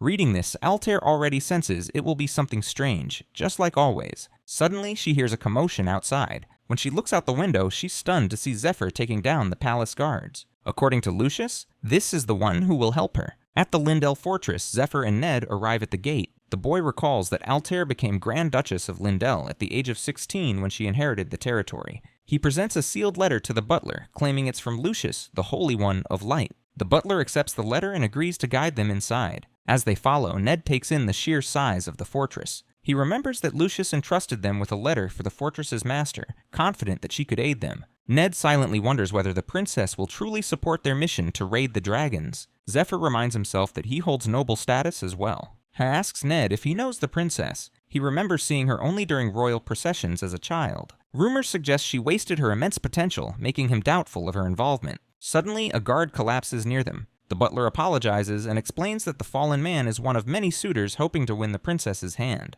At first, Ned assumes they're just common thugs, but he quickly realizes they're stronger than expected. Zephyr starts recalling details from his past life. He remembers Altair Justina Cayenne as a woman blessed with beauty, talent, noble blood, and incredible luck, Aslan's brightest star. In a ceremony years ago, Prince Polaris had renounced his right to the throne and his title as Duke of Lindell to become a priest of light. Since his younger brother was unwell, the royal family planned for Altair's future husband to become king. Some noblemen saw marrying her as a pathway to power. However, Altair made it clear that no man would win her hand without proving his strength. She refused to waste time on the weak. Her challenge drew waves of hopeful noblemen to Lindell, yet each of them was soundly defeated. In the present, her elite bodyguard, Ophelia, continues the tradition. She knocks out one challenger after another with ease. Ned watches, surprised by the skill of the combatants. He expected weaklings but sees that they're far from it. The butler explains that many of the men are hired fighters sent by the actual suitors, and if one manages to land a blow on Ophelia, the princess considers that enough to earn a meeting. Ned notices that some participants are even priests. Zephyr, while recognizing that none of them rival his or Ned's strength, admits they aren't ordinary fighters. Still, they're facing one of the 10 most powerful individuals on the continent, and it shows. Zephyr notes to himself that it's been a long time since he last saw Ophelia, and she looks much younger now, likely because he met her earlier in this lifetime. As he reflects, a Gigabig man confronts them, demanding to know why they're cutting in line. He points out that others have been waiting for 3 days and tells them to get in line like everyone else. Zephyr observes his blue uniform with a golden bird insignia and recognizes him as a priest from the Sky Temple, the second most powerful religious order after the Temple of Light. The boy assumes a noble must have hired this man to act as his representative in the challenge for the princess's hand. Without directly engaging, Zephyr shows the man a sealed letter from Lucius, insisting that the matter is urgent and they must pass. The big guy, not wanting to be held responsible, reluctantly steps aside. As Zephyr moves forward, he grows irritated by the unnecessary delays. He overhears those priests nearby discussing Lucius. One suggests Lucius has probably completed his dungeon raid. Another questions the timing, wondering if the princess had invested in it. The big one explains that once a raid is finished, Lucius must notify 3 groups in order. First his lover, then his temple, and lastly the investors. Zephyr listens and scoffs internally. He finds it absurd that such baseless gossip still circulates in the capital, rumors that Lucius believes in Sweet Home Alabama. Annoyed, Zephyr smacks the ditty out of the priest who made the claim and throws him aside. He understands the tension between the Temple of Light and the Sky Temple, but he doesn't see why Altair should be dragged into it. He knows for a fact that she's only ever been with one man, him. He motions to the other priests and taunts them, reminding them that they've been waiting for days just to be beaten. He tells them they no longer have to wait and invites them to step forward. After the fight, Zephyr casually remarks that it's been months since the last time he had to deal with this kind of scuffle in a waiting line. He apologizes, explaining that he only acted because they insulted someone he deeply respects. The butler reassures Zephyr and apologizes for failing to stop the conflict earlier. He knows that Ophelia usually handles such matters herself, but notes that Zephyr resolved the situation before she could act. Judging by their outfits, the men Zephyr fought are clearly not regular temple knights. Just then, Altair arrives and comments on her greenhouse. Zephyr turns and sees her, realizing that in his past life they had met much later. Time only seemed to move for him after he left the cave where he trained with Ned for a year, and he finds it hard to believe this moment has come so soon. He respectfully kisses her hand. She silently observes him. After a moment, she mentions reading the letter from Lucius, who recommended them as temple knights. However, Lucius also advised her to speak directly with Zephyr for more details. She asks what he can offer. Meanwhile, Ned notices Altair's bodyguard glaring at him. He wonders if she's mistaking him for someone else or if they've crossed paths before. Meanwhile, hearing Altair's question, Zephyr reflects that, at this point in time, she hasn't yet awakened her full communion ability. She can't read minds the way the dungeon princess once could, but she was born with the potential to develop that power. Right now, she uses a form of sensory magic to assess others, seeking out trustworthy allies to resist the growing threat of the Demon Lord worshippers. Zephyr realizes that she had already committed to this path long before he did. In the beginning, his motivation was vague success, which then narrowed to revenge for Ned, his mentor. But Altair expanded his perspective, taught him to aim higher. He now sees that the public contest for her suitor is just a clever trap. It's not about marriage. It's bait to attract strong warriors. With the kingdom under threat, even a royal heir like Altair has limits. What she truly needs are powerful, reliable allies. Wanting to prove himself, Zephyr begins casting magic, deciding it's faster to demonstrate his power than to explain it. Ophelia watches closely and wonders if his strength comes from the dragon heart. Altair, recognizing the aura within him, asks Ophelia if she's ever fought him. She hasn't, but soon gets her chance. Ophelia steps forward with her sword and announces that she will attempt to strike him 3 times. Zephyr prepares to face her. Though his posture seems relaxed, she notices no openings. She knows that any reckless move will give him an advantage, so she proceeds carefully. On her first strike, his smooth movements deflect her blade with ease. On the second, despite a full-force thrust, she can't even break his skin. On the third attempt, just as she loses grip on her weapon, he silently appears behind her and gently taps her shoulder. Stunned, she wonders when he moved behind her. She admits to herself that she's seen enough. His defensive magic and battle instincts are beyond exceptional. Later, Zephyr brings up the recent destruction of the granary by the Blue Dragon. He says rebuilding farmland won't help. It will only attract the Demon Lord worshippers again. Instead, he urges Altair to move forward with a more aggressive strategy, clear out the thorny mountain range. If she takes control of at least 1 or 2 mountains, she can redirect the enemy's attention during the upcoming dungeon raid. He promises her that if she follows the plan swiftly and quietly, he will bring her the Blue Dragon's head within a month. Altair then asks what he wants in return. Zephyr says he'll accept any reward she finds appropriate, but brings up a more pressing concern. Due to complications during the raid on the princess's tomb, the third parish lacked the healers he needed. He requests that she send him as many healers as she can spare. Altair reflects that Zephyr clearly wants something more meaningful than wealth or rank. She asks how likely he is to defeat the dragon.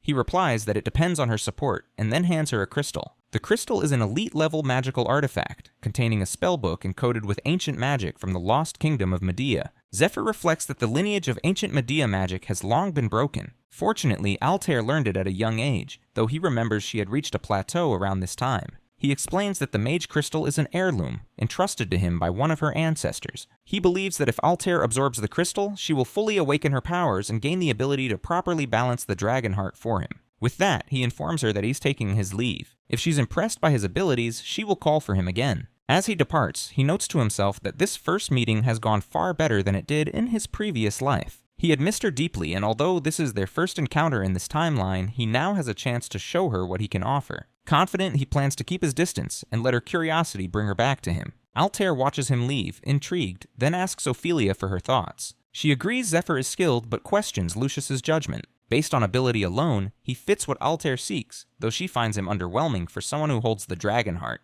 Altair agrees, noting that the dragon heart hasn't fully settled within him yet, but she's confident he'll grow stronger. She recalls Zephyr mentioning the item came from one of her ancestors, something she herself had requested. It sounded as if he had met the dungeon princess personally. Then again, she was such a powerful sorceress that Altair wouldn't be surprised if she were still alive in her tomb. If that's true, it must have been her who implanted the dragon heart in him. She reflects that although she has never heard of Zephyr before, his power is remarkable. He may be the key she needs for her plans. One thing, however, continues to trouble her. Whenever she touches someone, she either feels warmth or cold, a sign of their nature. But with Zephyr, she feels nothing. Instead, she saw a vision. It's only the second time in her life this has happened, and she wonders what it could possibly mean. Meanwhile, in a distant place, Alfred, the second in command of the Demon Lord worshippers, kneels before their head. He acknowledges her summoning and awaits instructions. The master informs her that a position among the 12 apostles is now vacant. Alfred assumes this means Olden has failed, but when she questions him further, he rebukes her, implying she should have already known. He recommends a replacement for the apostle role,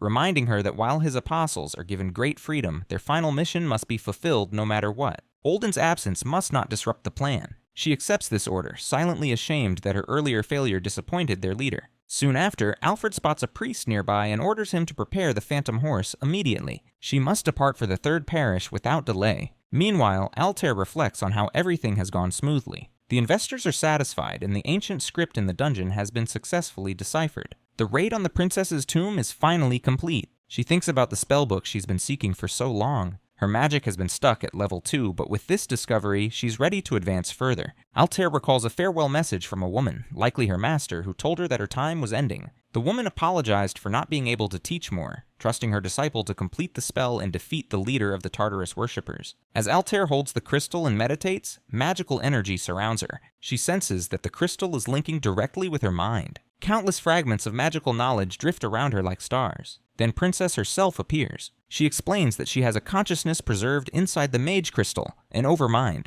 She tells Altair that she has long waited to meet her descendant and heir. Elsewhere, Zephyr plays a game with Ned and wins, which means he'll attend the upcoming party, while Ned will search for hidden Demon Lord worshippers in the fortress. Zephyr points out that his real goal is information gathering. Ned offers him a special bracelet, but he declines. However, the system window reveals that the Mist bracelet has powerful cloaking abilities. When worn as a pair, it renders the wearer nearly undetectable. Only a legendary grade detection skill could spot them. Zephyr suggests that he should wear both bracelets since one of the continent's top 10 warriors is currently in the fortress. He admits that wandering around with just one would still attract attention. Ned also mentions Ophelia, who kept staring at him, though they've never met. Ned agrees that it's strange. He rarely meets Southerners and would remember someone with such a powerful presence. He wonders if Ophelia recognizes him from his time spent undercover among demon lord worshippers, or maybe she's the real threat, not him. He examines the potion of true sight, which reveals the insect-like mark hidden inside all worshippers. Zephyr doubts Ophelia as one of them, but advises Ned to stay alert just in case. Zephyr then prepares to use a skill called Transfiguration, an Eastern technique that manipulates facial muscles and expressions to disguise identity. It's a signature trait of a true shadow disciple, one destined to become a member of the 12 apostles of the worshipper's cult. He reflects on how powerful appearance and behavior can be. A true master of disguise can deceive even someone they just spoke with, and then vanish without a trace. Zephyr believes his camouflage skill isn't yet master level, but it's good enough for a crowded ballroom where faces change every night and most people are distracted by alcohol. He arrives at the ballroom and spots the big guy from earlier. From the setting, he realizes that the suitors competing for Altair's hand are powerful warriors and noblemen from across the kingdom, essentially VIPs. Naturally, they expect elite treatment. As a result, the fortress annex now serves two purposes. It houses the suitors, their bodyguards, and the spectators, and it functions as a ballroom for nightly parties.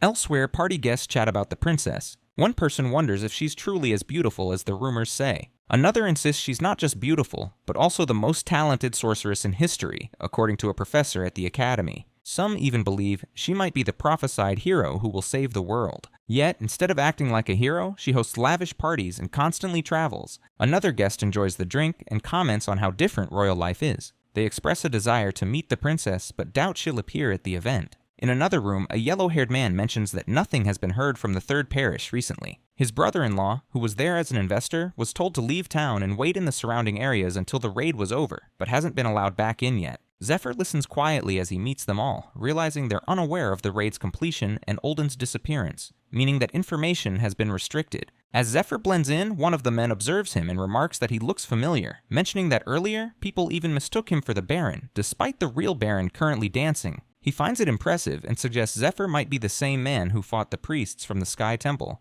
This surprises Zephyr as the man doesn't seem particularly powerful, yet he can see through the disguise. Zephyr begins to wonder who this man really is. Meanwhile, elsewhere in the fortress, Ned kills a guard in the hallway, noting that the east building is now clear. He watches as a bug crawls out of the guard's mouth. Later, he climbs to the rooftop and takes in the vast size of the fortress. It still amazes him that a single person owns this entire place. He remembers how much more at home he felt in Lucius's temple house, which reminded him of his old family home. A memory returns to him. His sister once promised to bring him a present the last time he ever saw her and their mother. He imagines she'd be married by now, with children like Claudia, if it hadn't been for the typhoon that day. Suddenly, Ophelia appears and questions why he's out walking alone.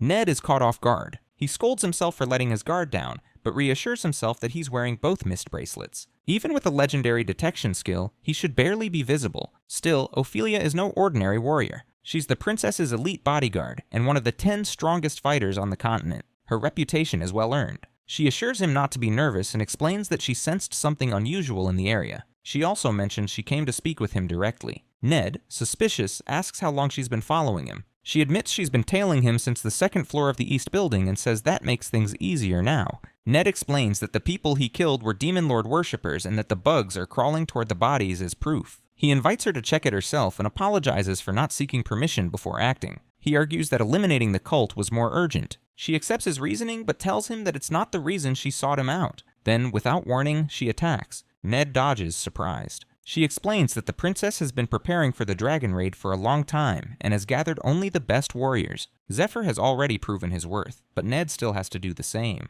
She challenges him to show his abilities. Ned responds, understanding this is a test. He agrees to the challenge. Elsewhere, near the temple of the third parish, Alfred searches the area with the help of her minions. She finds another clue, scorch marks and signs of demonic transformation, evidence that Cardinal Olden was there and that something powerful was destroyed by lightning. Alfred investigates the aftermath of a battle and identifies signs of the Dragon King-style martial arts, concluding that one of Jinriang's disciples was present. At the site where she previously found the remains of the Silver Knight, she observes evidence of a clash involving at least 3 individuals, some of whom use divine energy. This discovery leads her to suspect that the Eastern one, the Saint and Tarantula, may have formed an alliance. She's shocked, wondering if they're responsible for Olden's death, but can't believe they'd go that far. She reflects on how the Temple of the Third Parish has blocked all incoming and outgoing activity using a barrier that suppresses detection skills. Even carrier pigeons are getting misdirected, which points to a strong effort to hide something important inside. Recalling Polaris' statement that only 2 or 3 people in the world can implant a dragon heart, she suspects the leader of the Demon Lord worshippers might be one of them. However, she also wonders if the Saints group has obtained others. It's possible the Holy One and his allies are stalling for time to let the heart's power stabilize. If that's true, they likely don't care about investors or complaints from the central parish. Their secrecy is a calculated move to avoid interference. She despises how meticulously everything is being carried out. The critical question now is, who has the dragon heart? Realizing time is running out, days have passed since the battle with Olden, she decides to act quickly and gather proof before the heart is fully integrated. Suddenly, a mysterious woman appears and comments on the bird mask, wondering if it belongs to the second in command. She then tries to flee. Sensing her involvement, Alfred orders her minions to pursue. As they attack, the woman defends herself using Lightning Palm, confirming Alfred's suspicion. It's the Dragon King style. Alfred quickly identifies her as the Jinryang's disciple and states that she has urgent matters to discuss, asking her to cooperate peacefully. Internally, the woman finds it all rather annoying. Meanwhile, back at Lindell Fortress, Ophelia continues to test Ned. She knocks him off a building during their spar. Ned questions the fairness of the test, reminding himself they've already exchanged 3 sword strikes. He wonders if he's being excluded from the dragon raid because he's only as strong as Ophelia. When she attacks again, he blocks her strike and shifts the shape of his mirage sword, catching her blade mid-air. Catching it, he tosses it aside. She reacts quickly, trying to kick him, but he dodges by bending down. When she strikes again, her target vanishes into dust. It was just a clone. In the next moment, Ned reappears behind her, having used the crow's cloak, which creates a clone using mana and teleports the real user nearby. He quietly observes that if she had hit him instead of the clone, it would have really hurt. Ophelia is surprised by the trick and wonders how he pulled it off. Ned reflects that he's heard stories about her power and is sure she hasn't shown her full strength yet. Neither has he. He believes if they both went all out, the fight would turn disastrous. He suggests they stop. Ophelia guesses his hidden trump card is the Dragon King style martial art and asks about it. She reveals that her highest stat is in her eyes, meaning cloaking or barrier skills don't work around her. This is the reason she was assigned to a special mission until recently. Meanwhile, the strange woman, a shadow disciple of the master, drinks from a lake after escaping pursuit. She realizes just how dangerous the second in command truly is. She reflects that things are going smoothly. By the time she slipped away from the princess's guards, the raid had ended, and she had already found proof that one of their own had betrayed their master. She also witnessed the second in command sneaking around where the events unfolded. Elsewhere, Ophelia confirms that Ned shares traits with the shadow disciple, also known as the Smiling Woman, who is one of Jinryang's elite disciples and a master of camouflage. Both use the same breathing, movement, and anticipatory fighting techniques. She explains that her mission was to prevent the Smiling Woman from stealing the dragon heart, and fighting Ned has confirmed her suspicions. She also acknowledges that while Zephyr shows similar characteristics, the princess has vouched for his loyalty. The Smiling Woman, unaware of Ophelia's assessment, wonders where to begin next. Ophelia again emphasizes how much Ned resembles Jinryang's shadow disciple. It's as if they share the same bloodline. She begins to question his loyalty. Ned, however, doesn't understand what she's implying. The scene shifts to Olden after his defeat, now held in the third parish. As Ned is investigating, Olden apologizes for the past, revealing that he was simply following orders from the temple and never intended harm. He claims Ned should actually thank him, as he sent Jinryang to raise him and paid for his upbringing. Thanks to this, Ned grew up training in martial arts in a secluded cave, free from worldly worries, and became strong. Olden tells Ned that he could never understand how bad things were in the past. Many children from bankrupt families starved, were sold into slavery, or became victims of vagrants. He claims he saved Ned from that fate and shaped him into who he is now. But as Ned attacks him, Olden pleads for just one chance to speak, urging him not to trust Zephyr, saying he is deceiving him. In the present, Ned walks outside Lindell Fortress, lost in thought. He reflects that Olden sounded like a madman, which is why he ignored him until now. But things no longer add up. He remembers Zephyr once saying he was trained as a shadow disciple, in case something happened to him. Then he recalls Ophelia's warning. Jinryang's shadow disciple, a red-haired, yellow-eyed woman, was one of the 12 apostles and trained in Dragon King-style martial arts. She resembled him so much, it was as if they were siblings. Ned begins to question everything. Could his sister, whom he believed dead, still be alive? Could she be the Smiling Woman, the disciple of Jinryang? He doesn't know who is lying to him, or if he's simply making the same mistakes again. All he wants now is the truth. Meanwhile, a brown-haired girl plays the violin inside the ballroom. Zephyr and the guy who suspected him sit together, chatting. As the music plays, a priestess there notes it's the Night Sonata, a signal that the ballroom is closing for the evening. He shakes hands with Zephyr and suggests they meet again tomorrow for a drink. Zephyr agrees. As they part ways, the guy laughs to himself. He reflects that Zephyr is a rare kind of person, strong, cunning, and sharp. Despite seeming like a man in his 20s, Zephyr carries the wisdom and strategy of someone who's lived twice that. The guy realizes that during their conversation, Zephyr subtly pulled key information out of him without ever losing the upper hand. He concludes that Lucius must not have simply found Zephyr, he must have been chosen. With that thought, the man predicts a shift in power is on the horizon. The man, whose name is Philip, is the leader of the pilgrim merchantry. Speaking to his son Edwin, he urges caution. He warns that merchants, unlike noblemen, can't afford to be careless. If they lose their money, they have nowhere to go.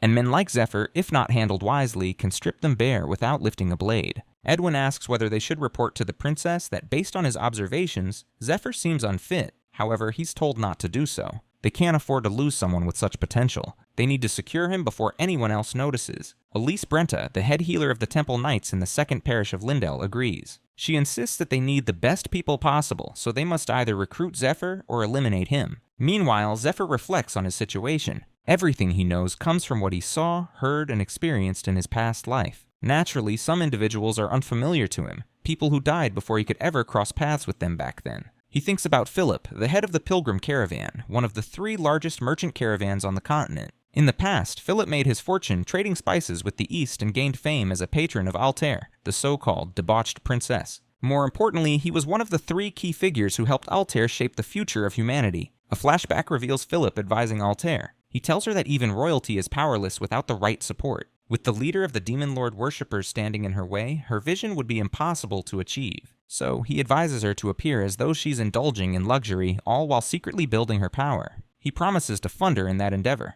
Back in the present, Zephyr considers why he's so high on the worshippers' watch list. In his past life, when Ned ran off with the Dragonheart, the shadow disciple known as the Smiling Woman killed Philip. Zephyr remembers that Philip's son, Edwin, had taken good care of Altair. If Philip survives this time, it could save many lives in the upcoming desert operation. This realization gives Zephyr 2 new goals. First, to ensure Philip Pilgrim stays alive, and second, to stop the Smiling Woman, who may strike at any moment. That won't be easy. She can disguise herself as anyone and never reveals her true appearance, not even to him. Zephyr doesn't even know what she actually looks like. Walking into the room, our boy assumes Ned must be back by now, but to his shock, he sees him sitting in a chair, holding a knife. As Ned lifts his head, the boy instinctively flinches and steps back, puzzled by his own reaction.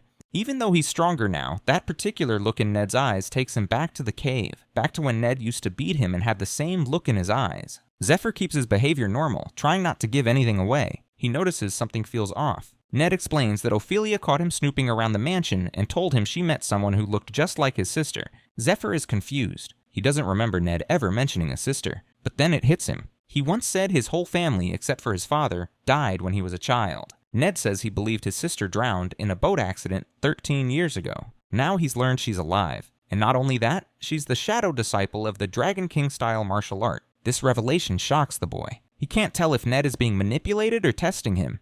He wonders if Altair could be using him, but quickly dismisses the thought. She wouldn't go that far. Still, he knows he can't keep pretending to be the shadow disciple much longer. He remembers something from his past life. The Smiling Woman once grabbed his shirt and asked who taught him that technique. She later admitted she'd lost most of her memories after an accident. Her adoptive parents found her washed up on shore, and her master recognized that she had the warrior's bone structure innate gift. She recalled that if her brother is like her, it's likely he has the same gift too. She had hoped to meet her brother again someday to recover both her memories and her lost family. Though she was technically Zephyr's enemy, she told him all of this. The boy now recalls that Jinrayang once told him the warrior's bone structure innate gift is extremely rare and hereditary. If one sibling has it, the other likely does too. This realization makes him suspect that Jinrayang and Olden worked together to destroy Ned's family in order to obtain someone with the gift, only to discard them once they were no longer useful. Meanwhile, Ned wrestles with confusion. He finds no reason to doubt Ophelia, yet her story seems too wild to believe. He reflects on how his father once trusted Olden, and how that trust led to ruin. He trusted his own master too, and that almost destroyed him. He's now afraid to trust anyone. Yet something about Zephyr feels different. Ned thinks about everything they've been through, the battles, the life or death moments, the bond they built. A part of him wants to believe in that connection. Desperate for a sign, he throws the knife and demands just one shred of proof that he can trust Zephyr. Zephyr responds by explaining the truth. They were originally meant to meet 3 months later,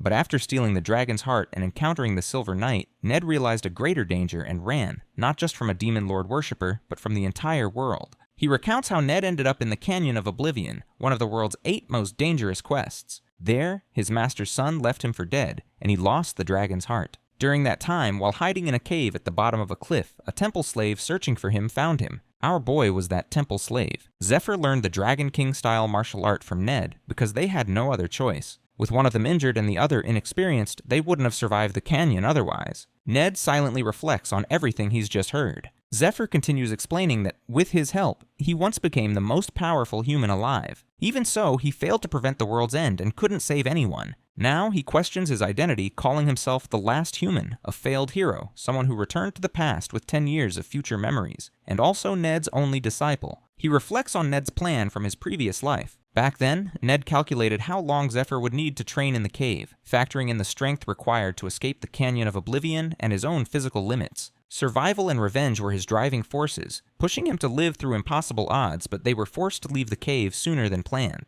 Our boy remembers the battle with Ondor, the Lord of the Canyon, where Ned was badly wounded. Zephyr still regrets what happened. If he had been a little stronger or trained a bit longer, things might have ended differently. Ned had pushed him away to protect him, sacrificing his long-awaited revenge for someone who, at the time, was just a nobody. They could have both escaped alive. In that final moment, Ned demonstrated one last secret technique, something he never had the chance to teach Zephyr. With his remaining strength, he unleashed it using magic, striking with his spear. Zephyr will never forget the sight of his master's back that day. Back in the present, the boy now sits in front of Ned, who tries to process everything he's heard. It sounds unbelievable, but it explains so much, like Zephyr's unnatural strength, his deep knowledge, and his ability to wield divine items without being a priest. Ned realizes that everything is unfolding, just as he once predicted. If he really returned from the future, blessed by a god, then all of it begins to make sense. Zephyr acknowledges how hard it is to believe, but affirms that it's all true.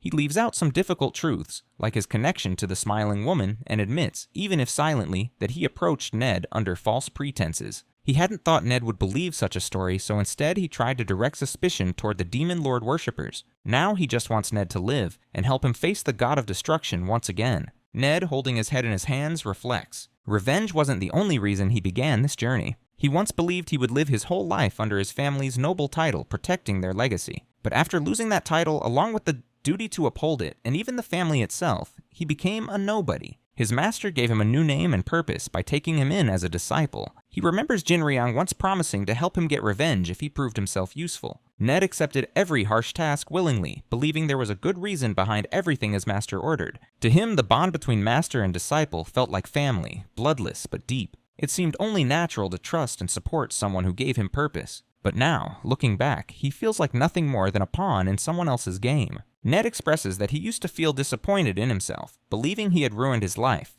But now he realizes his life held meaning. He left something behind in this world. He places a hand on Zephyr's shoulder, silently thanking him for everything, for avenging him in their past life, and for standing by him in this one. He reflects that he chose a hell of a disciple by picking a hero who traveled back in time to save the world. Then again, that's exactly what he would expect from someone trained by him. As he prepares to leave, Ned decides not to let him carry the burden alone. This time, they will move forward together. Later, Zephyr reflects that their conversation went well. Ned agrees to keep everything a secret. Revealing too much about the future could cause widespread panic, and for now, that information gives them a critical advantage. Next morning, our boy is invited to a meeting called by Philip and his group. That morning, Philip officially introduces them as Princess Altair's permanent party members. Everything is handled quickly and efficiently, just as Zephyr expects from people chosen by Altair. Since the princess is currently unavailable, Philip suggests they have a chat in her absence. Ned silently notes the word unavailable and wonders about her absence. Zephyr suspects it's because of the crystal spellbook.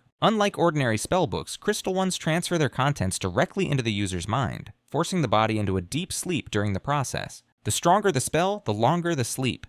Some users also experience fevers or other symptoms. He assumes a healer is looking after her, though it won't help much. It's not a physical injury. Ultimately, how quickly she recovers depends on how fast she can absorb the magic. Zephyr hopes she hangs in there. After all, he had a tough time in the dungeon, and now it's his turn to rest. The next few days pass quickly as the group focuses on preparing for the Blue Dragon raid. They gather supplies, sharpen their strategies, and adjust to the latest equipment. In the middle of all this, Elise Brenta gives Zephyr a quick hug. He tells her not to drag it out, and she promises to be quick. With that, he gained a new skill, Angel's Embrace. It's a medical ability that uses antenna-like sensors on the back to check a person's health through physical contact, usually a hug.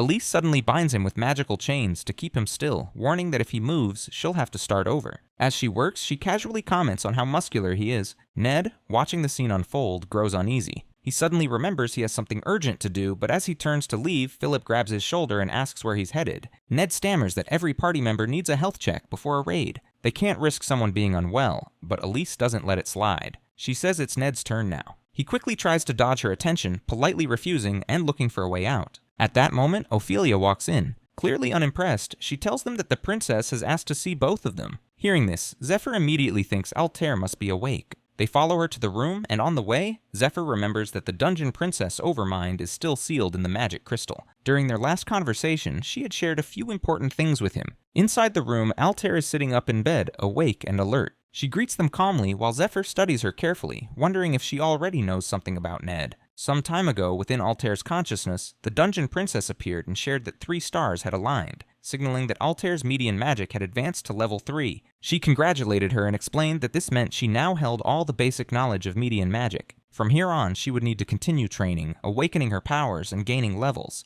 With each new level, another star would join the alignment. The princess went on to say that no one, not even herself, had ever reached level 8, but she remained confident that she could be the first. If she managed to succeed, a gate to the stars would open. Altair agreed, though she was already feeling the effects of overusing her magic. Princess revealed she would now fall into a deep sleep. Because of the overwhelming magic flow, she wouldn't remember anything from this moment afterward. Before fading, the dungeon princess gave her one final reminder to trust Lord Zephyr. He was doing all of this for her, both in this life and the one before. Meanwhile, in the present, Princess Altair slowly opens her eyes. As she reaches for her hair and tries to sit up, a priestess gently advises her to take it easy. She's been asleep for an entire week. The news stuns her. She vaguely remembers someone telling her something important, but no matter how hard she tries, the memory won't come back. Not wanting to waste any more time, she immediately asks to see Lord Zephyr. Later, Zephyr arrives, clearly relieved to see her awake. Altair greets both him and Ned, apologizing for meeting them while still in her pajamas due to her condition. Seeing her like this, Zephyr quietly wonders how much she might have learned from Princess Overmind. He considers what this could mean for their relationship, the raid on the Blue Dragon, and the role she's expected to play in it.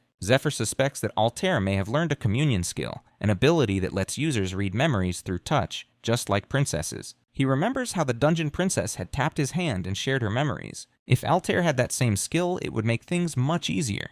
It could help him avoid long explanations and keep her out of unnecessary danger. He steps forward and offers his hand, testing the possibility. Altair immediately understands what he's doing. She tells him that when he gave her the mage crystal, she originally thought he was just trying to impress her and join her raid team. But she realizes now there was more behind it. Even so, she admits she hasn't learned communion yet. It's a high-level ability. She's only level 3, far below her ancestor, who was level 7. For now, reading minds is beyond her reach. She shifts the conversation to something more urgent, the plan they discussed a week ago. If Zephyr wants her support and access to her troops, he needs a real strategy to defeat the Blue Dragon, and not in some distant future. He has 3 weeks at most. She invites him to make his case. Zephyr agrees, but first asks if she's eaten, noting the talk will be heavy on an empty stomach. Then, to everyone's shock, he summons hundreds of strategy scrolls. A few days later, the group finishes all preparations for the Blue Dragon raid. They set out, joined by knights and healers from Lindell. Zephyr carries his silver key and a fully stocked inventory.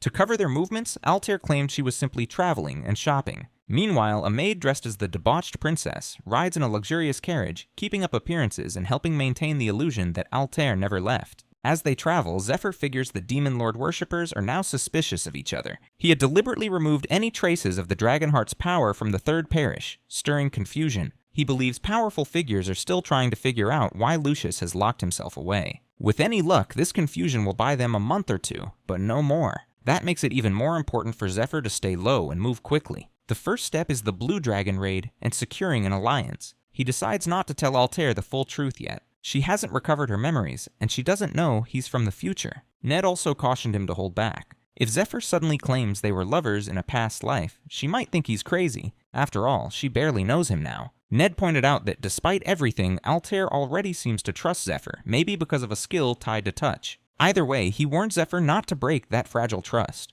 Zephyr sees that Ned is right. He can't ignore the past, but he has to be careful how he brings it up. Still, Zephyr couldn't help but wonder why Altair trusted him so easily. Maybe it was because Lucius had introduced them, or perhaps it was tied to their past life, where she had already lost several people close to her. As the journey continues, Edwin announces they've reached the plains of Danakil, the largest farmland region on the continent. He mentions that both he and his father are originally from here. Ned shares that he visited as a child and remembers being amazed by the golden fields that stretched as far as the eye could see. The thought impresses the group until they open the carriage window. What they see instead is a landscape in ruins. Broken homes, scorched earth, and decay cover the land. They step outside. Ned quietly comments on how bad things have gotten. Philip Pilgrim explains that the damage began 3 years ago, when the blue dragon first appeared. Princess Altair adds that even the kingdom's best healers couldn't purify the soil. In just 3 years, 80% of the farmland has been lost. Zephyr looks around and estimates that the remaining 20% won't last another year.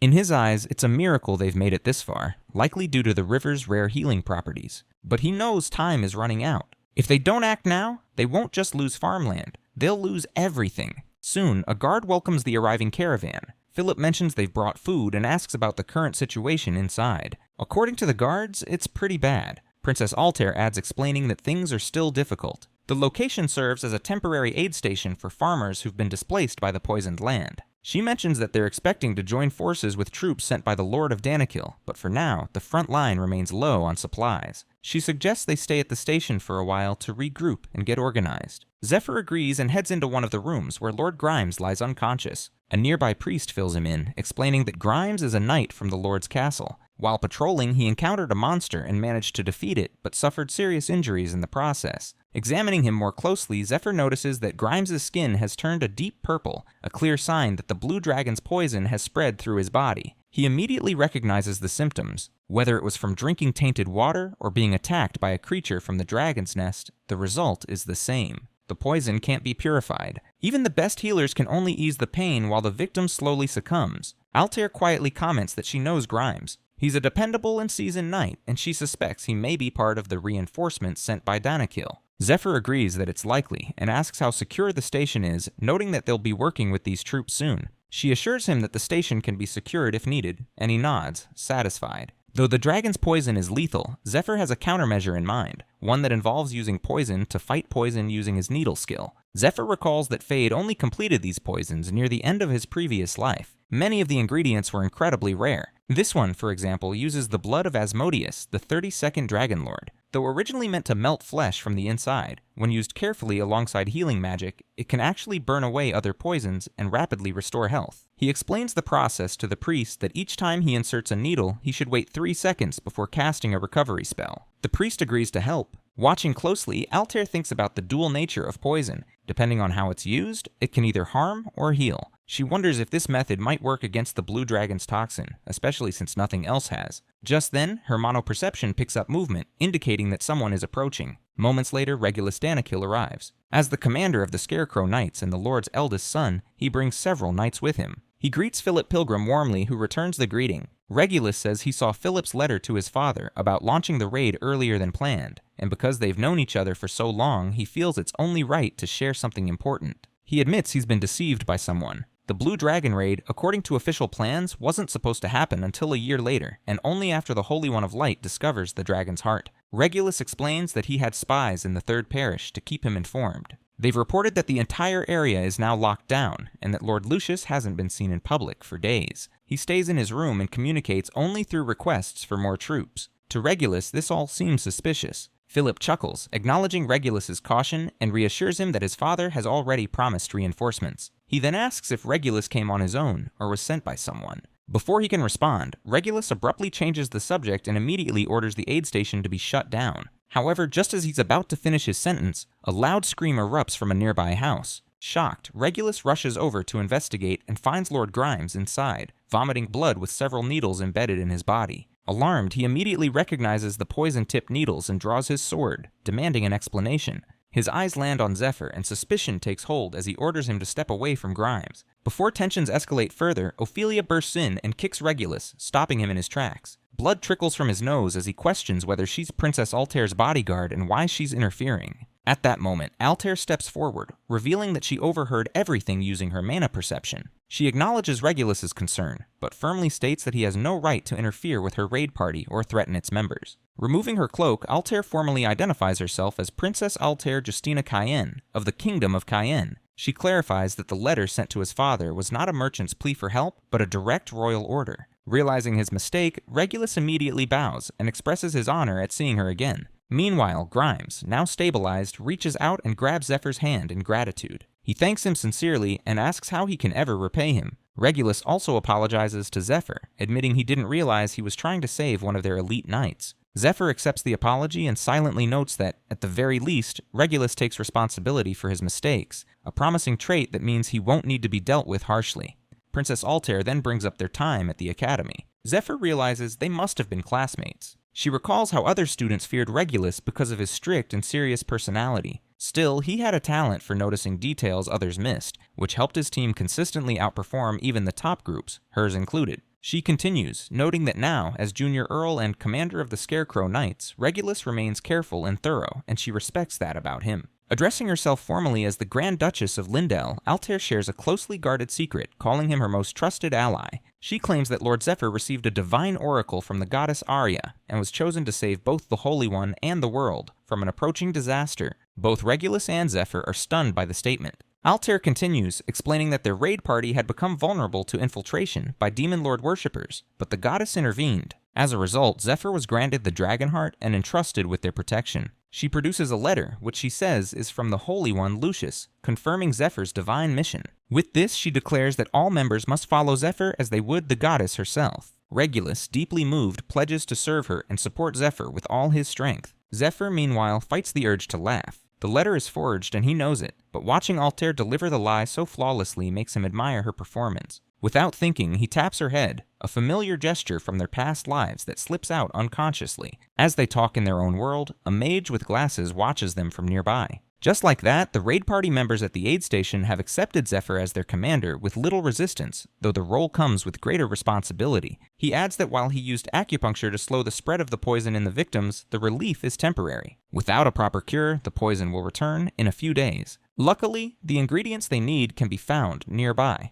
The group finally reaches the Great Forest of Elfin, a vast, untouched land in northwestern Alsan. Ned is surprised to see that the forest remains pristine, unlike the ruined farmlands they've passed. Zephyr also notes how massive the forest is, larger than several territories combined. Altair explains that the forest feels different because of its high mana concentration. Horses can't go far beyond the nearby town. The intense mana causes them to panic. Philip Pilgrim hesitates, suggesting they leave the goods outside the forest, admitting he feels uneasy, but Zephyr knows they're safer inside, recalling the threat of the smiling woman who still roams the outer lands. He wishes he could store the group in the Silver Key for their safety. He remembers the angel once telling him that the Silver Key can store people too.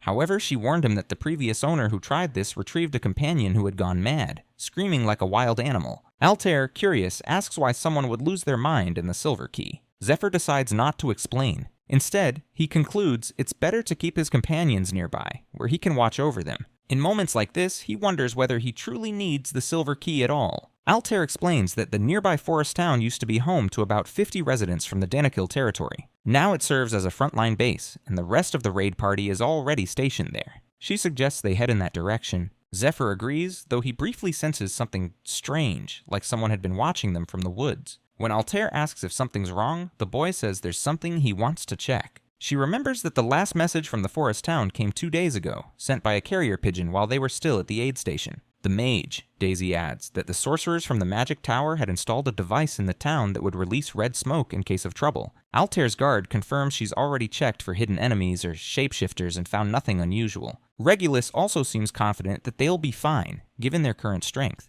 But Zephyr isn't so sure. He recalls a conversation from a past life with an elf who once called his homeland a place filled with old, meaningless stories. Yet, whenever things got desperate, the elf would open up more. Zephyr has come to understand that despite its beauty, the Great Forest of Elfin is a dangerous place, one that lures people in only to consume them. Back in the present, Zephyr quietly conveys Ned to take the lead and guard the front of the caravan. Ned nods and walks ahead. As they move on, Altair points out a section of tangled bushes that mark the forest's entrance. She notes that a magical security device used to be placed deeper within the woods, beyond the forest town. Now strangely, it's been moved here. Suddenly, a voice calls out from within the bushes, morphing into a monstrous face that warns the humans to leave. Zephyr grips his magical key, thinking that 2 days is more than enough time for the town to have been taken. With that, he draws the Gramsword, declaring that the enemy has had more than enough time to occupy the bases. He questions what the monster did with the remote village people. Just as the monster is about to respond, Altair dismounts and tells everyone to wait. She then steps forward and, addressing the monstrous figure as the president of the forest, introduces herself, stating that she comes in peace and wishes to speak. The creature in the bushes responds, asking why she speaks of peace while arriving with an army. He reminds her that several warnings were already sent through carrier pigeons. Calling her the human princess, he accuses her brother of destroying any chance for negotiation. He recalls how her brother once proposed a truce. Each side would build a town and a sentry post on opposite banks of the river, with no contact, no interference, and no conflict. It was meant to mark an era of silence, sealed by a rare item as a token of cooperation. But now, he says, all they can offer intruders is death. As the roots begin to move, the group braces for a possible attack. Suddenly, they erupt, sending the party members flying in all directions. Meanwhile, Zephyr reflects on the elves, long-lived beings with pointed ears and a deep connection to magic. For over 2,000 years, they've lived in the great forest of Elfin, drawing on its life force to create unique magic and transform the land into a living fortress. As the battle begins, the creature warns them once again to leave or face death. Regulus Danicle tries to reassure the group, but he accidentally steps on some kind of berries that explode. Meanwhile, Altair quietly disapproves, but her attention is soon drawn to a strange glow coming from the bushes towards her. It is a watchtower interior, used by gatekeeper elves to monitor the forest and control its magical plants. The elves, seeing the beam strike the princess, get excited and begin mocking her. However, to their shock, someone has shielded her.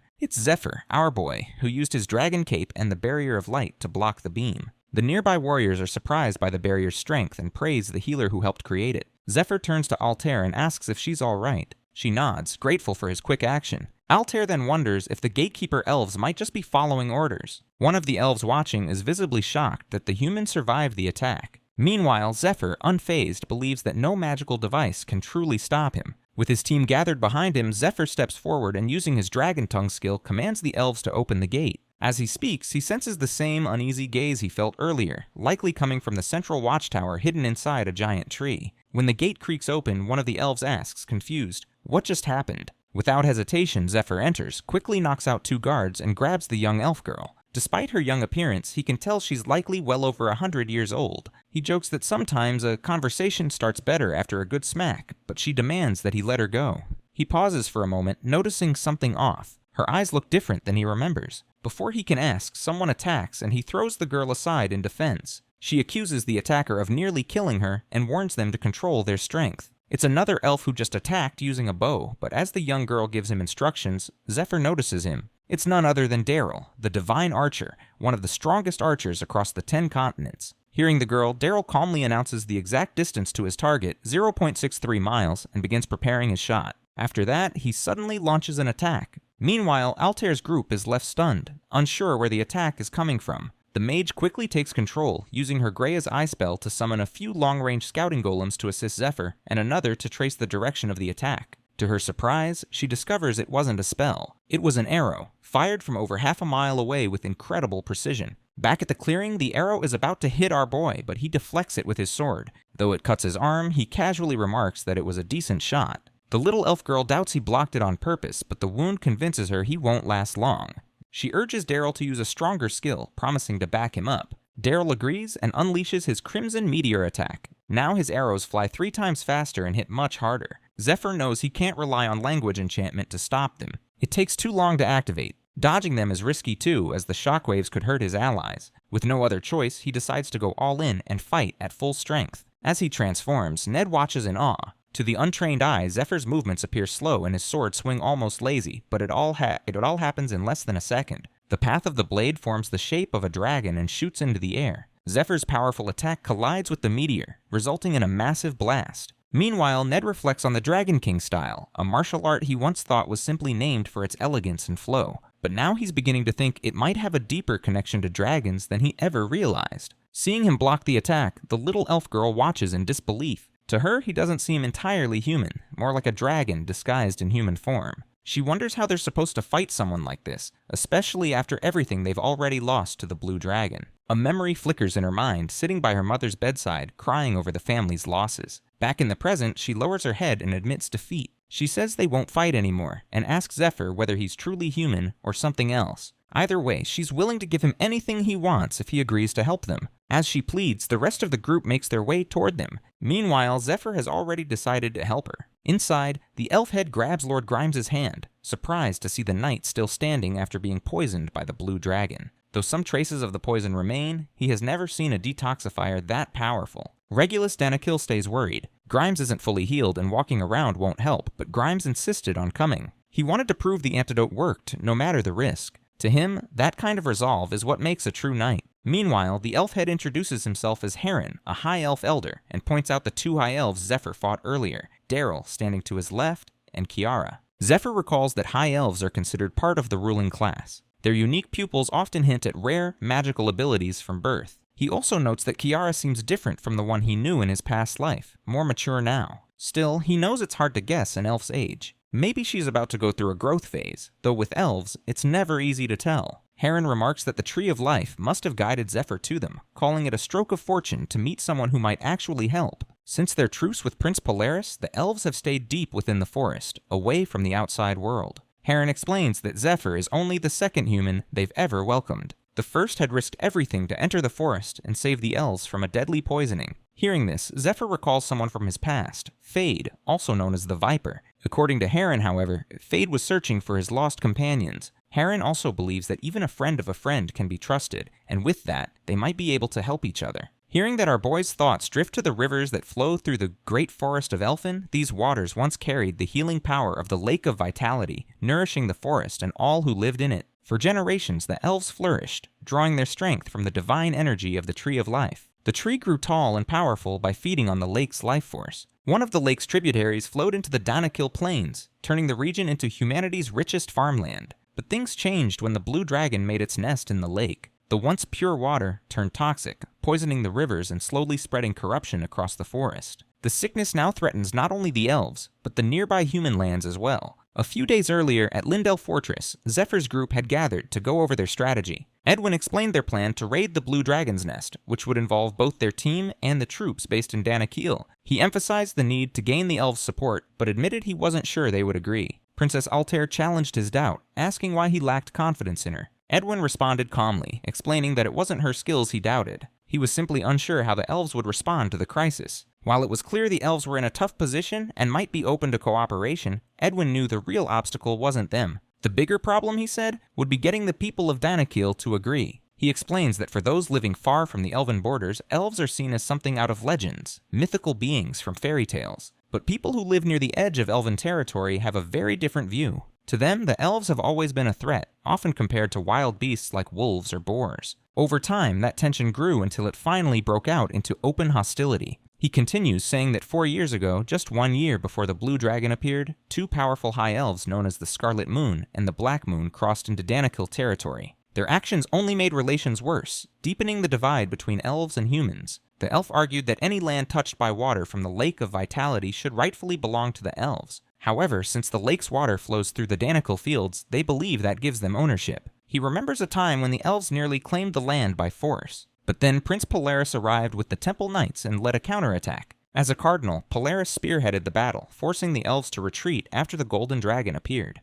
The humans won and secured a truce. A year later, the farmland was poisoned. It was then the Lord of Danakil and his son, Regulus Danakil, realized that working with the elves was the only way to resolve the situation. They also took steps to stop the false rumors blaming the elves for the poison. Many believed the elves were acting out of revenge, so the Danakil leadership found themselves managing not just the mission, but also the growing mistrust among their own allies. Edwin admitted that launching the raid at that moment might be too soon, but Princess Altair laughed at his hesitation. She told him he was missing the bigger picture. In her eyes, the timing was exactly what made the plan likely to succeed. What seemed like a bad situation was actually a rare opportunity. She reminded him to look beyond the immediate obstacles and focus on their long-term goal. Back in the present, while treating a poisoned elf, Zephyr recalls a small favor he once did for one of Fade's former guildmates. In return, the guildmate took him in as a disciple, teaching him poison making and acupuncture. Zephyr decides to stick to that version of the story. When he shares it, Elder Heron, Kiara, and Dariel seem to trust him, at least a little. Kiara watches in shock as the antidote takes effect and quietly remarks that Zephyr might even be more skilled than Fade.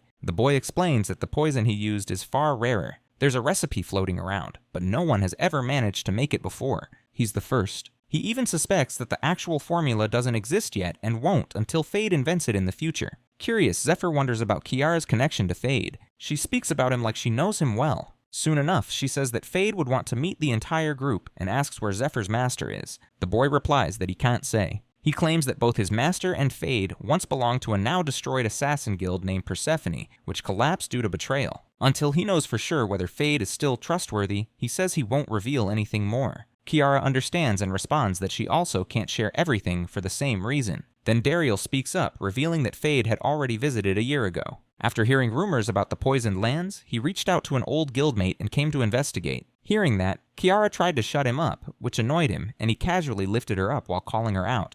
What? Watching the argument unfold, Elder Heron thinks about how bad things have gotten. For the past year, the poisoned elves have survived only because of the small doses of deadly poison that Fade left behind. That supply is nearly gone. He remembers the painful choices they've had to make, deciding who would receive treatment and who would be left to die. In his eyes, Zephyr's arrival is nothing short of a miracle. Without him, the elves might have been torn apart by civil war. Now Heron sees a spark of hope. Not only can Zephyr neutralize the dragon's poison, but his strength might even match or exceed Dariel's. If they can earn his full support, Heron believes there's a chance they could recover the Queen's last sealed box, still hidden deep within the poisoned lands. 3 years ago, a powerful elf woman got her hand on the last of the sealed boxes hidden within the 12 towers. She claims that with this, they finally have enough strength to form a new kingdom. Elder Heron questioned her decision. He asked if she truly meant to leave behind both the kingdom and the queen. He reminded her that she's only alive today because the queen once risked everything to hold off the blue dragon. But the elf scoffed at the idea. She asked if he's looked around lately, if the state of the forest looked anything like a victory to him. She criticized the queen harshly, saying she was never strong enough to lead. Even before the poisoning began, the queen was weak and sickly. She failed to prevent the Scarlet Moon and Black Moon from taking control of the army. A real queen, she said, would have used mind control from the start to deal with such traitors. She declared she's done relying on a foolish ruler and will now lead anyone willing to follow her. Thinking back, she admits that the Scarlet and Black Moons taught her something important. Even though they were exiled for losing the war and destroying towers, they escaped with sealed boxes in hand. Their betrayal opened her eyes. She now sees where she went wrong. As she left, she told Heron to enjoy what's left of a kingdom with no future. Still, she added that if he ever changes his mind, he'll always have a place in the new realm she plans to build. Then laughing, she walked away. Left behind, Elder Heron quietly reflected that he didn't stay out of loyalty to the queen. He stayed because he never had the strength to claim power for himself, not without one of the sealed boxes. Looking back now, he thinks he chose the wrong side. He admits he once considered training Daryl to be his ally, as the young elf has real talent. But Daryl is too loyal. He could never betray his mother, the queen. If he ever found out about Heron's real intentions to leave once he had a sealed box, he'd probably have him imprisoned without hesitation. Because of that, Heron sees the current situation as a rare opportunity. As the head walks Zephyr and Altair through the main building, he reveals that he truly believes the dragon must be slain, not just for the elves, but for the humans as well. While he fully supports that goal, he also notes that most of the other high elves have already abandoned their duties. Only a handful of capable fighters remain, and even they are barely holding on. He explains that he already sent scouts across the river a few days ago to search for possible resettlement sites. Those scouts ended up capturing some prisoners in a nearby forest town, but he assures them they were treated fairly and will be released soon. For now, he goes along with the Alliance while keeping his true goals hidden. Inside, he wonders about the tower where the last sealed box is kept. The area around it is far too dangerous to approach because of how badly it's been contaminated. However, with Zephyr's rare ability to neutralize the poison, Heron believes he can persuade him to retrieve the box. Once he has it, Heron is confident he'll finally have what he needs to claim the throne and become king. Elsewhere, Edwin reports that the Elf Elder has agreed to cooperate. With their poisoned kin now saved, the rest of the elves are beginning to support the Alliance as well. They watch as the people of Danakil eagerly follow Princess Alair's preaching and devotion to the Goddess of Light. This confuses Philip, who wonders why the people revere the goddess so deeply. His son explains that she has protected them since ancient times. Although Philip remains doubtful, he brushes off his concerns, thinking everything turned out fine after all. Still, with a knowing smirk, he quietly advises Edwin to stay alert, sensing that trouble is near. Not far away, Melia, a mage from the magic tower, grows increasingly frustrated. She's already irritated about being sent to such a remote, unsanitary place, especially one where no one is even allowed to bathe. On top of that, she has no patience for Altair. With a dark look in her eyes, she wonders if she could kill her now, asking Daisy if she's discovered any of Altair's weaknesses yet. Meanwhile, in the southern metropolis, the fake Altair signs a petition to proceed with the Thorn Mountain Clearing project in partnership with the Architectural Guild. The crowd celebrates, and she pretends to be excited about turning the mountains into farmland. After wrapping up the announcement, she asks for leave to continue her work. While the real one carries out their missions, the fake Altair stays focused on pushing the mountain clearing plan forward. However, hidden among them are Demon Lord worshippers in disguise, ready to sabotage the project. But it doesn't matter. This plan was only a cover for the real objective. Zephyr knows that if anyone investigates closely, they'll eventually discover Altair is an imposter. Fortunately, the Demon Lord worshippers seem distracted by their own internal problems, especially with one of the 12 apostles' positions left vacant. It's the perfect opening to move forward. Back in the forest, Kiara leads the group to a magical plant called Flora, designed to produce food and water based on coded input, but the plant is now malfunctioning due to poison contamination. Instead of helping, it's turned into a monster-producing factory surrounded by toxic mist. This makes the elves fear for their village. The poison has already pushed them back from the forest center, and if it spreads further, their home may be lost. Daryl remembers that while Zephyr helped them stabilize the poison, his mother was hit by the worst of it, and she's been in that condition for 3 years, so they must hold the defenses. Following Zephyr's suggestion, the group prepares to fight the monsters while collecting magic stones from them as loot. Determined and ready, they brace themselves for battle. As the monsters charge, the mages, Altair's guard, and Ned fight back fiercely, knocking them down and keeping the horde at bay. After they manage to stop the attack, Daryl invites Zephyr to a meeting to thank him for helping defend the village and stabilize the poison. He admits it was surprising to receive help from humans. However, despite his gratitude, Daryl calmly explains that the 2 ingredients Zephyr requested are essential for protecting the village from further contamination, so he cannot hand them over. This response deeply frustrates Zephyr. He begins lecturing the elf, insisting that he needs those ingredients to craft a cure for his mother. According to his plan, once he heals her, he will restore both the lake and the Tree of Life, at which point those very ingredients will begin growing naturally again. To make his point, Zephyr gives him the middle finger salute and firmly assures the elf that he will also slay the dragon, just as he promised. What more does the elf want? A Hoktua tribute or something? Still, Daryl remains hesitant. He doubts Zephyr can truly slay the dragon and insists that without the ingredients, the village would be contaminated within seconds. He sees himself as the last capable warrior among the High Elves and believes it's his duty to protect their home at all costs. Hearing Daryl's refusal, Zephyr warns him that there won't be another chance. No one else is coming to save them. Not from the blue dragon, and not from the queen's illness. All the humans have lost their minds, so asking them for help is pointless. Zephyr even is sacrificing his own blood to make an antidote for the poison, yet they still don't trust him. Stepping closer, Zephyr urges Daryl to open his eyes. This isn't something they can hesitate on. It requires full commitment. Agitated, Daryl challenges him to settle it through combat. As Daryl strikes, a sudden burst of light flashes into the sky. Altair watches in shock, surprised they would use their full skills in such a confined space. But to her surprise, the 2 vanish into the dust. Inside the dust cloud, Daryl tried to prove his point by aiming his strongest shot at Zephyr, but even that attack can't pierce Zephyr's dragon-like scales. Though Daryl also wants to defeat the dragon, deep down he knows the task might be impossible. Seeing him tear up, Zephyr tells him to get up. Then, to everyone's surprise, he snaps his bow in half, calling it useless. But before the moment grows too bitter, he assures Daryl that he'll craft something better for him, and warns him to hold back his tears, because once he sees the new items, he won't be able to stop them. Despite his assurance, Kiara begins tearing up, insisting they cannot give away the bow or discard it, as they are already short on firepower. She cries out that it's a hero-grade weapon, a revelation that stuns Philip and his group.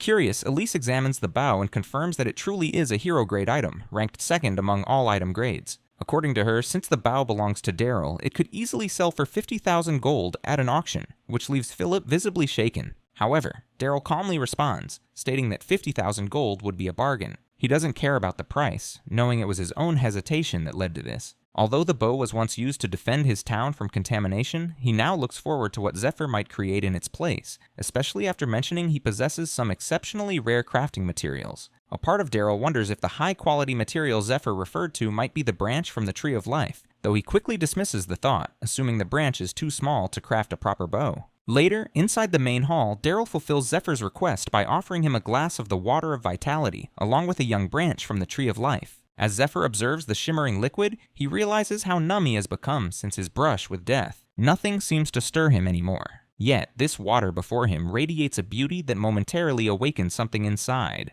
Just as Zephyr prepares to drink, Daryl reminds him that it's the last remaining cup. Still, he remains hopeful that if their raid succeeds, they will take control of the Lake of Vitality and gain access to a plentiful source. Zephyr confidently assures them and quickly gulps down the Water of Vitality in one go. Suddenly, a burst of glowing energy erupts within his body. To his excitement, it begins to merge with his effectiveness-boosting perk, amplifying the potion's effects even further. In this empowered state, he immediately initiates dragonification and activates mana flow. He knows he must grow stronger, as the conditions for the upcoming dragon raid are far harsher than those of the princess raid they recently completed. The area surrounding the dragon is enveloped in a massive poisonous field, and at its center lies the beast itself, the dragon, king of beasts. Zephyr understands that no ordinary human can face such a foe. To stand a chance, he must enhance his dragon heart, and the vitality-infused water is the key to that transformation. Watching this unfold, Altair recognizes the risk. She knows that although the dragon heart must be strengthened slowly and with care, they no longer have the luxury of time. Acting decisively, she casts Moirai, a powerful spell named after the 3 goddesses of fate, to stabilize and adapt Zephyr's mana while he meditates. With great precision, Altair begins merging the elements, his mana, the water of vitality, and the energy flowing from the dragon heart. She channels all of it into the core of his being. As the merging begins, Zephyr's body convulses with a sudden power surge, his very frame starting to fracture under the pressure.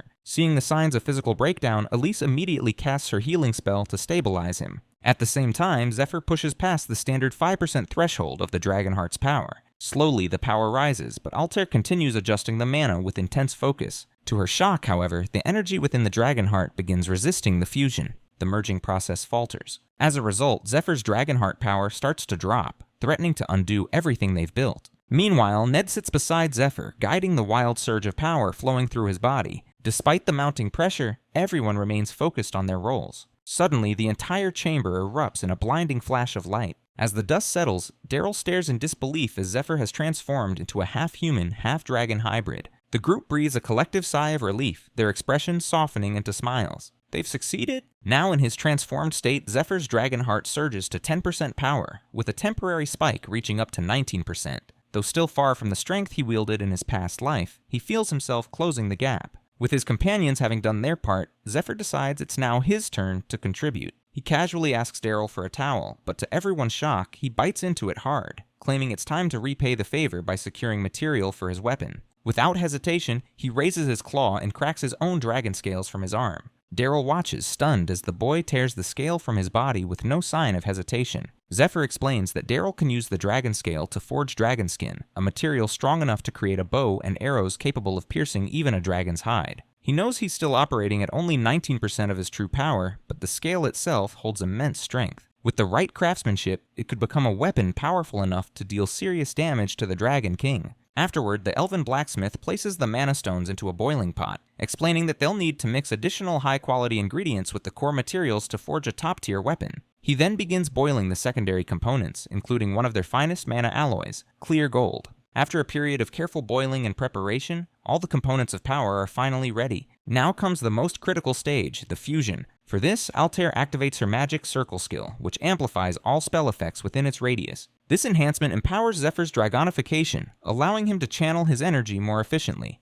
Using both his raw power and his language enhancement ability, Zephyr directs the ingredients to flow together and bind in perfect harmony. As the fusion completes, a powerful blast erupts from the center of the ritual. When the light fades, a newly forged weapon emerges, a black dragon longbow, accompanied by a set of dragonbone arrows. Time passes, and now only 2 weeks remain until the raid. Both humans and elves are busy preparing, fortifying their forces, and gathering resources. Zephyr, acting as their leader, reveals the structure of their combat units. The army is divided into 2 specialized teams, and Ned has been appointed as the supervisor of their training. Though he understands the weight of the responsibility, Ned accepts the challenge with unwavering determination. Zephyr also informs the army of the harsh path ahead. To reach the dragon, they'll need to fight through countless hordes of monsters. Their objective is clear: cover the distance and reach a point 1 mile east of the Lake of Vitality in under 10 days. Following Zephyr's guidance, the troops begin gathering supplies and refining their strategies. Among their efforts, they collect mana stones, which they use to construct powerful golems, living defenses for the treacherous march to come.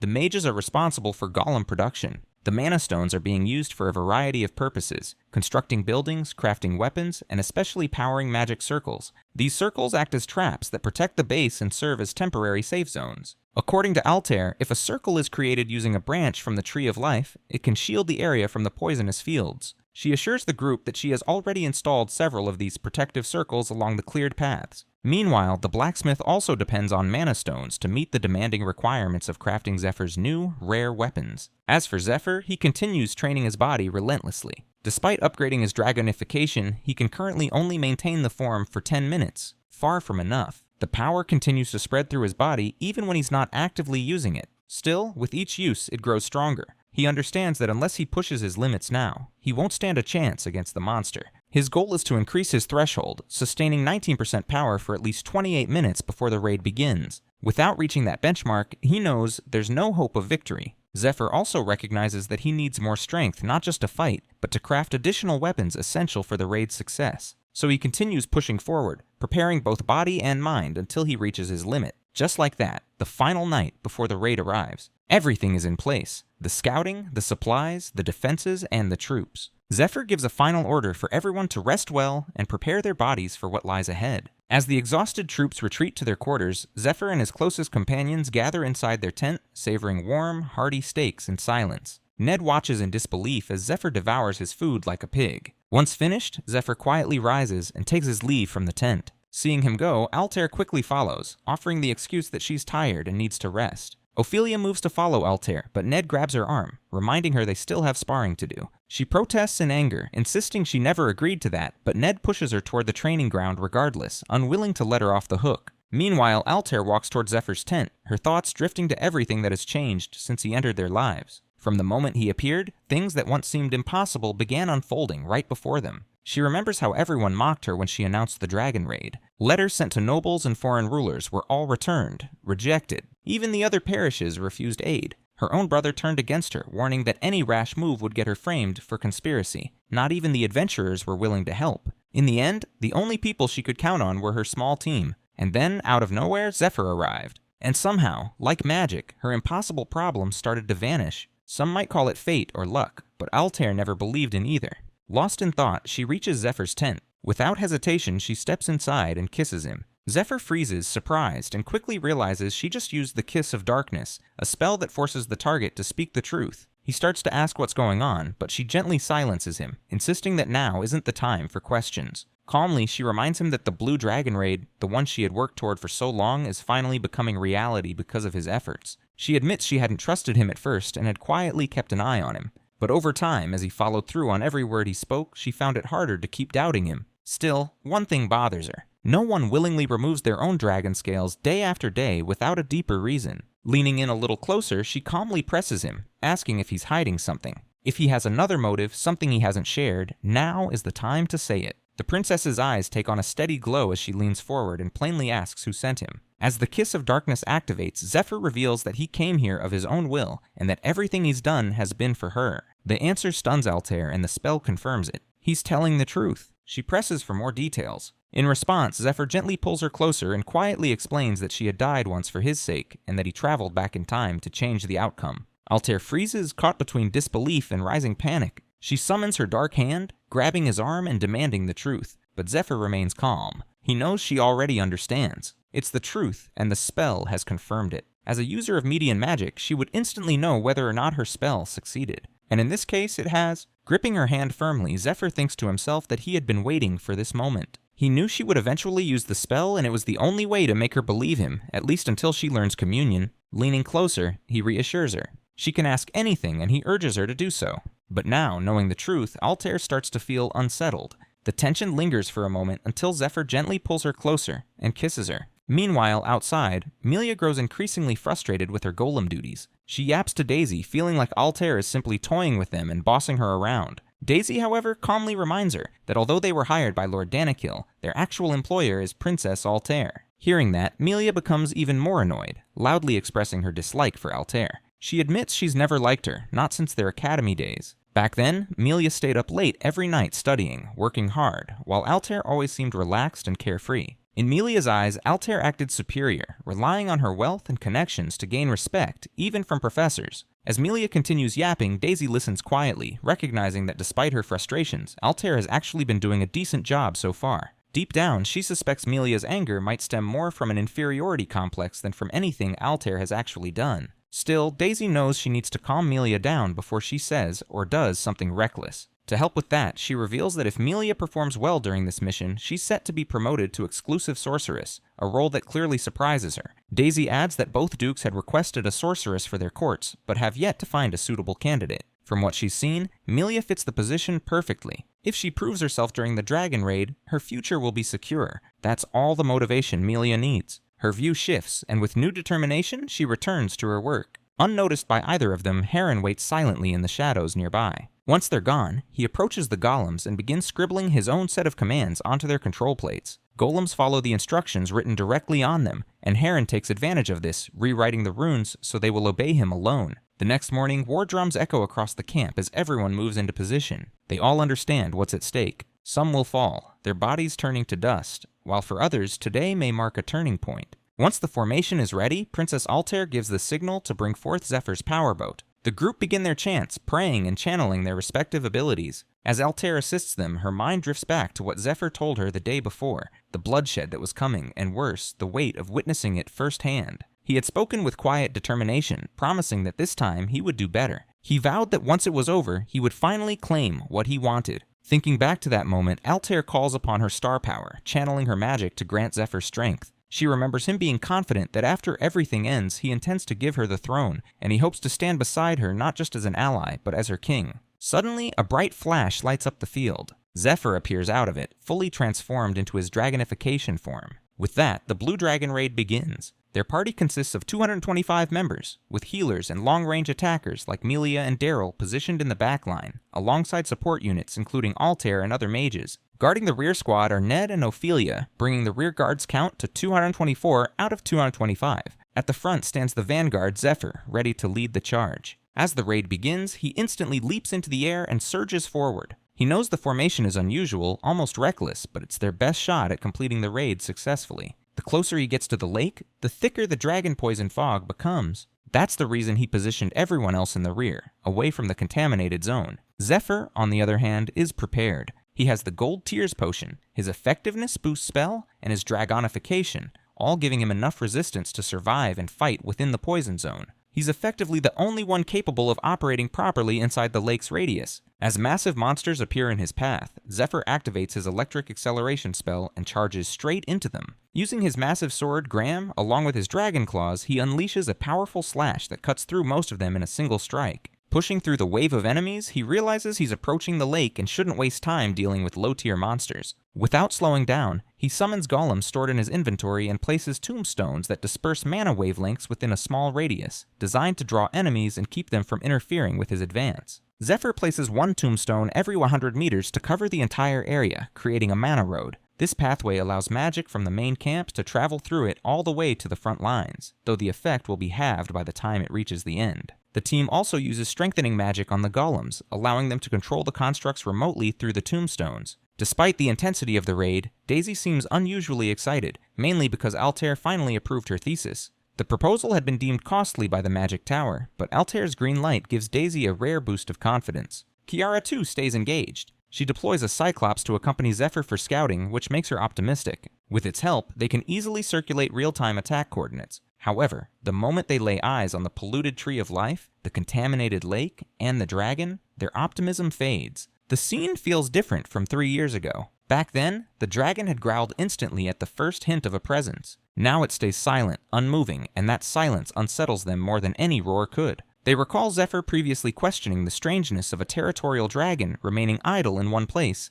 especially in a forest teeming with intruders. That thought returns to Kiara now. As she reflects, she realizes something they all overlooked. What if the dragon came to the lake for a reason? Meanwhile, Zephyr reaches close to the dragon and feels a sense of relief. As expected, the creature remains quiet, which works in his favor as he's already used up 2 minutes of dragonification just flying there. With the remaining time, he gets to work. He summons black dragon chains and wraps them around a large branch near the Tree of Life to anchor himself, then charges directly toward the sleeping dragon. He's already informed the others and is certain of one thing: the dragon isn't actually a poison type. The last recorded appearance of a blue dragon was 600 years ago. Despite lying in a lake known for its healing properties, this one is poisoning everything around it. That contradiction never sat right with Zephyr. As he charges in, he deliberately disrupts the dragon's rest. The dragon stirs, and in an instant, it lunges forward and swallows him whole. The knights watching from afar are stunned, but their shock deepens when they see Zephyr force open the dragon's massive jaws with both hands from the inside. Zephyr knows the truth that the dragon isn't the source of the poison. It's the victim? It's being slowly poisoned by demonic energy and is using the lake to try and heal itself. The beast is dying, not attacking. As he pushes the jaws open, Zephyr clenches the black dragon chain between his teeth and anchors it tightly around the dragon's mouth. He understands the creature is trying to stay submerged in the lake to recover, but the poison is wearing it down faster than it can heal. That's why he's chosen to take it down now, while it's weakened. Pulling with everything he has, Zephyr binds the dragon's mouth shut. The black dragon chain, forged from his own scales, proves effective. The moment the dragon senses the restraint, it lets out a thunderous cry, shaking the ground as it struggles against the binding. Zephyr pulls the dragon out of the lake, aiming to accelerate the spread of poison within its body. Without the lake's healing properties, the dragon won't be able to recover from its injuries. However, to his surprise, even with 19% output from his dragon heart, the creature resists. Its strength is greater than he expected. Not one to back down, Zephyr adjusts quickly. He draws Graham and slashes the inside of the dragon's jaws, where the tissue is softer than the outer scales. Suddenly, a momentary lapse in focus costs him. The dragon charges forward, jaws wide open, and manages to pin him against the Tree of Life with its mouth. Before Zephyr can react, the dragon releases a burst of its dragon breath directly at him. From the rear lines, the others watch in alarm. The same devastating beam had once burned part of their forest, and now it's aimed at their leader. Altair immediately senses the urgency and calls for everyone to prepare their skills. Still, deep inside, she believes Zephyr is unharmed. She, and even the dragon, notice something strange. Despite trapping Zephyr between its teeth, the dragon doesn't actually feel anything solid between them. There's only the faintest tingle just before it breathes. That's because Zephyr has already activated his silver key. The key allows him to teleport between the same entry and exit point. Once inside the dragon's mouth, he deliberately uses it to vanish before the breath hits and reappear right after it ends. With perfect timing, Zephyr reemerges inside the dragon's open jaws. Without hesitation, he strikes. His thunder palm lands cleanly, sending a surge of powerful force through the creature's body. Electricity crackles across its scales as the attack hits from within. Despite the pain, the dragon charges up another dragon breath attack. This time, however, Zephyr reacts swiftly. He strikes directly at its breath glands, burning them and successfully disrupting the buildup. The attack fizzles out before it can be released. Zephyr notes that the dragon won't be able to use those glands again for at least 10 minutes, making this their best window to strike. The mages take the cue, channeling a variety of spells through the mana road created by the tombstones. Bursts of elemental energy bombard the dragon, holding it down. At the same time, Daryl prepares his dragon arrows, coating them with venom before firing. His shots hit their mark with precision, piercing the dragon's thick hide and forcing a painful roar from the beast. Seeing the impact, the party erupts in cheers. Many begin praising Daryl for his accuracy and power. Daryl, however, is lost in thought. He recalls how Zephyr once told him that he was still weak because he lacked real combat experience. Kiera hears it and finds the comment odd. Zephyr looks younger than Daryl, yet speaks with the confidence of someone who's seen countless battles. Daryl, meanwhile, grows more curious about what the boy really meant. He suspects the meaning may not lie in this raid alone, but perhaps in something tied to his future path. Back in the moment, the arrows explode on impact, further damaging the dragon. Daryl doesn't celebrate. He simply watches, aware that this battle is just a stepping stone. The blue dragon isn't their final challenge. Kiara, observing Daryl's composure and focus, realizes that he's finally beginning to find his footing, just like he had once done in the past. As a child, Daryl never dreamed of being king. His ambitions were different, but now his resolve is returning. Zephyr, seeing Daryl's arrows actually hurting the dragon, feels a sense of relief. But even now, he isn't sure how they're going to finish it off. Zephyr tries to tear into the dragon's body, aiming to enter through the wound, but his hand suddenly stops just as it's about to slip inside. It feels like something invisible is gripping him, holding him back. At the same time, from the rear, Altair sees something that shakes her to the core. Without hesitation, she calls out to the party, ordering them to stop their attacks and switch to a defensive stance. The mana road is shifting. Its direction is changing. She quickly recalls Zephyr's briefing. If they ever spot anything unusual in the Watchers or sense a surge of power, they must immediately reroute the mana flow. Zephyr had explained that the tombstones, while useful for extending spell range, also act as open channels. If a powerful enemy can manipulate mana, those same paths could send attacks right back at them. To prevent that, they need to disable the back end of the tombs. Doing so will block the incoming attacks, but it will also weaken their own offensive power. Following Altair's orders, the team begins reconfiguring the mana road. Just as they shift it, a massive shockwave tears through the field. A tremendous energy blast strikes them, confirming their fears. Zephyr had warned them of this exact moment. When he would be flung backward and the lake's surface began to ripple, it would mean one thing. The dragon had activated its unique attribute, telekinesis.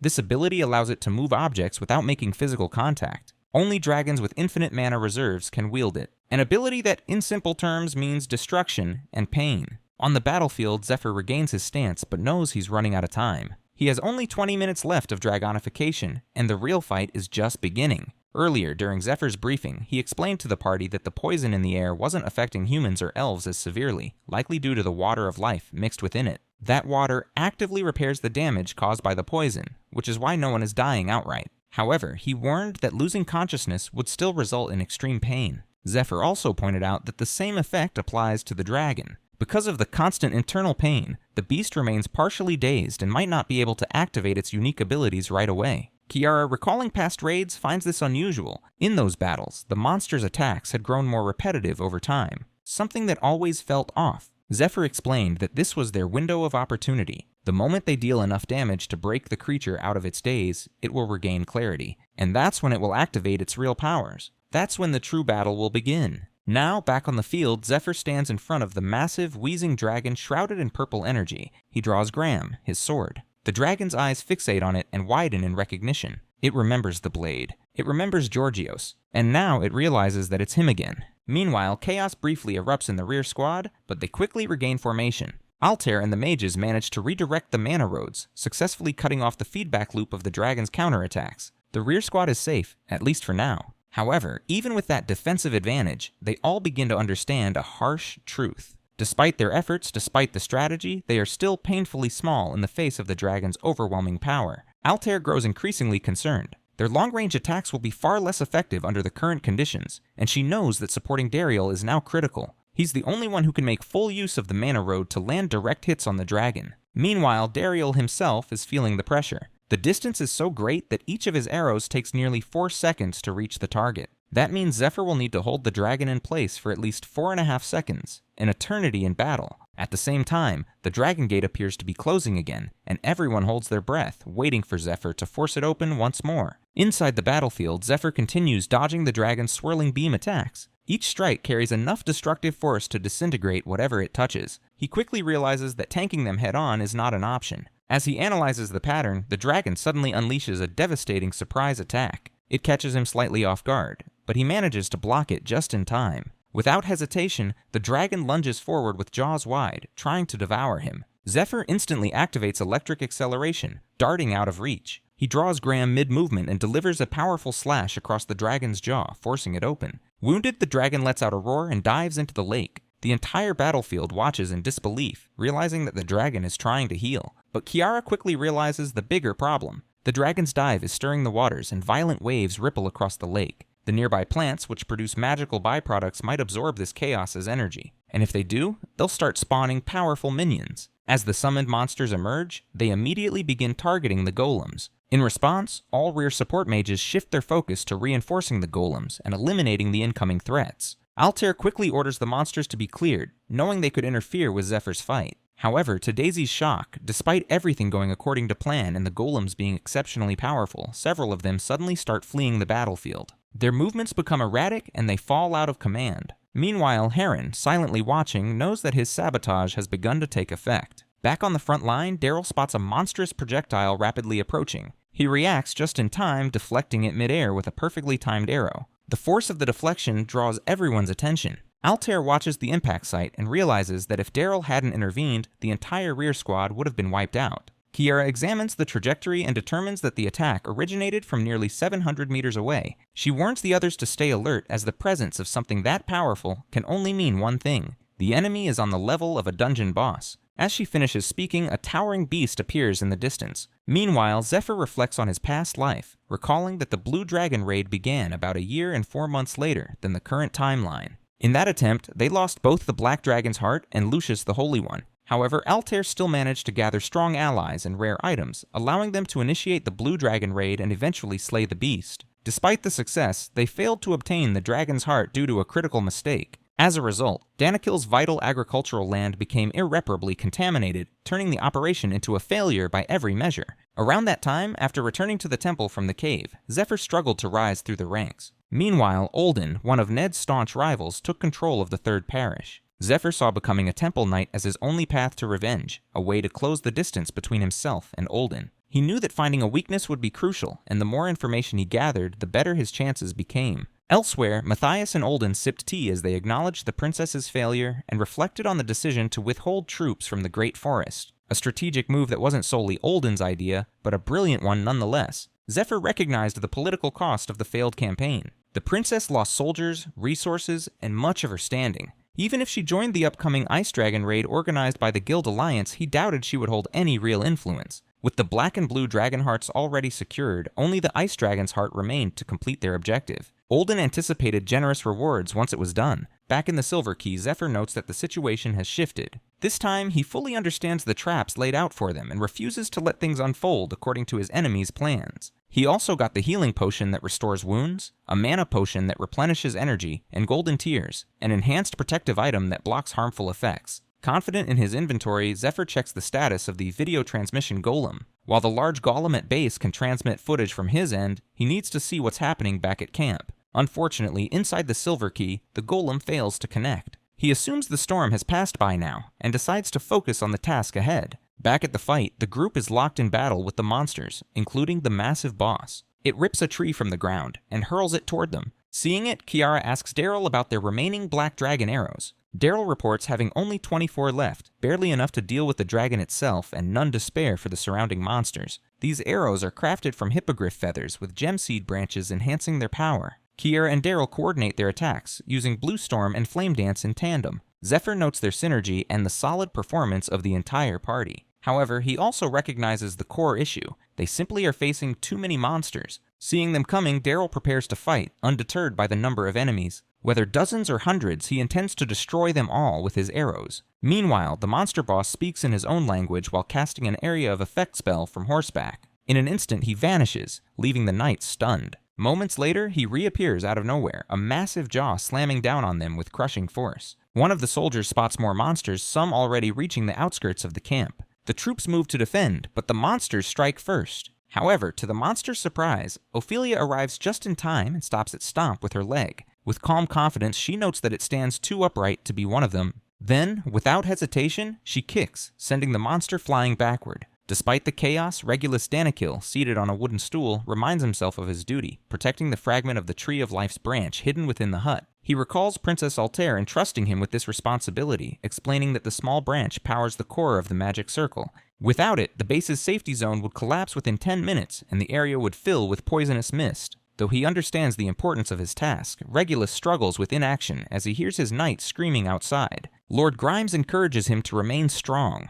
Meanwhile, Regulus is using the Impenetrable Fortress, a family skill passed down through generations of the Danikil line. It generates a powerful force field that protects a designated building, though the user cannot leave while the skill is active. The smaller the space, the stronger the barrier, enough to resist even legendary weapons. Only those he permits may enter. Regulus reassures himself that he is the right person for this task. Then someone knocks on the door, coughing and asking to be let in. The voice resembles Princess Altair's. He hesitates, believing she might be in danger and that failing to help her could cost him and his knights their lives. Lord Grimes, however, warns it might be a trick, but Regulus insists on opening the door. To his shock, Elder Heron stands outside. Regulus briefly doubts the elf's identity before realizing Heron mimicked the princess's voice using an item. It's an imp acorn, which allows the user to remember and reproduce another person's voice. As Heron removes the acorn from his mouth, he uses a blinding flash. Regulus, though only temporarily blinded for 3 seconds, becomes immobilized. Enough time for Heron, already under an acceleration spell, to act and get his hands on the Tree of Life branch fragment.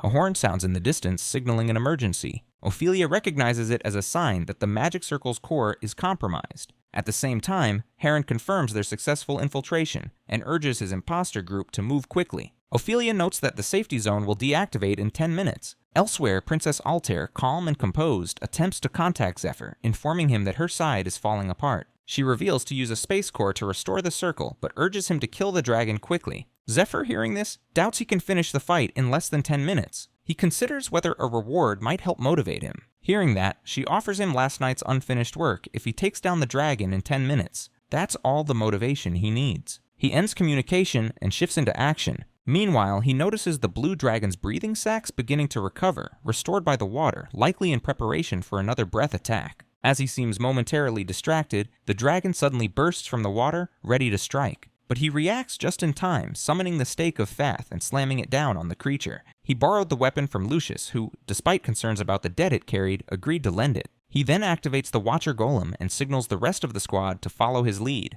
Determined to end it within 10 minutes, he now sees the monster as nothing more than dead meat. Back in the forest, the imposters cheer over how easily they succeeded, but the mage controlling the golems quickly silences them. She struggles to maintain the copied magic circle and recalls Altair's instructions about the activation requirements for her skill, Mockboard. Though she successfully copied the magic circle of purification from Altair's earlier briefing, she now finds it difficult to keep it stable. She warns the others that, being a copy spell, she can only use it once, and urges them to move quickly. Their goal remains clear. They are heading toward the final sealed box, which contains the seed of the Tree of Life, essential to founding their new empire. Stopping there, Heron thanks his teammates, who reassure him that they are honored to follow a leader like him. Yet deep inside, Heron harbors other intentions he does not reveal. Back at the battlefield, the elf warriors begin to falter after their elder retreats. From a safety bunker, Philip and his son watch the situation unfold with concern, feeling helpless. They know they did everything they could, ensuring steady food supplies, deploying Ophelia to tear through enemy minions, relying on a skilled healer, and placing their hopes in Zephyr, who carries a dragon's heart.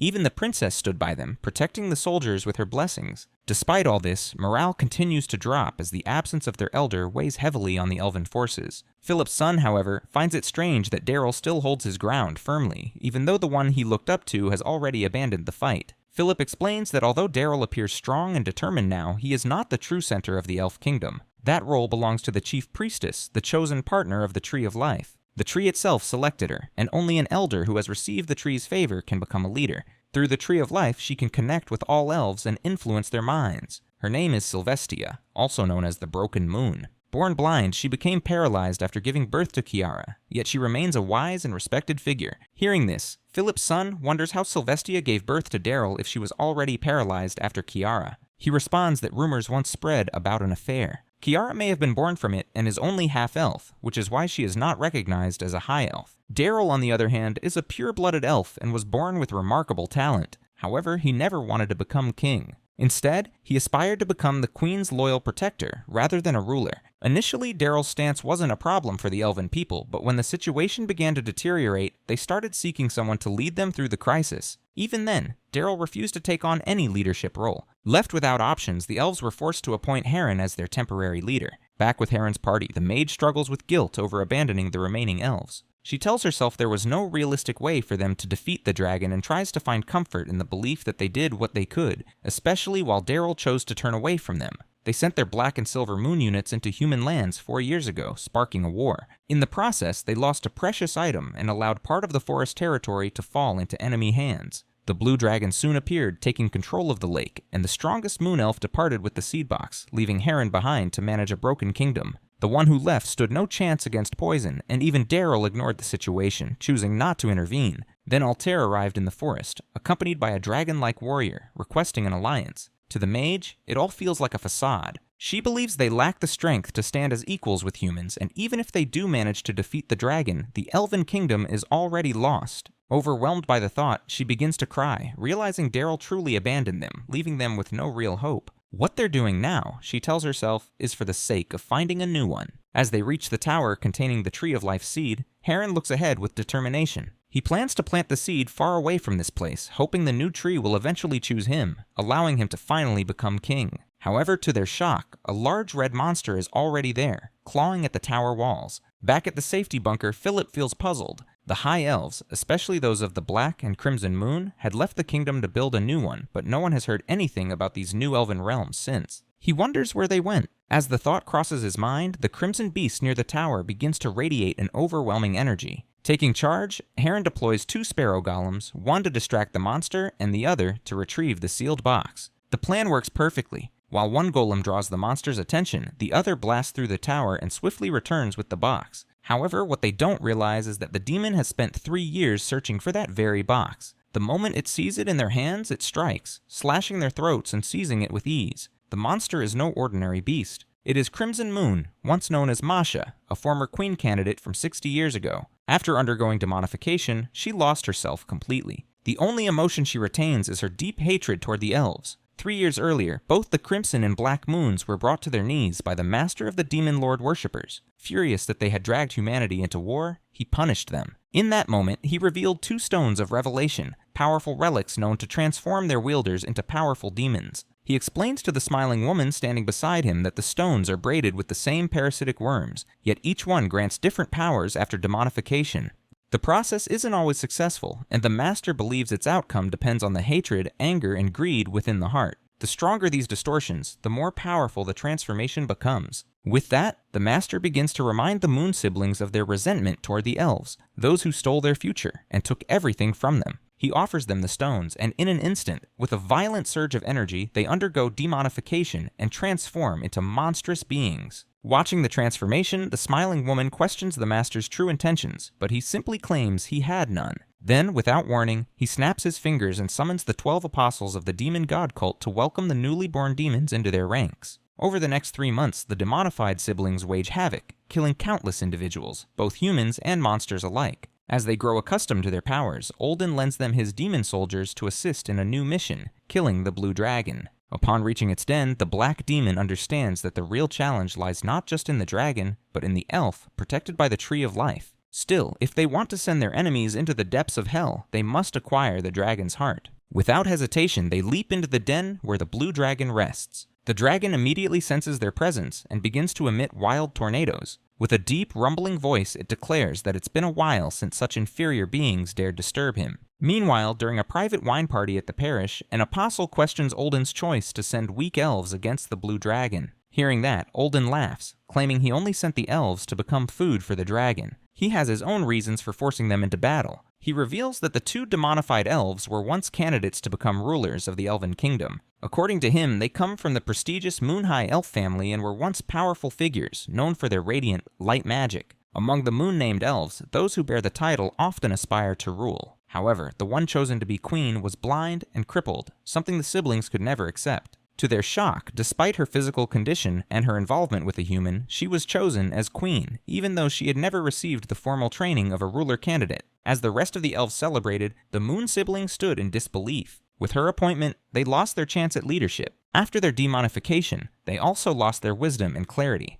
The apostles of the Demon Lord cult notes that perhaps they started the war so others would recognize their strength, but according to Olden, they failed miserably. As a result, they were exiled from Elven society, but not before stealing the seed of the Tree of Life. In their final confrontation before exile, they were defeated by a young elf who had barely earned his moon title. They only managed to escape with their lives. Olden then questions what any the apostle would do if his own people rebelled or abandoned him. The answer is simple: he would kill them no matter what. And to prove his point, Olden says that's exactly what he has done. Back in the dragon's den, the blue dragon manages to gulp down the black moon. Olden, watching from afar, knows that the moon siblings are now driven entirely by the desire for revenge against the elves, and that is precisely what he's exploiting. As the dragon gulps down its prey, it immediately feels something stirring within. With a piercing roar, it vomits a tremendous amount of blood. The cause is Black Moon's demonic ability, extreme venom, and petrification. This is exactly what Olden planned. He intended for Black Moon to poison the dragon from within, knowing that in the end, it would become a race against time. Whether Black Moon can survive the dragon's corrosive digestive fluids, or whether the dragon can endure the spreading poison, Olden is certain that if the situation worsens, the dragon will fly toward the Aslan continent and dive into the Lake of Life, the same sacred place that nourishes the elven forest with its waters. As expected, the dragon launches into the sky, heading toward the lake. On its tail still clings the monstrous Crimson Moon. The dragon ignores her completely, sensing no real threat from behind. Meanwhile, Crimson Moon holds on, not out of strategy, but because the side effects of demonification have left her mind clouded. Even so, a faint instinct drives her. Drawn to a familiar energy that stirs fragmented memories, she leaps toward the seed tower. However, her damaged cognition prevents her from entering. Instead, she begins attacking anything that approaches the tower, killing without hesitation. Because the dragon has become the main threat, no one has noticed her presence, and since that day, she has been relentlessly clawing at the tower walls. Now, after tasting the blood of an elder, Heron, something shifts within her. Her senses begin to return. Slowly, she starts regaining fragments of herself. And with that clarity, her thoughts of revenge sharpen. Her gaze suddenly locks onto a trail of radiant energy flowing through the forest. It leads directly to its source, the Ill Queen, Broken Moon. Crimson Moon doesn't just sense her now, she knows exactly where she is. The demon carries worms inside her, parasites that grow stronger alongside their host. Once they reach maturity, the wielder unlocks a unique ability. In Crimson Moon's case, it is gluttony, a power that steals abilities by devouring them. Now, having consumed Heron, the demon uses his acceleration skill, propelling herself toward her destination at an incredible speed. Within moments, the beast reaches the outskirts of the elven village and storms into the queen's resting chamber. The moment it sees her, it recognizes her as Broken Moon, the very one it has longed to kill. Overcome with rage, the beast lunges toward the queen. But just as the attack is about to land, multiple slashes strike the demon from all sides. It's Ned, sent by Zephyr to protect the queen in anticipation of a possible demonic threat. Now, seeing Crimson Moon before him, he understands what Zephyr meant.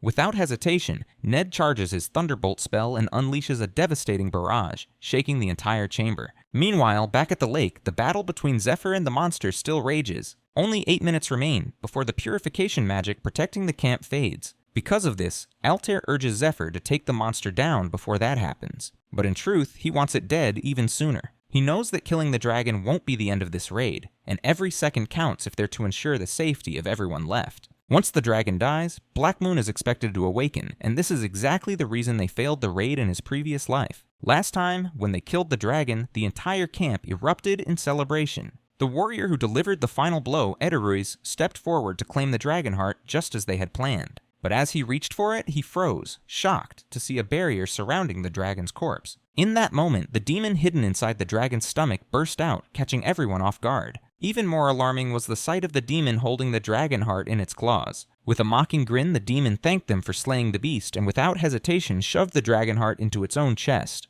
Edaruiz attempted to stop him, but another warrior quickly pulled him back to safety. Seconds later, a violent blast of poison erupted from the demon's body, melting everything in its immediate vicinity. The toxin spread rapidly, covering the entire forest. Realizing the scale of the disaster, Altair ordered a full retreat, and just like that, they lost the dragon heart. The aftermath left the once great elven forest and the fertile Danicul granary transformed into a lifeless, cursed land no one could return to. Back in the present, Zephyr fights with all of this in mind. In his previous life, the raid failed not because of poor strategy, weak party members, or lack of countermeasures. Those aspects were solid. The failure came from a lack of critical information. At that time, they had 2 capable vanguards who could move freely through the fog, and were confident they could defeat the Blue Dragon. Edaruiz had also identified a lingering wound on the dragon, a weak spot he had noticed during a previous encounter when the dragon moved awkwardly. That was their key advantage. But now, in the current timeline, Zephyr feels frustrated. He can't find any trace of that same weakness on the dragon's body. Then it hits him. The previous raid happened a full year later. By then, the dragon may have become more eroded by poison, which could have caused that wound. In this timeline, it simply hasn't developed yet. Determined to create his own opening, Zephyr stabs poison scales directly into the dragon's body. The impact causes a violent explosion, and the dragon lets out a thunderous roar of pain. As it screams, the dragon suddenly commands everything around it to stop. To Zephyr's shock, time itself freezes. Water droplets hang motionless in the air. Leaves stop mid-fall. Even the wind stands still.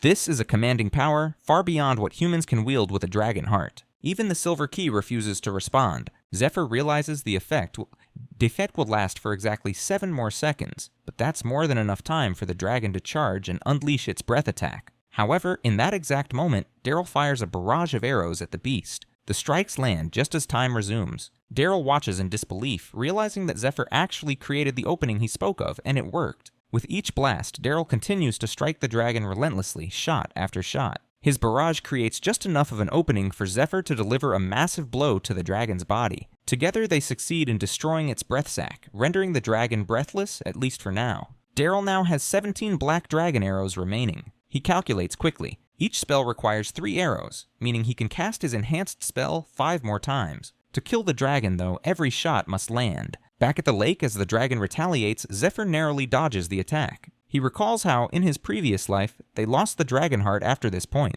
The blue dragon had taken full control of the corrupted body, and the battle that followed lasted an entire month. Over that time, Zephyr had learned its attack patterns and through sheer endurance, barely managed to defeat it. Back then, the dragon had fought using memories from its prime, faster, stronger, and far more ruthless. As that thought flashes through his mind, Zephyr is suddenly punched in the face by the dragon. He absorbs the impact and is surprised. It's not as devastating as it once was. He crashes into a tree but quickly recovers. The dragon, using a telekinesis spell, sends the lodged dragon arrows flying toward him. Zephyr swings his dragon chains to deflect them, parrying each one mid-air. But just as the dragon prepares to strike again, it hesitates in shock. Zephyr vanishes from view. A faint glimmer appears in the air. the silver key, and without warning, the massive stake of faith descends from above, crashing down onto the dragon with overwhelming force. Zephyr follows up by slamming his lightning fist into the stake of faith, driving it deeper into the dragon's throat. At the same time, Daryl's arrows strike with precision, dismembering the dragon's right arm and sending it crashing into the lake below. Despite the devastating damage, the dragon still breathes. Its eyes lock onto Zephyr's sword. That sight pulls him into a memory of Lord Casaurus, once possessed by demons. They had no choice but to fight him. In the end, Georgios landed the final blow with the dragon-slaying sword, Graham, ending Casaurus' life. As he was dying, the blue dragon had thanked Georgios for freeing his master from the curse. But with tears in his eyes, he also issued a warning that as Casaurus' loyal vassal, he could never forgive the man who killed him. If they ever met again, he swore he would kill Georgios himself. Back in the present, the dragon lies motionless, the stake still lodged in its neck. Kiara watches from a distance and wonders if it's finally over, but Daryl feels something off. He senses danger. The Tree of Life is trembling. Suddenly, the dragon begins to speak in a deep, rumbling voice. It calls Zephyr the Dragon Slayer and, in a solemn tone, reminds itself that it cannot go back on its oath. It must honor its vow, even if it means forgiveness. With that, the dragon grips the stake and pulls it from its neck. It then picks up its severed arm and, through ancient magic, transforms it into a massive blade. Clutching the sword, the dragon declares its duty is not yet complete. Though the pressure of its power is immense, Zephyr can't help but feel a surge of excitement.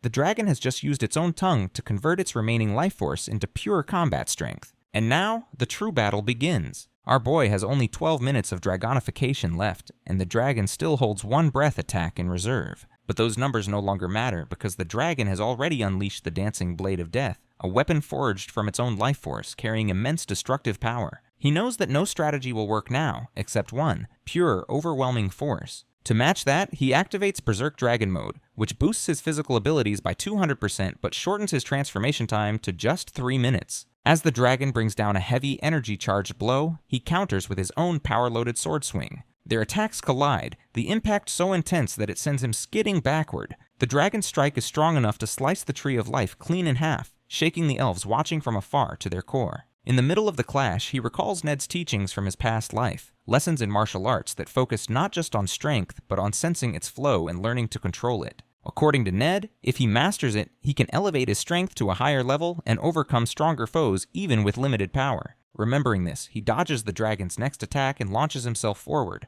While midair, he channels energy into his sword, recalling Ned's words, how strength flows like a river, and if one truly understands it, even a leaf can become a weapon. With that clarity, he moves around the dragon in rapid flashes, striking from all directions with precision. As he lands, he notices something lodged deep within the cuts he just made. It looks old, as if it had been buried inside the dragon for a long time. Then it clicks. He recalls the conversation with a vanguard from his past life, one that revealed the dragon's hidden weakness. This must be it. He charges again, but just as he moves in, he sees the dragon turning away, trying to escape into the water. To stop it, he throws the dragon chains, but as they catch hold, the beast pulls him into the lake along with it. As he swings his sword to wound the beast, it retaliates with a quick and powerful strike, knocking him back. Meanwhile, at the protective barrier, Kiara grows anxious as they can't pinpoint the monster's location underwater. At the same time, Daryl, seeking guidance from the spirits of his mother and father, shifts his aim toward the Tree of Life with his remaining arrows. Philip watches in disbelief as Daryl begins firing, but Daryl has a plan. With precise shots, he breaks the Tree of Life apart. Beneath the water, just as the monster prepares to strike Zephyr again, the shattered remains of the tree crash down onto it. Seizing the opportunity, Zephyr kicks the dragon back and drives his sword with full force into its exposed bone, causing the creature to scream as it recoils in pain. On the day Georgios defeated Casaurus, the blue dragon had warned him to leave, but the knight had other plans. He apologized to the dragon as he drew his sword, explaining that he couldn't walk away and leave behind a threat to the queen's future. A brief but intense battle followed. Georgios overpowered the blue dragon and severed one of its horns in a single decisive strike. He then drove a sealing stake, White Queen's Finger, into the dragon, a weapon that locks away the target's power and cannot be removed by the one afflicted. With that, Georgios ordered the dragon to remain in its den until the red dragon calmed down, stating that because of the Casaurus heart inside him, he could never truly befriend a dragon. He advised they avoid meeting again for as long as possible. Now, in the present, as the blue dragon sinks into the depths of the lake, the memory resurfaces clearly. In that moment, he realizes it's not Georgios standing before him now, but someone who has inherited his legacy. It's our boy Zephyr, the new dragon slayer. Meanwhile, inside the dragon's stomach, Black Moon awakens, sensing that the dragon might finally be dead. He believes this is the moment to claim the dragon's heart. But just as he begins to get excited, Zephyr strikes him with a powerful blow, sending him flying across the space. Without pause, the boy follows up with another swing, slamming Black Moon into a tree. Zephyr has already sealed the dragon's corpse inside his silver key, preventing Black Moon from getting anywhere near the heart, no matter what he tries. He remembers from his previous life how Black Moon had once absorbed a dragon heart improperly, triggering a surge of uncontrolled power that killed most of his followers. Zephyr knows that only beings on the same level as dragons can absorb a dragon heart safely. Black Moon wasn't one of them, and he died on the spot attempting it. Shortly afterward, the smiling woman arrived, taking both the dragon heart and Black Moon's magic stone. It became clear then that Black Moon had merely been a pawn used by those who worshipped the demon lord. Now, in the present, Zephyr still can't believe that Black Moon allowed his own people to die and lost their homeland, all to be discarded by the very ones he served, only to end up in this pitiful state. On the other hand, Black Moon senses something strange, a human aura mixed with dragon energy, but he finds it interesting. He had expected to run into elves, but seeing a dragonoid catches him completely off guard. Just as he prepares to introduce himself, Zephyr wraps the dragon chains around him and, using his strength, drives the full stake of faith into his body. To his surprise, the figure vanishes. Black Moon isn't there. Moments later, laughter echoes from behind. Black Moon mocks Zephyr, claiming that his speed exposed his own weakness, making him easy to counter. By now, Black Moon has already figured out that Zephyr is relying on limited dragon power, and that he can only maintain it for around 2 minutes. Zephyr realizes the man is sharp. Only 48 seconds of dragonification remain, and once the effect of his secondary spell ends, he will immediately collapse. He doesn't have enough strength left for a drawn-out battle, so he shifts his focus to baiting Black Moon instead. As Zephyr stands below, Black Moon hovers above and offers to spare his life if he hands over the dragon heart. He claims he holds no hatred for humans and seeks only revenge against the elves. While Black Moon yaps, Zephyr quietly casts Dragon Tongue, a spell that issues a direct command. With it, he orders Black Moon to freeze in place. Black Moon is shocked. His legs suddenly refuse to move. Seizing the moment, Zephyr strikes once more, slamming the stake of faith into him with full force. But to his shock, Black Moon activates a barrier, blocking the strike and shouting at Zephyr for interrupting him mid-sentence. Meanwhile, Zephyr, feeling dazed from using Dragon Tongue, begins loading his silver key. He knows he needs just enough stamina for one final attack. To end it, he attempts to summon the Sword of Light, but to his disbelief, the goddess doesn't permit it. The sword instantly transforms into a burst of flame instead, and Zephyr stares in disbelief. The goddess of light had granted him the sword before, even when he was weaker. Confused and frustrated, he curses her, and in that moment he's suddenly thrown backward, engulfed in flames. Watching from a distance, Black Moon is confused by what just happened, but relieved his barrier held. He still can't move his legs, but being bound doesn't stop him from attacking. In his hand, he conjures venom. His ultimate skill, Venom Spear, sharp enough to pierce dragon scales. With a leap, he drives the spear straight into Zephyr's chest. The impact sends a brutal wave of pain through Zephyr's body. Hearing his screams, Black Moon is amused, surprised to see someone stronger than himself cry out like that. Without pause, he prepares another spell, claiming he has much to do and will grant Zephyr a peaceful death. He unleashes a massive wave of poison, but before the spell lands, a strange noise echoes from the lake. Suddenly, enormous roots burst out from beneath the water, one of them piercing straight through Black Moon's chest from the left. Black Moon can't believe what just happened. Zephyr reveals that by drawing in all the poison from the area to use his ultimate skill, Black Moon unknowingly purified the lake and the surrounding jungle. Zephyr remembers from his past life how the Dragonheart and the Black Moon's magic stone were taken by the demon cult and turned into weapons that generated poison fog and spears. So, in the present, he anticipated that the original owner, Black Moon, would possess the same poison-based skills. Zephyr had intentionally baited him into using them, knowing it would be the fastest way to cleanse the forest. Now, the area around the lake stands as the only purified zone, but it's enough. The Tree of Life uses its roots to extend into the cleansed soil, and the forest will soon begin to recover. Zephyr had foreseen most of this, but the tree's intervention still came as a surprise. Meanwhile, Black Moon is writhing in pain as the roots continue to pierce and shake his body. Realizing the threat, he struggles to spread poison once more, but Zephyr steps forward, scolding him. He reminds Black Moon that the elves had long been protected by the Tree of Life, and yet now, when facing it directly, he cowers in fear and struggles.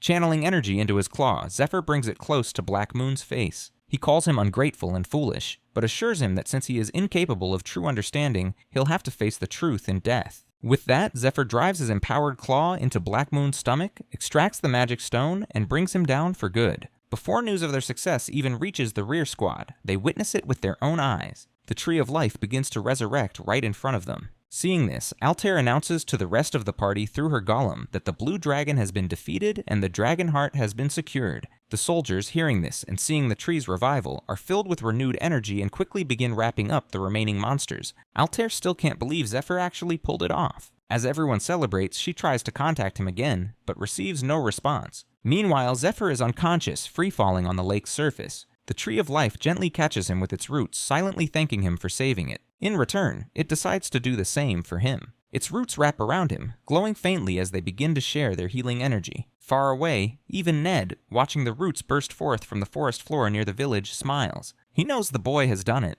Despite his relief, Ned himself is badly wounded from his battle with the Crimson Moon Demon. He's shocked to have been struck by his own martial arts, realizing too late that the demon was capable of duplicating his techniques. Ned has already lost a great deal of blood and can no longer restore his body. Just as he begins to accept what he thinks is the end, glowing vines begin to wrap around his arms. To his surprise, it's her, the Queen. She assures him that the vines act as her hands and legs. Though she cannot move herself, he protected her, and now she wishes to express her gratitude. As her vines lift her gently from the bed, she introduces herself as the Queen of Elves, quickly noticing Ned's condition and realizing he needs immediate care. Meanwhile, back at the lake, Zephyr is lost in a dream, reliving a moment from his childhood when his father left him. In that memory, his mother embraces him, recognizing his human side and choosing to raise him with care and compassion, unlike his father. She apologizes for not being able to protect him, but assures him that the last thing she can offer, as his parent, is the strength to protect himself. With those words echoing in his mind, Zephyr awakens from unconsciousness. He realizes he had been dreaming about his mother. Looking around, he finds himself enveloped in glowing vines, lying within an unfamiliar but gentle cradle of roots. Suddenly, a deep voice speaks, advising him not to move. The voice tells him that he's been unconscious for 72 hours and is still in recovery. It then reveals that the space he's in lies within the trunk of the Tree of Life, and the godly speaker introduces himself as Yggdrasil. According to Yggdrasil, this is his reincarnated form, allowing him to communicate directly with mortals.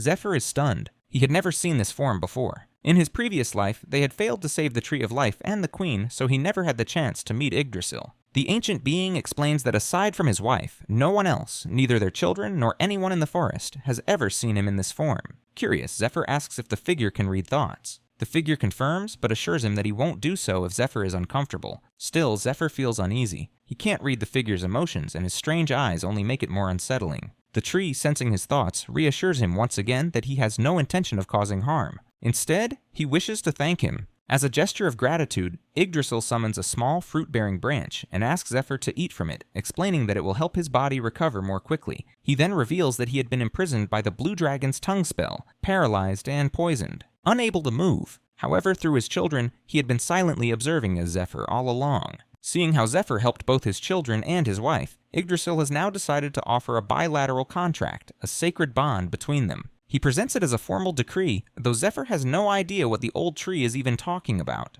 In any case, Zephyr begins to understand that the tree is genuinely trying to thank him. He senses no hostility. He recalls how, in his previous life, Daryl once told him that his father was a demigod, a being caught between the state of elf and god. Realizing that the situation clearly favors him, Zephyr decides he should at least negotiate to make the most of it. He speaks up, stating that simply healing him isn't enough to call them even. But Yggdrasil calmly explains that he hasn't just healed Zephyr. He also stabilized the dragon hearts within him. These hearts require recalibration whenever their output increases. After defeating the demon forces, Zephyr's heart output surged to 23%, which could have been lethal. During the 72 hours of recovery, Yggdrasil readjusted the balance, strengthening Zephyr's body to handle the change and preparing it to host the Blue Dragon's heart as well. This revelation shocks him. But before he can respond, the Tree of Life extends a hand toward him, offering to implant the Blue Dragon's heart into his body. In return, Yggdrasil will ask for just one request. According to Yggdrasil, 10,000 years ago, the first seed of the Tree of Life broke through its shell. At that moment, a voice was heard, urging those present to prepare.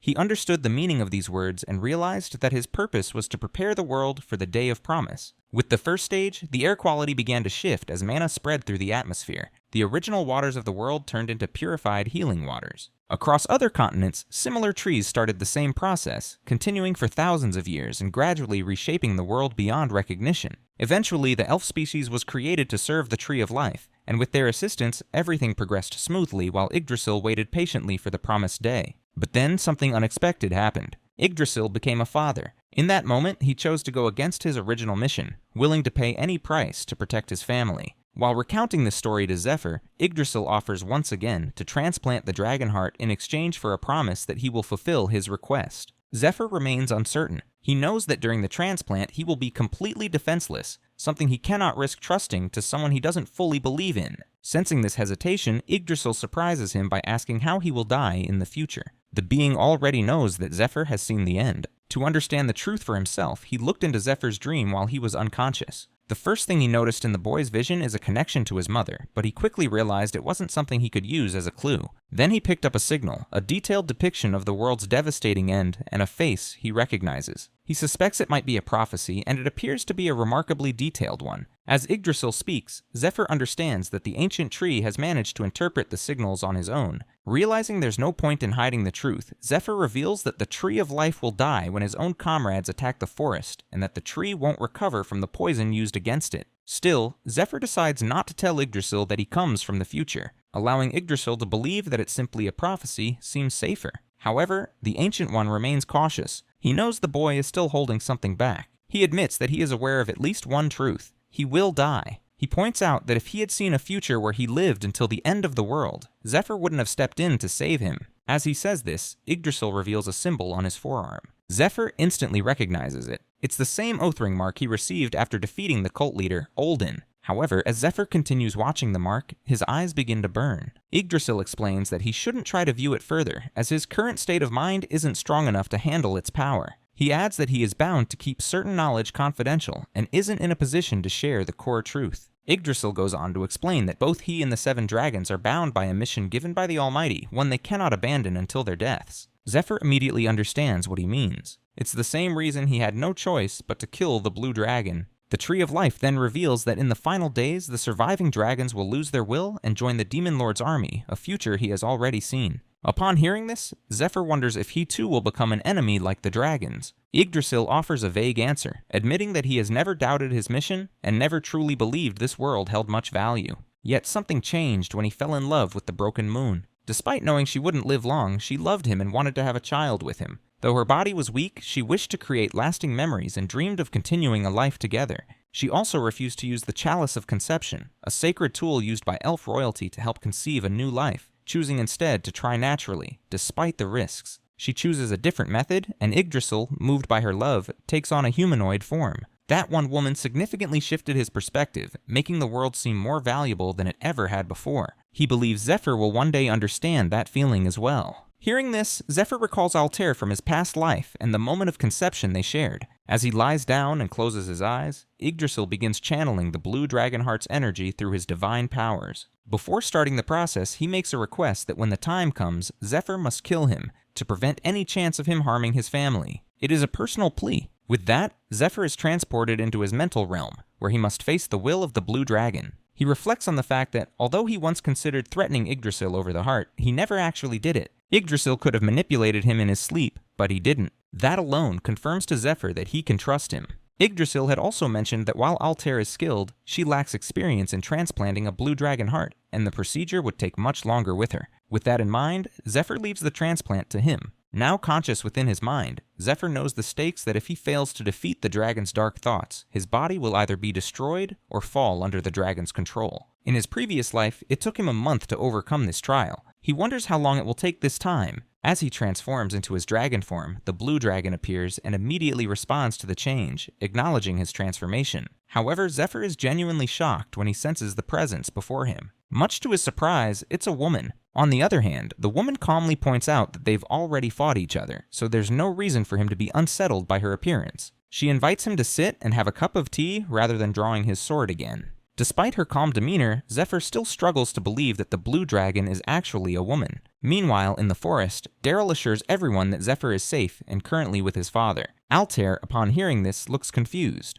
After all, his father is a tree. Others begin to wonder if the tree might have simply consumed him. Daryl, however, explains that the Tree of Life might actually be treating him. Philip, hearing this, grows concerned. He worries that Zephyr could end up captured by the Tree of Life and possibly used as a hostage. At the same time, Daryl senses another strong presence within the tree, one he suspects might be the blue dragon heart. That thought raises further concern that will Zephyr even return? Still, one thing is certain, that if he does come back, he won't be the same. Inside Zephyr's consciousness, he accepts the woman's offer of tea. quietly honored that a dragon has chosen to reveal her polymorphed form. He knows that all life forms are most at ease in their original shape, and they only shift their form when trying to show superiority, express respect, or deceive someone for personal gain. Judging by her demeanor, Zephyr deduces that she likely lacks the talent for trickery, so her transformation is either out of respect or a show of superiority. The woman hears his thoughts and takes them as a compliment. She's impressed that he managed to defeat her even though she was weakened by poison.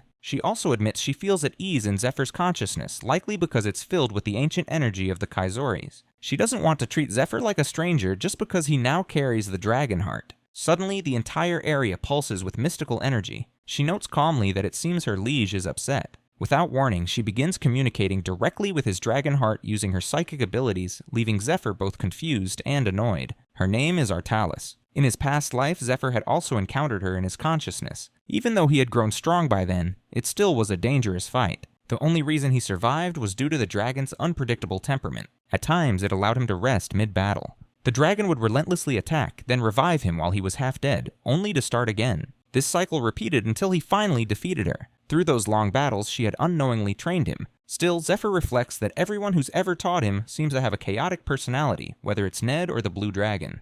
As Zephyr's irritation grows, Artalis notices and questions it, only irritating him further. Eventually, she gets to the point. She declares that with her death, she's finally free from the burdens of her old mission and will soon reunite with her liege. But first, she wants to see some of his cute tricks. She adds that she has no regrets as a warrior. Her final battle was worthy of her pride. Then she shares final thoughts that a person's soul can be seen through what they hold dearest, an artist through the tip of their brush, a musician through their fingers, and warriors like them through the edge of their swords. A warrior's training, hardships, and unwavering will all reveal the true shape of their soul. After observing Zephyr closely, Artalis comes to a conclusion that she likes him and feels comfortable in trusting him with her power. She also senses a tremendous amount of energy within him, along with a rare potential. She looks forward to seeing him reach the heights she herself failed to attain. With that, she announces that she will merge with him, granting him permission to use her power. Whether he can actually wield it, however, depends entirely on him. As she gives him the dragon heart, she warns that she will continue watching and hopes he won't lose his life meaninglessly.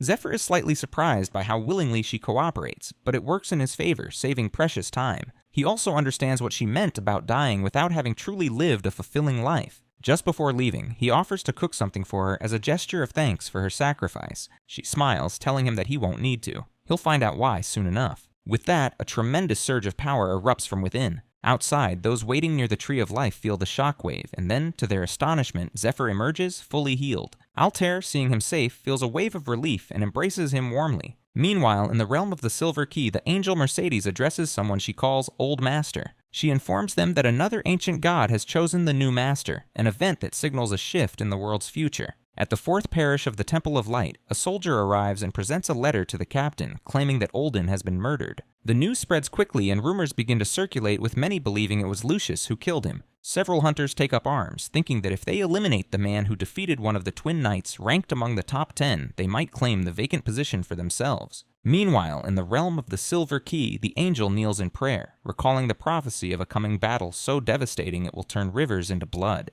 With the throne of God now vacant, countless factions are expected to fight for it. Yet, despite the looming chaos, they believe that someone will rise at the end of the world to save them from this tragic fate, the one foretold as the destroyer of fate. Back in Lindell Castle, within Altair's territory, a knight defeats her guard and demands an audience with the princess. While Lord Zephyr rests within the Tree of Life, he reflects on how much has happened outside. After the forest is cleansed of poison, Yggdrasil activates a command to the mana flowers, magical plants that grow near streams and purify both the air and water. Outside, survivors continue pushing forward, defeating the remaining monsters and making their way to the Tree of Life. Princess Altair identifies the location as Elfenheim, the Elven Kingdom's capital. One elf, overcome with emotion, expresses disbelief at seeing it again and thanks the group. Ned also soon arrives with the Elf Queen, who has finally awakened. Her presence brings joy to many, especially Kiara and Daryl, who run to embrace her. Afterwards, the group buries fallen soldiers and mourns their losses near the graves. Zephyr reflects on the exhausting effort of treating the wounded, cleaning the battlefield, and locating those left behind.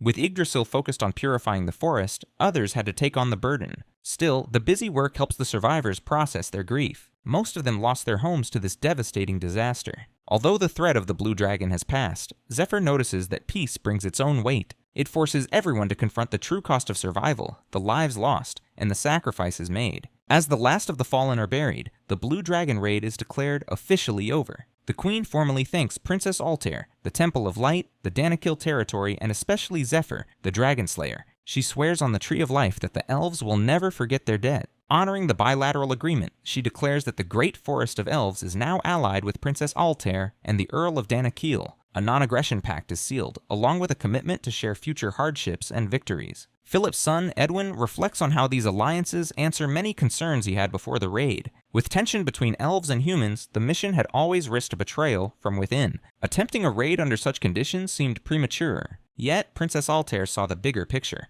To her, this moment of crisis was an opportunity, a chance to unite both the Elven Kingdom and Danakil. She challenged the idea that they should exploit the elves' weakened state. Philip Pilgrim agrees that conquest isn't the goal. He reminds the group that Polaris, once celebrated in Danakil as a hero, had already proven his worth by driving out the Black Moon and Red Moon during the war 4 years ago. Princess Altair explains that when Danakil was poisoned, Polaris refused to help. Claiming he had no time, he even sold off all his Danakil-related stocks and land bonds. To him, the situation seemed unsolvable. As a result, Danakil was effectively abandoned and left desperate for aid. The elves were in an even worse state, having had no diplomatic contact with humans for centuries. With no one to rely on, this moment became a key opportunity. By helping both Danakil and the elves, Altair plans to bring them into an alliance, one that favors her rather than human kingdoms like Cayenne. It's a strategic move to remove Polaris' influence and prepare for the long war ahead. Zephyr, hearing that, also considers the advantages: Danakil's abundant farmlands, the Tree of Life's limitless healing power, and the unification of the elves.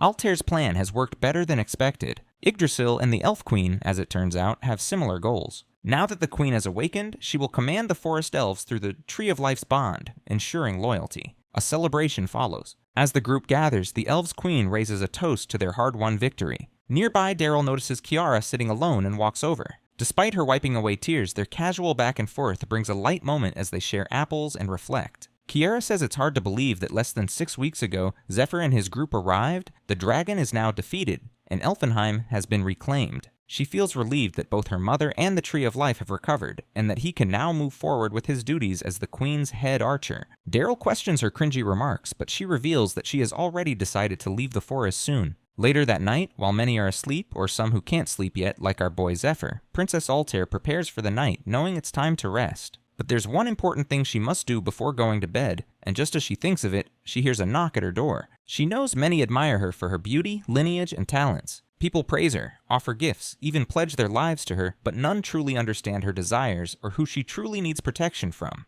Even before adulthood, she realized few would walk her path. Though she appreciates her companions, she has never felt romantic interest in any of them. At some point, she accepted that she may always be alone, but that, she believes, is something she can live with. Princess Altair reflects that what she truly needs isn't a romantic partner, but a reliable weapon. She remembers the day her hopes for a normal life were shattered when Polaris, corrupted and dangerous, reached for her, and she had to run. From that moment, she knew emotions were a luxury she couldn't afford. Love, to her, only creates vulnerability. She once believed that choosing a political partner, someone who could lead her to victory, was the logical path. But when she looked at Zephyr, she began to question that belief. Ophelia, observing the change in Altair since Zephyr's arrival, remarks to Ned how often the two are together. Zephyr would keep an eye on things while she visited the Elder. She remembers asking the princess who would protect her, to which Altair casually replied that the Tree of Life would protect her, but she knew it was Zephyr. Ophelia, left out and emotional, admits to feeling abandoned. Though she and the princess grew up like sisters, it now feels like she's no longer needed. She sits with Ned, drinking, frustrated and disheartened. Ned notices and thinks she's clearly unfamiliar with romance. Or perhaps she just doesn't like Zephyr. Still, he encourages her to recover, telling her to rest for now and help his disciple later when she's back to herself. As she drinks, Ned wonders what his disciple might be doing at that moment, but reassures himself that it's his second time, so he'll probably manage. Meanwhile, Zephyr approaches Altair's residence, feeling unexpectedly nervous. He remembers her words. If he could defeat the Blue Dragon in under 10 minutes, they could pick up where they left off. He had done exactly that, and things had started to escalate that night, before everything got interrupted. Now, standing outside her door, worried, he wonders what surprises Altair might have planned. He remembers Altair casting the Kiss of Darkness on him, which forced him to reveal details about his previous life. After that, he kissed her maniacally and just went with the flow, but she rooster blocked him. He knows Altair has feelings for him too, but to her, he's just someone she's known for a little over a month. She doesn't recall their past lives, so it makes sense that her desire isn't as strong as his. Still, he's willing to let her lead for now, though he fully expects her to make it up to him someday. There are more important things to handle, like discussing their next move or examining the dragon heart. So he enters her room, and when he looks at her, he realizes it's okay for him to goon for once. Altair looks away shyly, then meets his gaze, thinking about how much she had planned to say. But now, overwhelmed with nerves, she forgets it all. Without a word, he kisses her at the door. She notes how sweet he tastes. That night, they lie beside each other. Before this, she believed she would live her life alone. That love didn't matter, but he changed that. He gave him more love than she thought possible, and she gave it back freely. Altair once believed she was alone on a difficult, thorny path, but he had always been there, walking beside her. She thinks back to the night he revealed his past and how deeply it affected her. She had tried to avoid the truth, hiding her own loneliness, but now she can't even imagine the kind of pain he endured. Losing everyone, forced to continue on alone. Her heart aches for him. She had stayed awake that night, unable to rest, feeling a strong desire to do something, anything for him. That's when she finally understands. This must be love, and she's in love with him too. On day 44 of the lockdown in the 3rd parish, Fade holds a dagger to a priestess. She's caught off guard, thinking the sacred barrier around the parish should have made entry impossible. Yet here he is. Fade, however, insists he came for another reason entirely. He didn't expect to find this. He demands to know who supplied her with the poisons in her possession. Elsewhere, Daryl practices with his bow. He recalls being 15 when his mother briefly regained consciousness. At that moment, she gave birth to Kiara and said that this little girl was born with a different fate and would have to leave the forest. Now that the girl was grown and ready to leave, she chose to go with Zephyr, claiming it might be fun and that just maybe she'd run into Fade out there too. But Daryl questions Kiara's sadness at the banquet. Was it really just about leaving? Or is it something deeper, perhaps the lingering rumors among the elves? He remembers the whispers. Her striking eyes and vibrant hair make others suspect she's half human. Some even say that's why the queen was punished, and why the forest's life force has been weakening. He concludes that maybe she really doesn't belong in the forest at all. Still practicing, he's surprised when his mother arrives and watches. She simply smiles and says it's impressive. Daryl notices her too and is surprised he hadn't sensed her. She tells him that she came to hear his sound. After listening, she calls it the most beautiful sound in the world. With both parents now present, his mother awake and his father physically incarnated for the first time in decades, Daryl feels deeply grateful, silently thanking Zephyr. His mother observes his form and gently points out that his mana flow is uneven. Though his aim is accurate, she advises him to shoot with his heart and trust those around him. As part of his training to earn the moon title, she gives him a new task, to leave the forest, and she wants him to take Kiara with him. Elsewhere, Philip Pilgrim arrives with an urgent letter for Princess Altair. Zephyr opens the door and, after a brief moment of surprise, takes the message seriously upon seeing the seal. A meeting is quickly called. At the gathering, Altair thanks everyone for attending on short notice. She announces that, as agreed with Elf Queen, Kiara and Daryl are now official party members. Both express their gratitude, though Daryl quietly teases Kiara for previously claiming she'd leave alone. She's embarrassed, unsure how she was supposed to know her mother's plan. Earlier that morning, Kiara's mother had given her the last remaining seed of the Tree of Life. She reminded Kiara of her destiny, foretold long ago to leave the forest and raise a new tree. As the last queen of the forest, she entrusts Kiara with leading the next generation and building a kingdom that can survive the difficult future ahead. This mission, she said, may be the only way for their people to endure what's coming. Kiara's mother explains that she alone is capable of carrying out a specific task due to her unique nature. She reveals that her bond with Lord Yggdrasil is weaker because she was born an empty vessel, meant to channel the power of a new tree. She gives Kiara the seed box and clarifies that her weaker connection to her father was intentional, designed to make her seem smaller and less significant compared to others. Kiara learns that this was done on purpose because she is the miracle child they had long hoped for. As Kiara reflects on the moment, she becomes emotional. She had felt joy when her mother regained consciousness, but part of her had also feared it. Deep down, she worried her mother might confirm painful truths she didn't want to hear. That fear made her want to leave without speaking to her. Now, she realizes how deeply her parents cared for her and how aware they were of her inner struggles. With gratitude, she walks away, thinking she no longer needs to carry those doubts. Back in the present, Princess Altair commends Daryl for his performance during the dragon raid, assuring him that his efforts have not gone unnoticed. She informs him that he and his companion are now considered among the 10 great warriors and will serve as key members of future missions. This means attending meetings, receiving assignments, and being granted access to supplies, intelligence, and other resources upon formal request. As the meeting begins, she presents 2 urgent letters.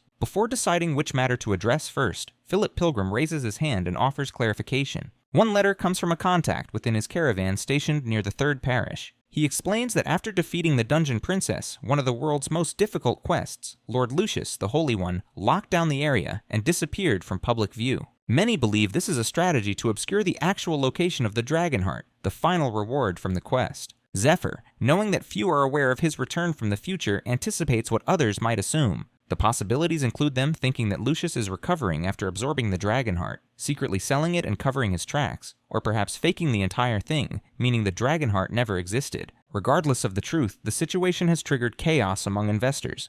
The potential value of the dragon heart at auction would break records, so its absence raises suspicions. Philip explains that if Lucius did absorb or dispose of the heart before it could be verified, or if it was only a fabricated promise, he'll face years of legal trouble. Meanwhile, the Temple of Light, having promoted the dragon heart to attract funding, will likely be held accountable for the financial fallout. To protect their interests, the investors have already assembled legal teams. The temple's financial board appears ready to shift all responsibility onto Lucius to avoid the consequences themselves. Philip explains that Lucius is significantly behind on payments for borrowing the Stake of Faith, a legendary great item. As a result, the Vatican's Holy Relic management team has been dispatched to demand repayment. Meanwhile, others have arrived searching for Lord Olden, with whom all contact has been lost. They all accuse Lucius of harming Lord Olden, prompting several figures who have recently entered the Third Parish, including the head of the Temple Knights in the Fourth Parish, and a wave of adventurers hoping to claim a spot among the 10 great warriors after hearing of Olden and the Twin Knights' deaths. With so many factions converging, the Third Parish has become unstable and is on the brink of siege. The troops are agitated and are demanding entry, determined to confront Lucius and reclaim his investment. Ned reflects that the Third Parish, weakened after the raid, would not last long without reinforcements if a siege were to begin. Turning to the second letter, Ned questions what could possibly be more urgent. Philip explains that the letter comes from a butler at Lindell Fortress and concerns the recent defeat of a knight representing Lord Ophelia in the ongoing marriage competition. What makes it significant is the weapon used, a renowned blade with ties to Zephyr and his past. Zephyr immediately recognizes the weapon as Requiem, the legendary sword once wielded by Blademaster John Howell, the highest-ranking member of the 10 Great Warriors. A while later, at Lindell Fortress, an old man informs Zephyr that the visitor is already waiting inside. Zephyr reflects that Requiem had been his final weapon in a previous life, though neither he nor the Blademaster possessed it at this point in time. As he enters the room, he notices a warrior enjoying himself, surrounded by girls. Our boy quickly recognizes him as Adirius, the Blademaster's final disciple. Adirius also notices Zephyr and casually asks who he is. Meanwhile, Zephyr knows exactly who this guy is, and the moment he appears, he is the strongest person on the continent, which seriously annoys him. The title of the strongest on the continent originated from a single knight. 5 years ago, at Cayenne Palace, Lord Lucas is being congratulated for his victory over the mercenary King Gladys, both through strategic leadership and personal combat.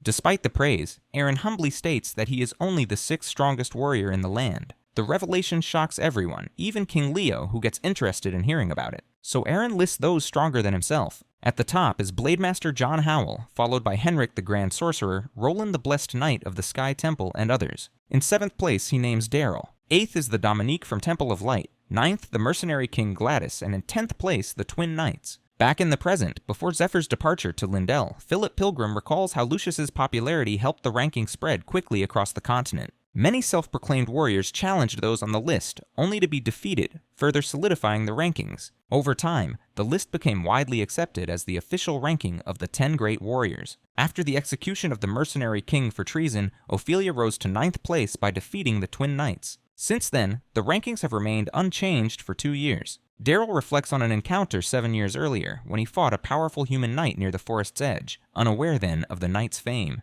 Now, realizing he's considered one of the 10 Great Warriors, he doubts the credibility of the list. He notes that Zephyr seems far stronger than him, and even Ned isn't included in the rankings. Zephyr replies that the list was made 5 years ago, during a time when both of them were still growing. They also chose to keep a low profile, as drawing too much attention would make it harder to operate freely. Ned remarks that regardless of the list's origins, to be officially included now, one must defeat a ranked warrior and present proof, typically an item belonging to the fallen warrior. That's become the unspoken rule. Zephyr recalls his past life, when a wave of chaos followed Adirius' appearance. Adirius had claimed that his master gave him the legendary sword Requiem before passing away. This declaration attracted many challengers seeking to take his place among the great warriors. Around the same time, Ned became wanted for stealing the Black Dragon's heart, adding further instability to the region. Princess Altair comments that the mysterious newcomer wielding Requiem, Blademaster John Howell's legendary sword, is claiming to be the master's final disciple. If true, it's a matter of great urgency. She notes that John Howell is of particular concern to the leader of the Demon Lord worshippers, as she's one of the few capable of thwarting his plans. Known also as the sorceress Elva, or the White Queen, John Howell's true form is said to be that of the White Dragon, an identity shrouded in secrecy and power. She is revealed to be the one who taught ancient Median magic, a form thought long lost.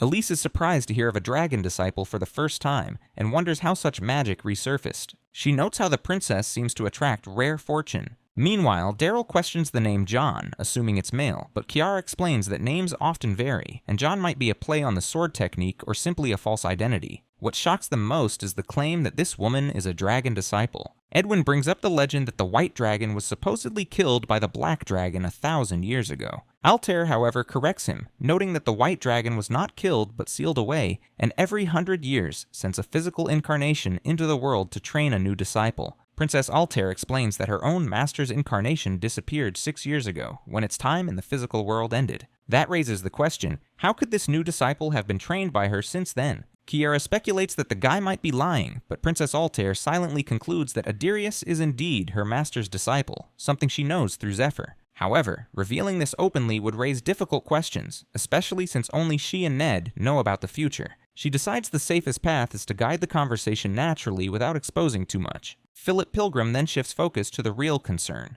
the sword. If Requiem were a fake, the situation wouldn't be as serious. But the blade is genuine, carrying immense power, and must not fall into the hands of the Demon Lord worshippers. He questions why Adirius would participate in the marriage tournament at all, knowing the duel was public and difficult to cover up. He asks if there's any chance the sword could be a replica. Zephyr, however, points out the suspicious timing, prompting Princess Altair to encourage him to elaborate. Zephyr explains that from the Demon Lord worshippers' perspective, their plans have suffered major setbacks. They failed to acquire the Dragon Heart and lost both Olden and the Twin Knights. Despite this, they managed to recruit Matthias, a close ally of the Holy One, gaining inside access to the Third Parish. To add further confusion, Zephyr says they planted clues to make the Demon Lord worshippers question one another. Evidence at the scene included signs of Olden's demon transformation and traces of something scorched by lightning, both indicating the use of Dragon King-style martial arts. He also mentions that one of Jinriang's disciples likely appeared there, as well as a rare poison, which should not have been present. All of this is designed to redirect suspicion internally. Zephyr concludes that Jinriang, the Holy One, and the agent, known as the Tarantula, who joined the Demon Lord worshippers 3 years ago, have likely joined forces and were responsible for eliminating Olden. Zephyr questions how the Demon Lord worshippers could make such a reckless move when the stability of their entire order is at risk. He explains that anyone accused of betrayal will be forced to search outside their ranks to prove their innocence. In doing so, they'll eventually realize that Ned alone isn't behind everything. Lucius will likely become the primary suspect, but those more perceptive will begin to consider the possibility of a hidden mastermind, someone operating behind the scenes, orchestrating events, and assigning roles to both Ned Stryer and the Holy One. Princess Altair sees the implication. Eventually, suspicion may fall on her. Philip Pilgrim seeks clarification, asking if Zephyr is suggesting that regardless of whether the Blademaster's sword and disciple are authentic, this whole scenario could be a setup meant to bring her down.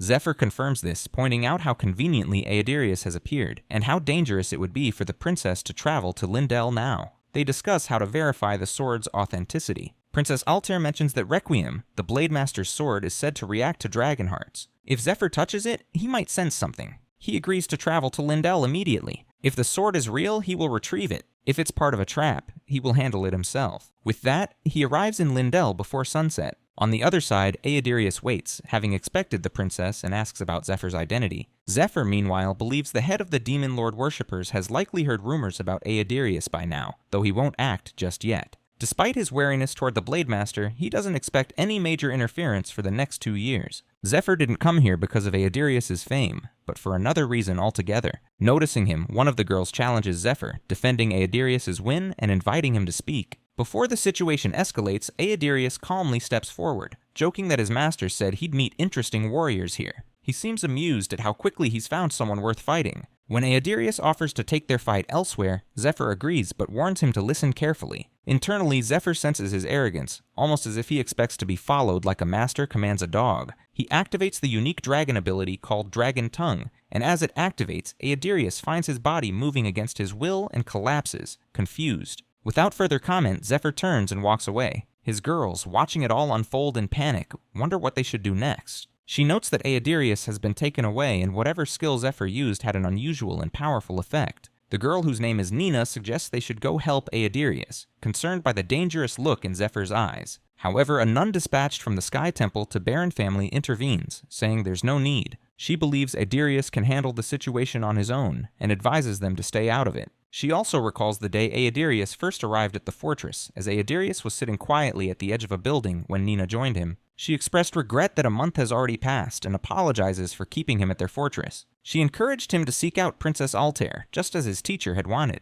Aedirius, however, said he'll do that later, explaining he can't walk away when so many monsters still threaten the area. Nina remembers how Aedirius saved the fortress single-handedly during a major monster wave. Though rough around the edges, she appreciates his strong heart. The sister comments that someone might be falling for him, then adds that as stronger monsters began appearing, Aedirius fought with increasing intensity, often skipping rest, food, or sleep. Eventually, he charged alone into the boss monster's den and defeated it a week later after luring it out and toying with it during battle. His fighting seemed almost possessed, wild and unrelenting. Over the next 6 months, Aedirius cleared 3 nearby territories of monsters. Baron Risha, impressed by Aedirius' strength, thanked him for defending their lands and marveled at how someone only 18 could be so powerful. Despite knowing that Aedirius' goal is to marry Princess Altair, he proposed that he marry his daughter instead, promising to make it worthwhile. Aedirius politely declined, saying he must go to the princess, but Baron insisted his daughter should accompany him. The sister supports the idea, commenting that Aedirius is reckless and only focused on battle. She warns that he doesn't react well to being interrupted during a fight.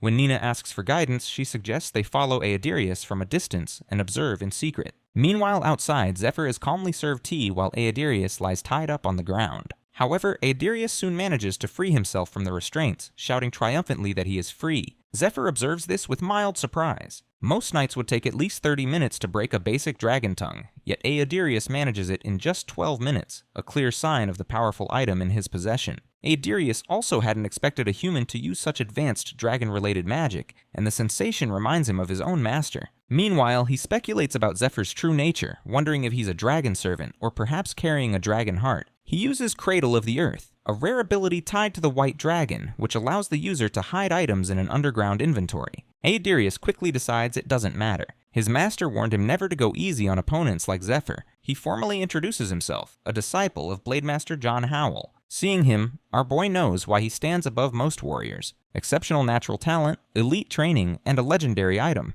That item is the Silver Lion Mithril Armor, crafted from the bones of the white dragon. The armor nullifies a wide range of debuffs, resisting temperature extremes, poison, curses, and even the weakening effects of dragon skills. This armor explains how Aedirius has survived intense battles and even fought dragons without possessing a dragon heart. Zephyr notes that he already wears the armor and evaluates his combat potential. He then draws his own weapon from a silver key. His sword, Graham, is a famed dragon-slaying blade forged 1,000 years ago. Zephyr reveals that the blade is freshly soaked in dragon's blood and confirms he carries a dragon heart within his chest. To test him, Zephyr pours water into a glass and lays out a challenge. If a single drop spills during their fight, Aedirius wins. If that happens, Zephyr will hand over both Graham and the dragon heart. Aedirius asks if he wants Requiem in return, but the boy replies that if he does manage to win, he can keep the sword. However, Zephyr will earn the right to choose a nickname for him, suggesting playful insults like Whitey Baddock or simply Mutt. As the duel begins, Zephyr mocks him for having crawled behind him for 12 minutes under the dragon tongue, suggesting that Mutt is already a generous nickname for someone with his level of intelligence. With that, the two clash. Zephyr strikes first, and the guy blocks the blow, acknowledging his confidence. He raises the stakes, saying that if he loses, he'll willingly become Zephyr's lapdog. Both fighters push forward with full force. Aedirius quickly notes Zephyr's skill, impressed by how effortlessly he wields a massive sword with just one hand. Curious to test his own strength, he activates Lion's Roar, a unique ability granted by the Silver Lion Mithril Armor. With his defenses heightened, he launches an aggressive attack, but Zephyr immediately counters, striking with enough force to make him crash with a massive blast. His girlfriends and an old man observing the fight reflect that Aedirius has grown even stronger since their last meeting. Meanwhile, Aedirius leaps into the air and charges straight at Zephyr with his powerful sword crackling with energy. However, our boy calmly blocks the attack, which only excites Aedirius more. He calls it a real challenge. But to his shock, Zephyr suddenly uses his Dark Hand spell, gripping Aedirius mid-air and slamming him into the ground with tremendous force. Stunned, Aedirius wonders where such overwhelming power is coming from. He finds himself unable to move, as if something unseen is pinning his entire body in place. Zephyr stands calmly, still holding his glass of water. For Aedirius, it becomes clear. Zephyr just used Dragon's Way, a technique powered by an absorbed dragon heart. The ability allows the user to summon the image of the dragon as it once was, granting them the same powers and attributes. Using telekinesis, Zephyr subdues him while reflecting on their past. In his previous life, Adirius was already considered the strongest among the 10 great warriors, making him a priority for recruitment. Zephyr had always intended to test him this way. Now, seeing his current level, he realizes Adirius still has a long way to go and likely experienced a dramatic leap in strength later in life. He recalls the exact cause of that growth and feels relieved that if he had left Lindell Fortress out of boredom, they might never have crossed paths again. Back then, Zephyr wouldn't have had the strength to restrain Adirius, but this time, he knows the outcome will be different. In this life, he becomes the first truly powerful opponent Zephyr has faced since leaving his master's side. He sees potential in him, believing that this time he will grow stronger, not alone, but with Adirius as his sword. As their battle concludes, Zephyr acknowledges his victory and tells him to accept him as his master, giving him the nickname Mutt. The scene shifts to 6 years earlier. A gray-haired woman, Princess Altair's teacher, grabs her arm and tells her that her time is nearly over. She calls Altair her beloved disciple and says she has taught her all she can. Although her instruction is incomplete, she believes she will find a way to finish the magic herself. She stresses the importance of defeating the head of the Demon Lord worshippers. Having spent 25 years in this physical incarnation, the teacher reflects on her long journey filled with both failures and promising students. Some quit halfway, others were lost to corruption, but Altair stood firm. The teacher feels proud to have her as a final student, confident she will continue fighting and inspire hope in the world. She quietly wishes she could have fully healed her disciples' emotional wounds and hopes someone will be there to stand by her when she eventually reunites with her original self. As her physical form begins to dissolve, she senses something is wrong. Instead of returning peacefully, her spirit is suddenly pulled elsewhere, as though caught in a trap. Disoriented and unable to breathe properly, even in spiritual form, she finds herself in a strange place filled with dust. In her weakened state, she becomes trapped in the body of a small lizard and is then caught by a young orphan boy, Adirius. He casually contemplates whether to grill or boil her, completely unaware of her true identity. The dragon spirit is in disbelief, internally protesting the absurdity of being eaten by a child. Back in the present, Adirius explains how he became the Blade Master's disciple. She trained him in swordsmanship until her physical form faded about 6 months ago. Before parting, she entrusted him with a sword and armor, asking him to aid Princess Altair. Adirius, true to his word, especially when it involves a bet, now pledges himself as a loyal follower, ready to do whatever is asked of him. Watching all of this, Zephyr is pleased. Adirius, once wild and untamed, now shows humility and discipline, proof that the encounter has tempered him. Zephyr sees this change as inevitable, knowing how hard it must have been for a battle-hungry warrior to train in seclusion as a dragon's disciple. Meanwhile, badly beaten, Adirius reflects on how dull combat has felt since leaving his master. Bandits, knights, even boss monsters, none offer a real challenge. Disillusioned, he begins to question if this is all there is to fighting, and wonders where he'll find that same thrill again. But after meeting Zephyr, it feels like he's found his answer. Adirius knows Zephyr still hasn't shown the full extent of his abilities, and he's desperate to uncover what he's hiding. He wants to fight him again someday, hoping that next time he'll win. But he also understands that raising a warrior like him is like raising a dog. You can't just train them to bite on command. Zephyr jokingly asks if he also wants snacks and plays with him. Adirius excitedly confirms, assuring he'll have the energy to do whatever's needed. Hearing that, Zephyr calls him closer, then suddenly flicks him so hard that in a split second, his forehead caves in. The force is so intense, Adirius is sent crashing into the wall with a thunderous impact. After that, Zephyr calmly reminds him to keep his distance and warns him not to forget that the White Dragon, his master, won't return to the physical world for a long time. Her final message was an instruction to protect the princess, and Zephyr questions whether risking his life in a duel is really the best way to honor that wish. Though Zephyr finds his personality irritating, he can't ignore the fact that he won the marriage tournament and thus has a legitimate say in certain matters. While he has no intention of driving him away, he decides it's best to keep him under observation. Adirius accepts the decision and thanks him, to which Zephyr casually loads up his hand with mana and responds that he'll need some kind of safety measure just in case. 2 days later, in the third parish of the Temple of Light, Ned, while spying, witnesses something troubling. Although the knights belong to different factions, they are all officially temple knights. However, using the Potion of True Sight, which reveals the hidden marks of Demon Lord worshippers, he sees the truth that many of them have been compromised. Ophelia, who is with him, explains that the Demon Lord worshippers have likely infiltrated or even taken control of these units. For now, they're simply demonstrating their power. Since they still operate under the temple's banner, they won't initiate a full siege without a clear excuse, such as undeniable proof of Cardinal Olden's murder or the theft of the dragon's heart. Until then, they wait, ready to strike when the moment comes. That's why Zephyr told him that it all comes down to timing. Since the enemy hasn't found their excuse yet, it's a small relief. Both Ned and Ophelia are here to scout the situation and to make contact with Lucius, who remains under lockdown. They were chosen for this task because of their speed and stealth. However, an unexpected complication arises. Due to the power of the bands they wear, they're forced to hold hands, which they both find awkward.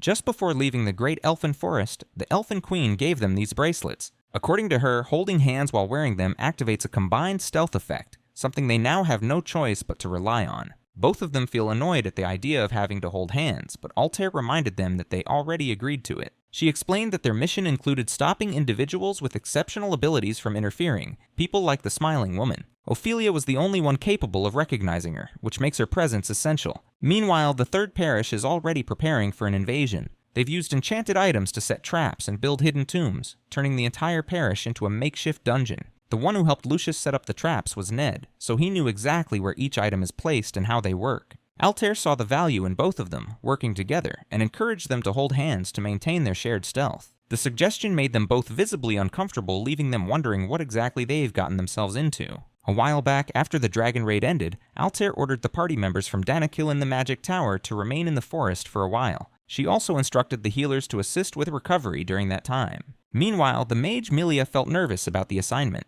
She was hoping Altair would recommend her for her thesis, and the unexpected delay unsettled her. However, Daisy tried to reassure her, pointing out that being close to the elven princess could greatly benefit her academic career. Milia quickly understood the opportunity and also recalled Altair asking them to develop a special tool for the Ice Dragon raid. Recognizing this as her chance to make a name for herself, Daisy eagerly shared her blueprints and designs. She hoped to prove herself as a loyal servant to Her Highness. To achieve that, she knew she would need Milia's help, so she began pursuing her support. After that, the rest of the party members were sent to the third parish. Back in the camp, Zephyr forces Adirius to cut onions by activating the training mode on his silver helmet. The helmet, a gift from the White Dragon, includes a hidden feature that can be triggered using the dragon tongue. Adirius, clearly annoyed, blames the White Dragon for leaving that function enabled. Now, he's stuck chopping onions against his will. Meanwhile, Zephyr stands nearby, casually controlling the training mode through the lion's emblem on Adirius' helmet. By activating it remotely, he manages to keep Adirius busy while giving himself a chance to rest. Still, Zephyr knows that Adirius' presence here isn't driven purely by a desire for battle. He senses that this boy is meant for more, that in a few years he'll awaken a different talent that could completely reshape his path. Many people unknowingly rely on him. In his past life, their efforts failed, and though Adirius gave his all, he couldn't protect everyone. Zephyr understands that if Adirius ever loses his way, the consequences could be disastrous. He's even prepared to kill him if necessary. At the same time, Zephyr prepares food for his new guests, knowing they're likely arriving at the third parish by now. He also has a serious problem to solve before heading there himself, one that explains why he couldn't use the Sword of Light during his fight with Black Moon. He knows that if low stats were truly the reason, he shouldn't have been able to wield his power against the worshipper's leader, and also the strange secrecy pact placed by him. As he glances at the silver key in his hand, he realizes he must uncover the truth behind it all before entering the Temple of Light. A while later, Zephyr manages to forge two powerful weapons, which immediately catch Adirius off guard. Shocked by their presence, Adirius shows visible excitement, prompting Zephyr to ask if he can use anything besides a sword. The boy eagerly says yes, expecting it to be a gift, only to be struck hard by the sudden weight of the hammer and axe, knocking him to the ground. Noticing that the axe works better, Zephyr hands it to him and orders him to cut down a tree outside and carve a cute squirrel into it. Adirius is visibly annoyed, but Zephyr pushes him, casually mentioning that the others were able to do it just fine, implying that he might lack control over his mana. Challenging his pride, Zephyr strikes a nerve. Adirius, fueled by ego, yells that he can absolutely do it. Without hesitation, Zephyr sets a deadline. The carving must be completed within a few hours, and Adirius is not allowed to leave the castle grounds. To enforce it, he activates a command through the silver helmet, locking Adirius within a set perimeter. Shocked by the restriction, Adirius still follows the order and rushes off to begin the task. Meanwhile, Zephyr returns to his own work and activates the silver key, ready to face whatever it reveals. Meanwhile, in the underground waterways of the third parish, Ned and Ophelia move stealthily through the shadows. The parish itself is massive, practically a fortress with high walls and a food supply capable of sustaining it even if completely sealed off. This time, even the carrier pigeons are blocked to prevent the Smiling Woman or the Demon Lord worshippers from receiving any information from within. However, the sewage system remains a weak point. It can't be fully sealed off, and Ned knows it's the most likely route for invaders. Opening a grated door, he uses a magic tool called the Labyrinth Maker, a device that distorts space, allowing only those who follow a specific choice to pass through. Its location is also magically hidden. He reminds Ophelia of the method he explained to her earlier. To activate the path, both of them begin dancing, an unusual but necessary ritual to meet the entrance requirements. Embarrassed, they go through the steps, and Ophelia quietly questions who in their right mind would design something like this. As they continue, each specific dance unlocks a different layer of the magical entrance. But when they reach the ballroom dance requirement, Ophelia accidentally steps on Ned's foot. As a result, they fail to meet the full entrance condition and are immediately ejected from the pathway, forced to start over from the beginning. At the same time, inside the main building, Lucius gazes out the window. Without warning, someone sneaks up on him and holds a knife to his head. Despite the threat, Lucius remains calm, more surprised than frightened that someone managed to slip past the heavy security. With a faint smile, he turns his head slightly, curious to know what this intruder wants from him. The intruder announces it's a robbery, but Lucius remains calm and replies that he has nothing left to steal. With a swift move, he spins around and grabs the intruder, only to realize it's his wife, playfully teasing him. The tension fades into laughter as the two begin to flirt and share a moment of light-hearted affection. Later, after spending some personal time together, they sit down for dinner. The Holy One feels relieved to witness a peaceful gathering like this after such a long time. For Lucius, it feels almost like a holiday, a rare moment of calm. Ever since he purged the parish of demon worshippers, nearly half of its high-ranking priests have been removed. The raid also claimed many temple knights, leaving a noticeable shortage of capable people for important roles. Amidst the growing pressure, these quiet moments with his family feel like a blessing. He knows that heavier battles lie ahead, and when they come, there will be little time for gatherings like this. He then gets tensed recalling the time when a holy priest from the central parish revealed that if he cleared the abominable princess's dungeon and presented the results to the temple, they would consider releasing the woman he brought from the Twilight Mansion. Until then, she would remain confined in the third parish. According to the priest, this was already a generous offer, as by temple rules, the woman should have been kept in the underground prison. The situation leaves him confused. A woman who had lived 100 years inside a dungeon and possessed strange powers might not even be human. Still, he understands that her freedom depends entirely on the priest in charge and the majority vote of the Inquisition. That's why he considers clearing the tomb of the princess. It's the only way to gain the vote of the one in charge. However, he can't trust them blindly. The temple is unlikely to release her, his wife, so easily. He also suspects that some of the temple's higher ranks may be secret followers of the demon lord and might vote against her. Worst of all, if things go wrong, she could face a far worse fate. Ensuring her safety remains Lucius's top priority. Just as she prepares to return to isolation, she suddenly loses consciousness, catching him off guard. The Holy One quickly suspects sleeping gas, likely the work of an intruder, and immediately activates his rosary's dimension magic, forming a barrier around himself. While the barrier shields him from further exposure, he still needs to locate the intruder. To his surprise, the intruder reveals himself without hesitation, and it's Fade. Fade is already sitting beside him, casually smoking. Lucius hadn't even noticed him arrive. Despite his relaxed posture, Fade shows no openings. Lucius also spots a tattoo on the man's arm, one that represents the legendary Assassin Guild. This realization makes him uneasy. If the man truly belongs to that guild, he likely possesses advanced skills in both combat and poison. While such toxins may have little effect on Lucius himself, they clearly work against his wife and son. What puzzles him, however, is the use of sleeping gas. A true assassin would more logically use poison to take them hostage and demand something in exchange for the antidote. The intruder's timing, confidence, and behavior all seem off. Lucius begins to suspect this might be some kind of test, perhaps a riddle with deeper meaning. He considers whether this man was sent by his father. Fade confirms this, implying that Lucius's mind is still functioning clearly, exactly as it should be. Lucius's father is Duke Caesarea, the leader of the Cayenne Kingdom's Eastern Alliance. His territory is known to host many high-profile guests, and rumors suggest that among them are royals from fallen kingdoms and even assassins. Fade reveals that the Duke sent him to check on his son. He explains that he infiltrated the temple a week ago, assessed the situation, and even forced the priest to cooperate using a truth serum.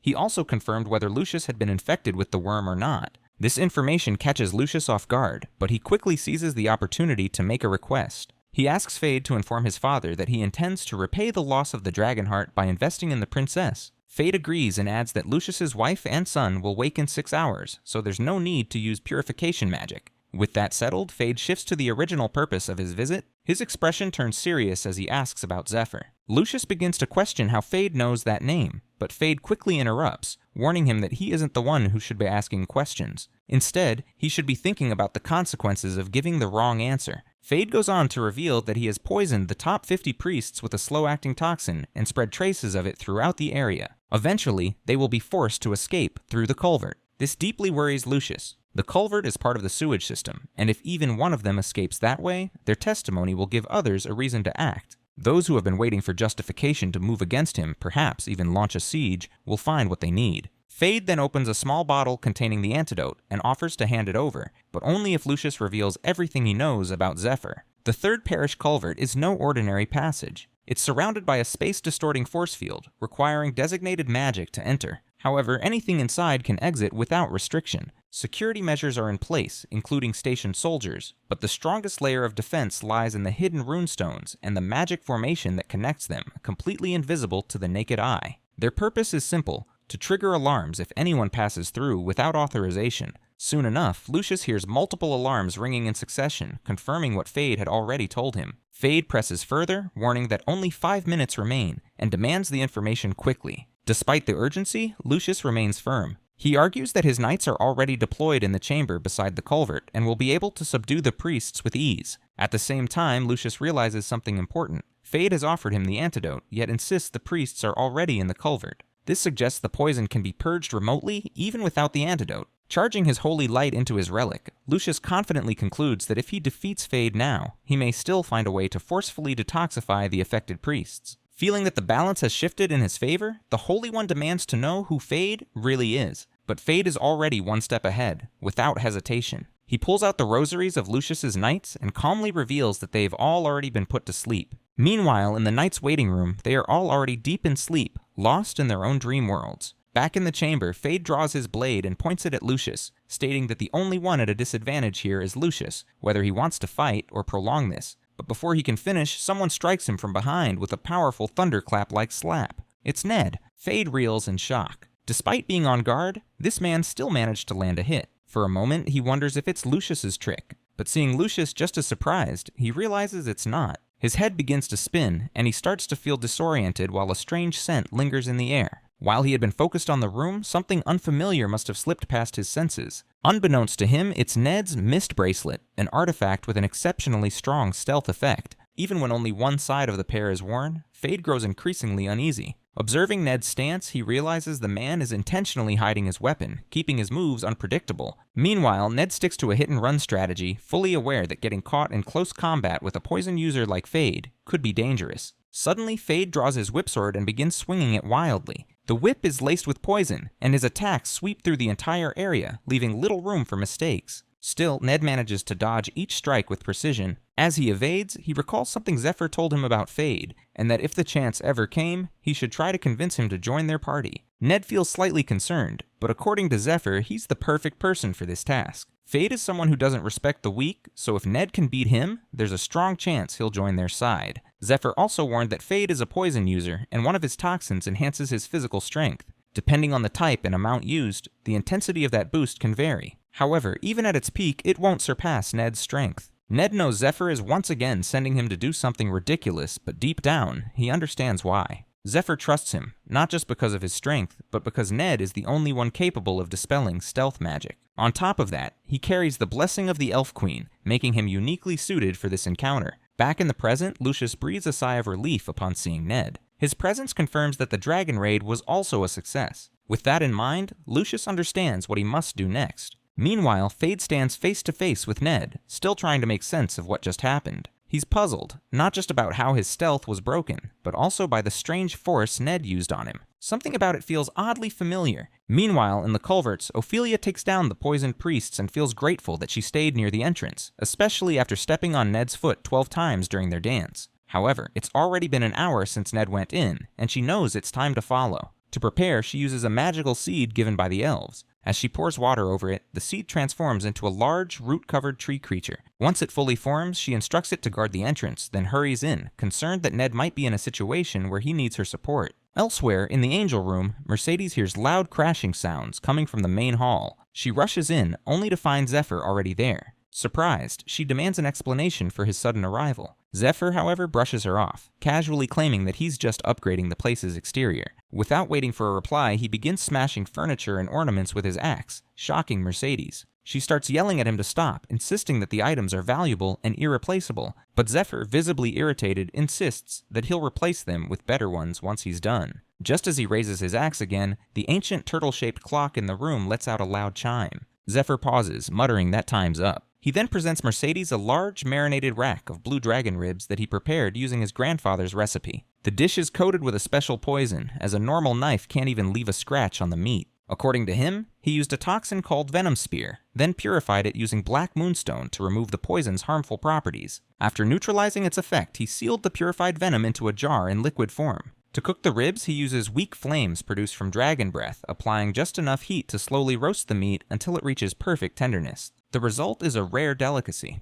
Even Mercedes, for a brief moment, is drawn in by the rich aroma, but she quickly reminds herself that this might be part of his trap. She plays along, telling Zephyr that she designed the room for him to do whatever he wants, cook, destroy, indulge, but warns him that if he thinks causing chaos will help his cause, he's mistaken. She calls his behavior pointless, but Zephyr calmly begins slicing the meat and offers her a taste. Despite her annoyance, Mercedes can't resist the flavor. As she takes a bite, Zephyr casually asks how it tastes, but his tone shifts suddenly. He grabs her by the mouth, calling them untrustworthy and demanding to know what really happened. He's furious. He had believed the Sword of Light was meant for him, but just as he was about to use it, he was told he couldn't. Mercedes insists that they don't know what he's talking about, but Zephyr doesn't believe her. He throws her to the ground in frustration, declaring that if this is the kind of deception they want to play, then he'll do whatever he pleases. Without hesitation, he sits on the throne and announces that his time as a tool is over. From now on, he'll sit back, eat, and let the gods watch. If they want anything from him, they'd better pay more. He then orders the angel to leave.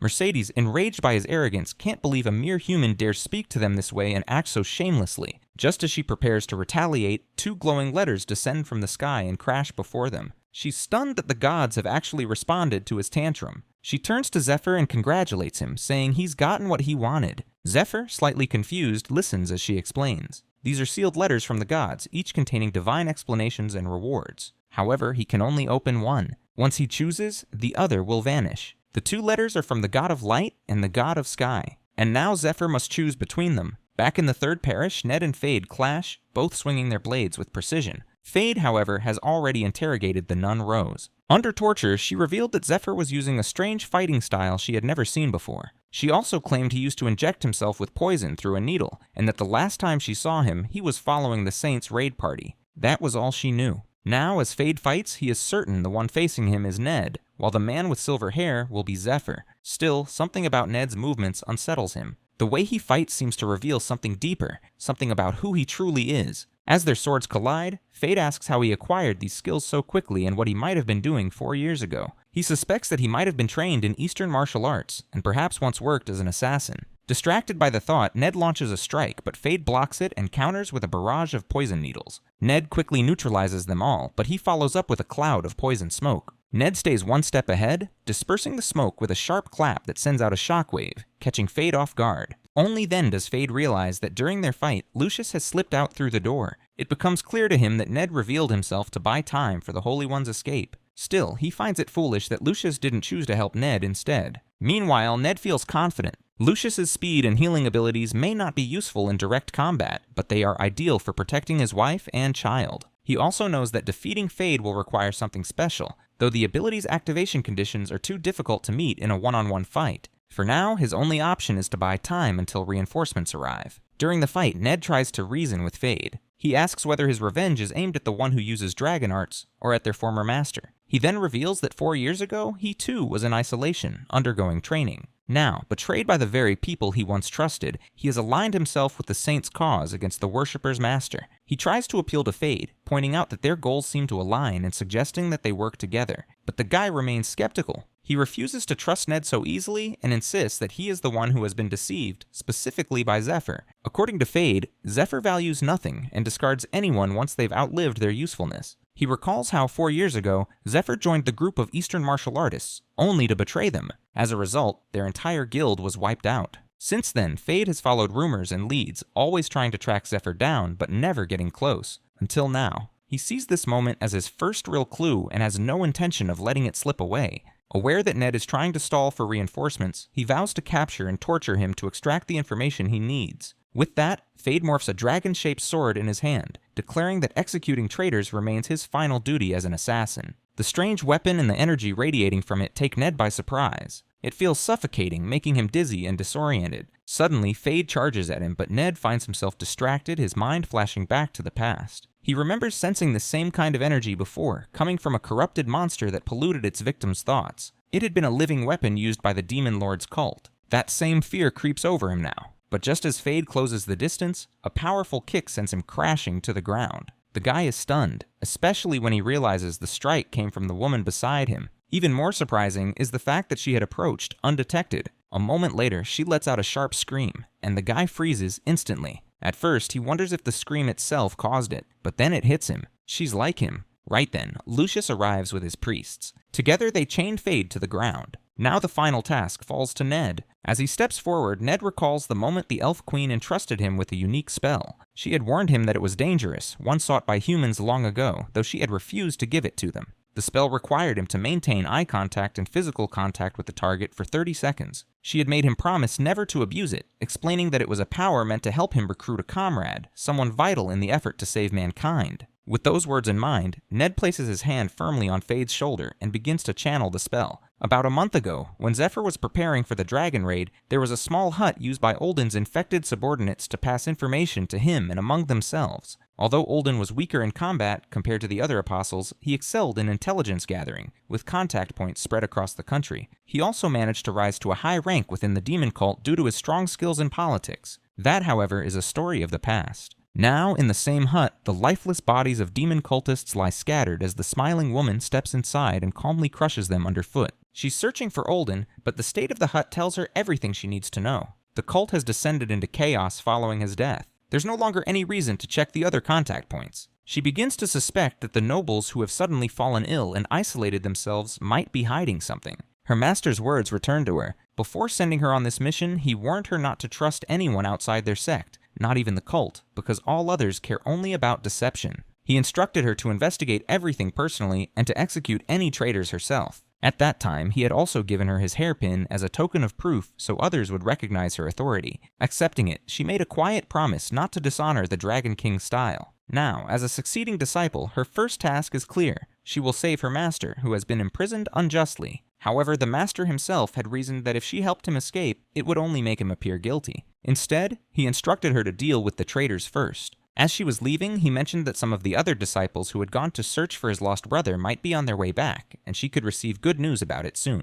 Later, while looking at his old pocket watch, she realizes that the only thing she remembers after losing her memory is her name and the gift her brother gave her. She also feels a quiet gratitude toward her master for not forgetting his promise and prepares to set out on her mission. This new development introduces an unexpected variable to her situation. Her priority now shifts. She must find this element and either take control of it or eliminate it in order to secure victory. The outcome could determine not only her master's position, but also his survival. She's prepared to do whatever it takes to protect him. Meanwhile, outside the main building of the Third Parish, Ned informs Fade that the Master of the East trained 2 official succeeding disciples, but also secretly groomed several shadow disciples as a precaution. Among them is one reportedly similar to Zephyr or himself, someone said to possess poison or face-shifting techniques. This is what Ned chooses to reveal to Fade, knowing the latter hasn't fully grasped the situation yet. He explains that the Master's shadow disciples were all trained in poison techniques. What bothers Ned, however, is that the poison used by Fade and Zephyr resembles one he encountered 8 years ago from his own brother, who was later caught by the Master and punished for an entire month. Their master doesn't acknowledge any technique outside of martial arts, so Ned has never heard about this specific poison in detail before. From Ned's words, Fade begins to suspect that the person being discussed might be the same one who guided him 8 years ago. Internally, Ned remains confused. His master taught him Eastern techniques like needle arts and acupoint blocking. So why is Fade, an assassin, using them? The skill is undeniably deadly, and Fade seems increasingly dangerous. Still, there's a silver lining. Fade is sharing information, and appears willing to support the siege effort. Then Ned notices something that catches him off guard. The red scar on Fade's face has grown larger since the last time he saw him. For the next few days, a deadlock settles around the castle. The enemies outside make no move. Ophelia remains on watch throughout the day, but there are no signs of siege preparation. The opposing forces appear to be doing nothing while they are training their soldiers. Meanwhile, Lucius, aware that the Blue Dragon raid has drawn most of the attention, begins preparing for a follow-up Ice Dragon raid. But something is still missing, both in his own strategy and in the enemy's.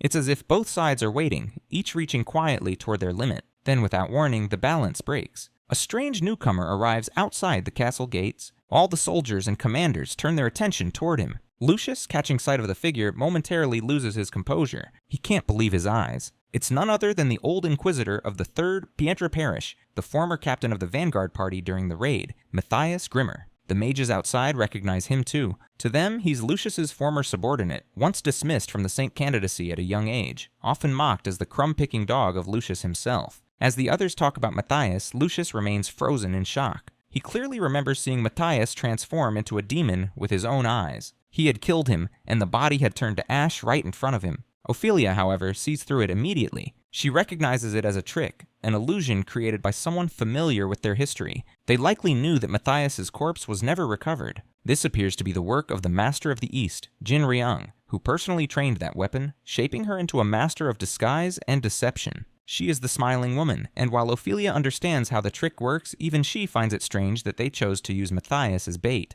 Still, the intent is clear: draw attention, confuse the enemy, and shift the blame. Meanwhile, Matthias begins weaving a false narrative. He claims he and others were part of the original raid party, but were abandoned as soon as they uncovered Lucius's alleged plan. He insists that Lucius had plotted to scam his investors, steal the dragon's heart, and keep the profits for himself. According to him, during this betrayal, Lucius also allied with the demon worshipper Ned. Matthias then goes further. He formally accuses Lucius of blasphemy, invoking official authority to put a target on his back. Ned is also visibly confused that Matthias looks just like his older sister. He struggles to understand how she could accuse him of worshipping a demon lord in front of so many people. He recalls Zephyr once saying that she lost her memories in an accident as a child, and doesn't even remember his name. Meanwhile, one of the waiting party members shows interest in the Matthias declaration. Though he finds the situation amusing, he acknowledges that, despite being a senior inquisitor, he lacks the authority to detain the Holy One, who vastly outranks him. He can only bring formal charges, and for them to take effect, at least 3 high-ranking priests must approve. As he removes his mask, Benjamin reveals that 3 such priests are present, and warns that if his accusation is false, he will be executed immediately for insulting the Holy One. He then activates a hero-grade holy relic called Themis' Judgment, a tool from the Old Kingdom that was used in trials. It automatically fires an arrow at anyone giving false testimony and can be used 3 times a day. He presents the relic and commands everyone to give their testimony, claiming the angel is watching. He directs the relic toward Matthias and accuses the Holy One of working with demon lord worshippers. The smiling woman recalls that the relic once belonged to the ancient inquisitor Themis, who blinded herself to ensure fairness and relied on hearing alone to detect lies. The relic works by analyzing subtle sounds like heartbeat, breath, and vocal tremors for signs of anxiety. However, Smiling Woman is an expert in manipulating muscle movements and simulating emotions at a subconscious level, confident that even a holy relic can't detect her lies. In her Matthias form, she confirms the accusation. When no arrow is fired, it signals that his statement is true. Cornwall, a first-class inspector from the Temple of Light's Financial Council, acknowledges this and officially approves the accusation. Benjamin, a senior member of the Vatican's Holy Relic Management team, also gives his approval. The Smiling Woman silently reflects on the absurdity of the moment. If it's blasphemous to accuse the Holy One, then surely surrounding and threatening him must be blasphemous as well. She sees the crowd as a group that has traded reverence for profit, shameless people waiting for someone else to throw open the temple doors on their behalf. She debates whether she's simply relieved to be present and mentally links the name Matthias to a pyre, imagining it burned under the title of the Holy One. Her thoughts turn darker, considering whether it might be better to just incinerate everything altogether. Meanwhile, Matthias questions Gertrude about her stance. Internally, Gertrude doesn't care much about financial losses related to the Holy One. Her only concern is whether Olden is still alive. Just as she prepares to respond, a lightning strike interrupts, and Ophelia steps in. She expresses disbelief that such claims are being entertained. Gertrude immediately recognizes her as Ophelia, one of the 10 great warriors and a known bodyguard of the princess. Cornwall too notices the man standing beside her, finding his face oddly familiar. Ophelia turns to Benjamin and asks how reliable Themis' judgment truly is. He responds with confidence, claiming it's perfectly accurate. She then challenges this certainty, asking whether the relic can account for false testimony delivered under hypnosis or mental suggestion. She argues that even if someone speaks with conviction, the underlying belief might be manipulated. As she points toward Ned, she explains that he was personally sent as reinforcement by Princess Altair to aid the Holy One. She calls him her servant, claiming he slept with her horses in the stables for 12 years. In her eyes, his loyalty is unquestionable. She accuses the one posing as Matthias of fabricating lies and manipulating the situation. At that moment, the disguise begins to fail. Her outer clothing is scorched, and the lightning strike disrupts her mana flow, revealing his true form. The crowd realizes it isn't Lord Matthias at all. It's a woman in disguise. Caught, the impersonator admits she's been exposed again, noting this is the second time Ophelia has foiled her plans. She then turns to Ned, calling him a traitor and vowing to take his life before the day ends. With that, she and her two men take out the Hypnos ocarina and begin to play. In response, a massive corrupted creature rises from the ground. Ned quickly realizes the creature before him is indeed a Shoggoth, but something feels off. The musical pattern needed to control it is unusually long, which signals that the beast has evolved. What they face now isn't a regular Shoggoth, it's a Basilikos. The impersonator, now fully transformed into her true female form, prepares for what's next and asks if they're ready. She announces it's time to begin the Song of Swords and Screams. As her voice echoes, Cornwall feels a wave of fear. He recognizes Basilikos' cry spreading across the battlefield, inducing intense dizziness in anyone without magical protection. A nearby soldier reassures him, stating that the mercenaries will secure a path for retreat.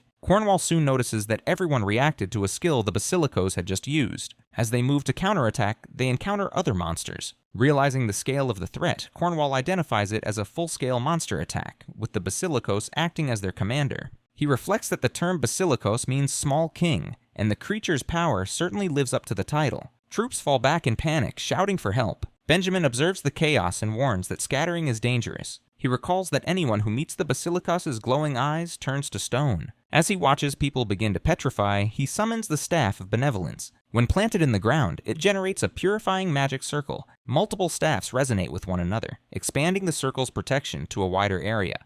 Using the staff to create barriers, Benjamin orders all parties to focus on defeating the monsters. He then requests Cornwall to buy him some time, claiming he has a way to kill the creature. Cornwall grants permission, and Father Benjamin agrees to leave the task to them. Meanwhile, Cornwall brings out the Spear Servant of the Goddess, an item they had reserved for destroying the castle gate in Sage. When activated, it summons a powerful stone statue that immediately attacks with its spear, creating a massive hole in the monster's body, then follows up with a relentless barrage of strikes. Benjamin reflects on the Basilikos as an evolved form of the Shoggoth, known for their psychological attacks. Like Shoggoths, they induce fear through mind corruption, leading victims to hallucinate. When mental corruption hits 100%, victims enter a berserk state, attacking even their own allies. Physical attacks are useless. Only magical or elemental attacks can cause harm. Fortunately, most of its skills can be neutralized by a priest's purifying magic. While its light-based attacks aren't a concern, Benjamin worries about a unique feature reported in past Basilikos encounters, a second mouth located on its tail. He notes that this mouth can cast a powerful spell after a charge time of 5 minutes to an hour. If the spell activates, up to 80% of the party could be wiped out. Since each Basilikos possesses a different tail-based skill, predicting their behavior is nearly impossible, so preventing skill activation now becomes the top priority. As the battle intensifies, Benjamin asks for a monster's report. A priest informs him that land-based monsters will arrive within 10 minutes, with flying monsters following 2 minutes later. Benjamin acknowledges the urgency and instructs everyone to protect him for the next 3 minutes. He decides it's time to activate the Holy Family's Golden Mirror, a legend-grade holy relic. Meanwhile, at the headquarters of the Holy Relic Management Team, where mages standing in front of a portal mirror announces they've received a signal, Father Benjamin has used the Golden Mirror. They state that it's now their turn to assist. For this, they all use their Dagger of the Holy Sanctuary skill, which draws mana from those who wield it. They then use the Golden Mirror to send the gathered mana to Benjamin, who channels it through his relics and feels the overwhelming force. It's far stronger than what he's used to, and he struggles to stay on his feet. He recalls bringing the Golden Mirror as a contingency for a siege. If he had rented it, like the Stake of Faith, he could have used it freely. However, since this relic was specifically assigned for the siege mission, using it outside those bounds would result in severe punishment. Despite this, he decides that survival takes precedence over protocol. Just as he targets the monster, he is shocked when Gertrude grabs him from behind. She reminds him of the rules, warning that the mirror is only authorized for use against fortress gates. Then, for Olden's sake, she forcefully redirects the target toward the gate. As the blast hits the gate, one of the worshipper apostles watching is satisfied with their preparations. The apostle is confident that Gertrude's obsession with Olden will ensure she follows their plans. Meanwhile, another apostle expresses his preference for direct action, and would rather confront the threat personally than wait.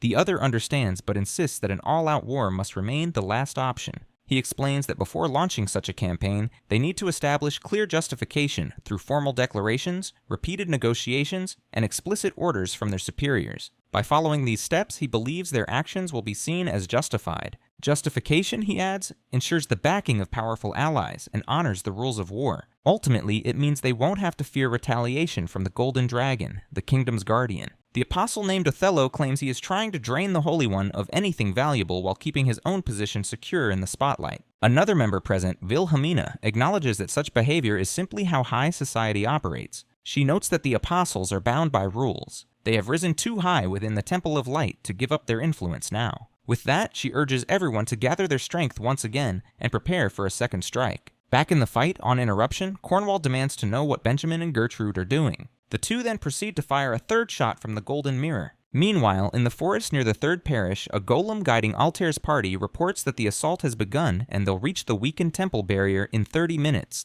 Elise suspects the Golden Mirror is responsible, explaining that it uses concentrated divine energy or mana to generate a brief vortex of destructive power. Princess Altair expresses concern that even the protective force field generated by the dungeon Princess Relic may not hold much longer. Daryl offers to provide cover fire with an arrow and asks Kiara to calculate the coordinates. She requests 15 seconds, but as she begins the calculations, Daryl notices something unexpected. Without hesitation, he orders everyone to jump on the count of 3. Despite their efforts to dodge the incoming slash, some soldiers are struck and fall, while Princess Altair watches it all unfold. As the dust settles, they hear a voice mocking their luck. Stepping into view, it's revealed to be Jin Gang, Jinrayang's son and the top disciple of the Dragon King style. Drawing his weapons, he declares his intent to send them to hell. Back in the third parish, chaos unfolds as Ned and Ophelia join forces against the Smiling Woman in a 2-on-1 battle. While fighting, Ned attempts to confront her, urging her to remember that he is her younger brother. She refuses to accept it, unable to believe that the person standing before her could be related to her. She lashes out, but Ned sidesteps the strike. She accuses him of being misled and warns that if he intends to deceive others, he should at least be convincing. Suddenly, the sound of a barrier breaking echoes through the area, and the fortress gate collapses. Ophelia quickly assesses the situation and confirms that the defenses have failed. Realizing this, the Smiling Woman activates her electric acceleration ability and dashes toward the temple, while Ned and Ophelia immediately give chase. As they sprint after their leader, the Demon Lord Worshipper guards begin playing a flute, recognizing that their role is to support her mission at all costs. The sound of the flute triggers the monster's strange mouth ability, designed to hold back the pursuing priests. The monster opens its mouth and roars a spell into the sky, forming a dark magic circle that begins to rain down blood. The priests initially hesitate, confused by the sudden downpour, but their thoughts quickly distort. The cursed rain takes effect instantly. Anyone it touches falls into a frenzy. Even the priests struggle to shield themselves, despite using the purification barriers. Moments later, the situation worsens. The wild monsters arrive and begin attacking indiscriminately, tearing through anyone in their path with brutal force. As Ned flashes through the chaos, he hears the piercing screams of his comrades and realizes how devastating the situation has become. The Demon Lord worshippers, protected by the flute's influence, remain unaffected by the rain. Ophelia, too, got the protection against it, so Ned finds himself at a crossroads. He must choose between going after his sister or protecting his overwhelmed party members. He recalls Zephyr's words, how eliminating enemies is crucial, but saving those who can still fight is just as important. Numbers matter, and Ned should trust his judgment in the moment. Remembering that, Ned quickly instructs Ophelia to pursue the Smiling Woman, knowing she can identify her on sight. Meanwhile, he turns his focus to dealing with the advancing monsters. He understands that chasing his sister and using the Queen's Elf blessing might have been the better option to reach her, but right now, the situation demands something else. As Ophelia closes in on Matthias, ready to strike, the monster suddenly intercepts and traps her before she can land the blow. Just then, the Smiling Woman vanishes and reappears behind her in a flash, charging up her Falling Thunder attack as she descends. However, before she can strike, a poison whip hits her mid-air, interrupting the assault. It's Fade, making a clutch entrance at the perfect moment. Seeing him, Ned realizes he has strong comrades now, people he can trust. He channels his mana into his sword, determined to clear a path for Zephyr.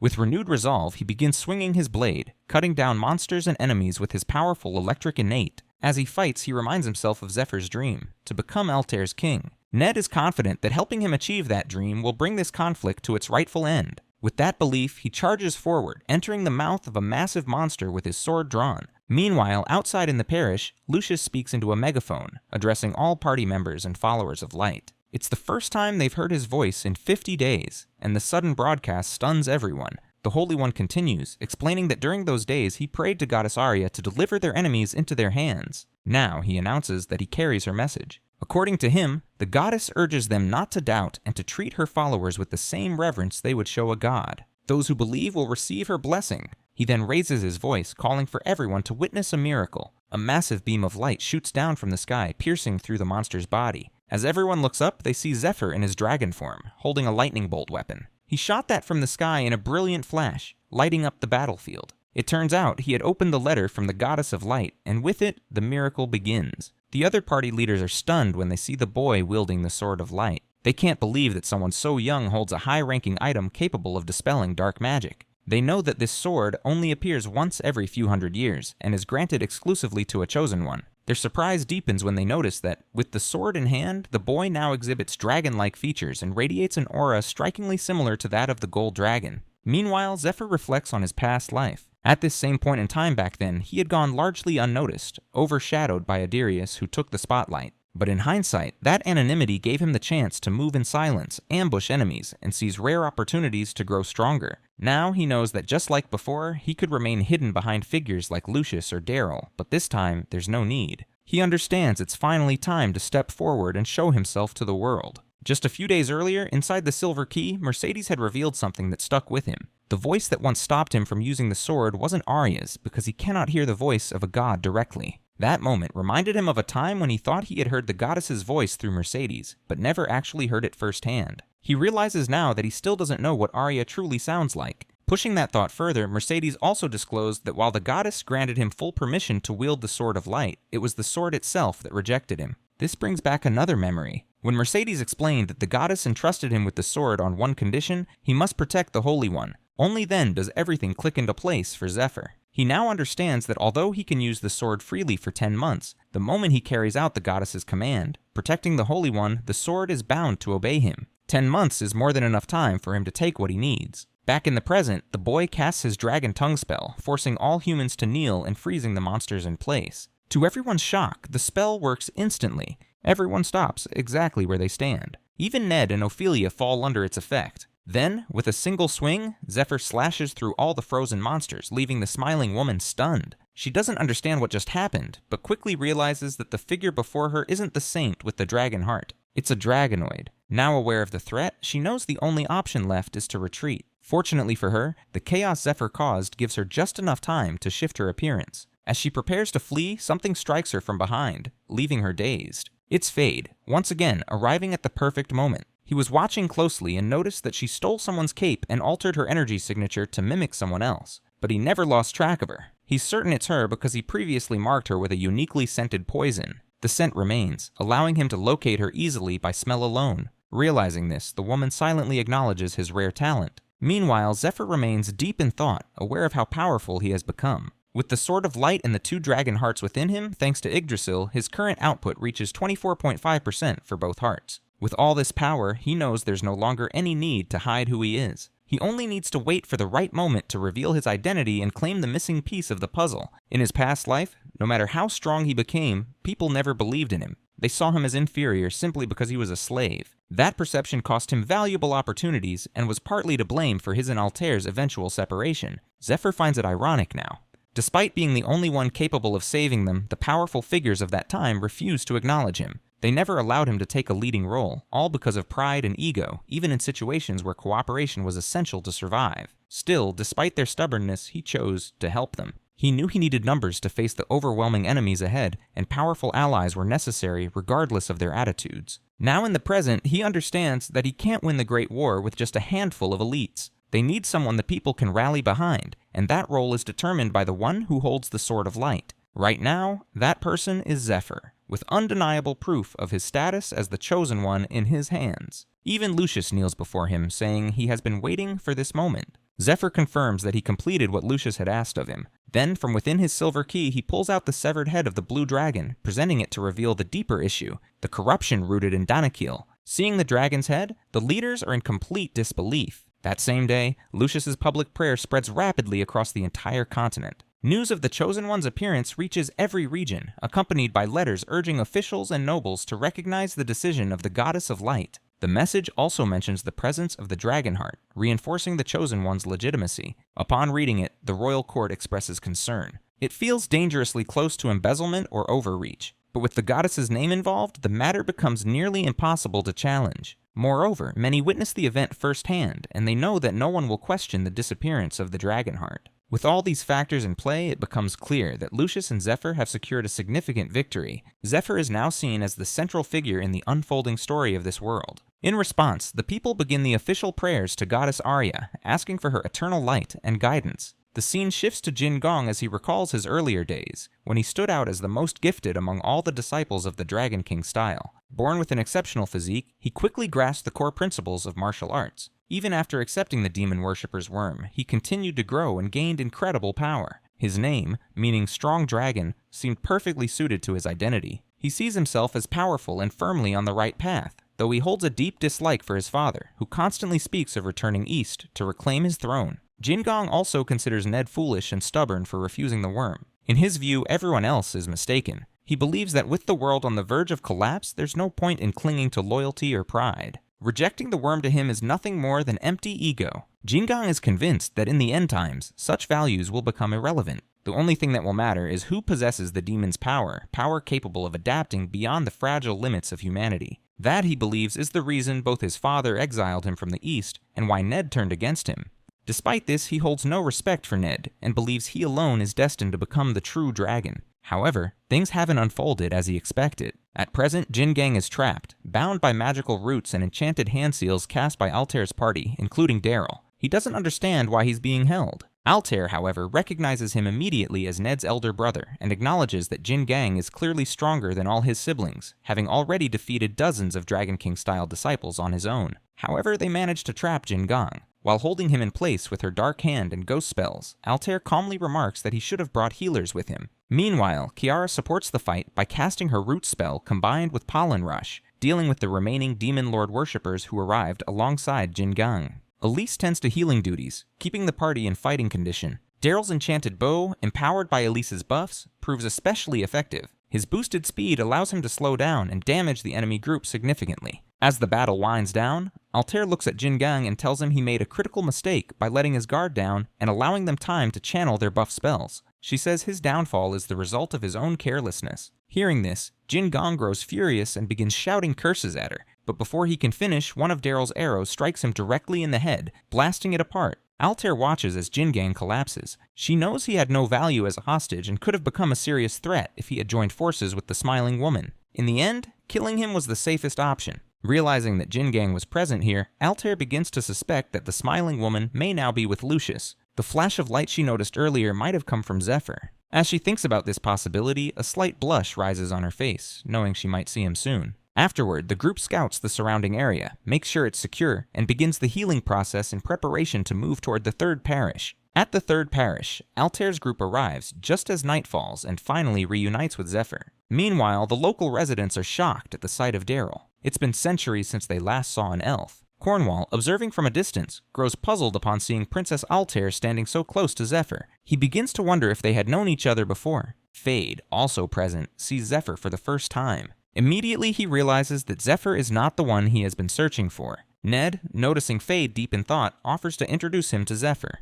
But Fade refuses, claiming he doesn't like him. His indifference shifts to surprise when Kiara calls out his name. As she runs toward him, he vanishes without a trace. Outside the parish, the 10 strongest challengers begin to retreat. They know they can't confront the Saint right now. And if the Saint truly defeated the Twin Knights, then he may be stronger than any of them, making it pointless to engage at this time. Elsewhere, in one of the temple hallways, a knight arrives to find Gertrude trapped in an enchanted snare. She calls out manically for Olden, insisting she will find him. At the 13th parish, Prince Polaris finishes reading the letter detailing all that has happened. He laughs, amused by the unexpected turn of events. Intrigued, he expresses a desire to meet Zephyr himself. The boy has provided him with so much entertainment that Polaris feels he should be rewarded. Eager for another encounter, he turns to the Golden Dragon and asks whether it's time to arrange a new event for the second round. The next day, all the forces besieging the third parish withdraw. The officials in charge of the sacred relics also retrieve the Stake of Faith. Meanwhile, the Finance Council expresses satisfaction at a new investment opportunity connected to Zephyr. The parish defenders witness these developments and prepare to relay various updates to their respective clients.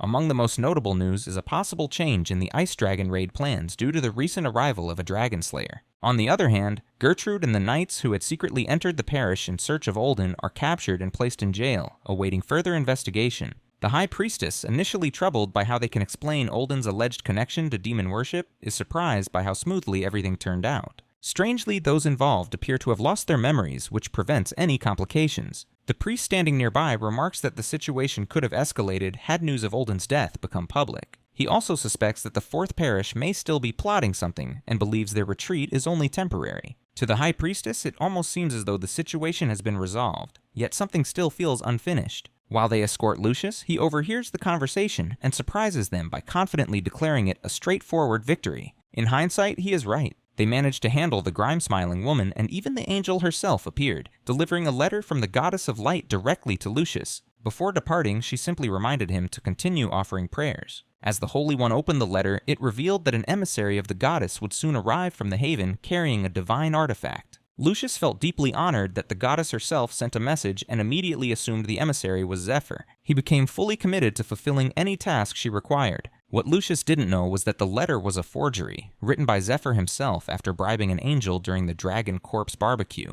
Zephyr knew Lucius would never uncover the truth, and quietly planned to reward him later for his unwavering faith. Meanwhile, something more pressing occurs. Fade receives a letter from Lucius's father, informing him of his arrival at the Third Parish. The Holy One is visibly shocked by the news, but when Fade reveals that his father has instructed him to offer his help, the priest becomes enthusiastic. He recognizes that Fade's presence could be a significant asset in the upcoming Ice Dragon raid. Fade agrees to assist, though he makes it clear that his support stems purely from goodwill, as he feels no personal obligation to be involved. Not far from them, Zephyr arrives and asks Fade if the smiling woman had provided any useful information. He adds that if Fade had known anything about the tarantula, he wouldn't have left in the middle of the night. Fade seems ready to respond, but then stops himself. Ned, reflecting on the situation, realizes his suspicion might be accurate. The main problem with the smiling woman lies in the failure of his queen's blessing. It has no effect on her. As a result, they resort to using a truth serum, but even that yields no information about the tarantula. Ned suspects that all Fade managed to obtain was the location of the Dragon King's style, which still leaves many questions unanswered. Ned also recalls that the tarantula are notoriously difficult to track, and with the Ojin gang now dead,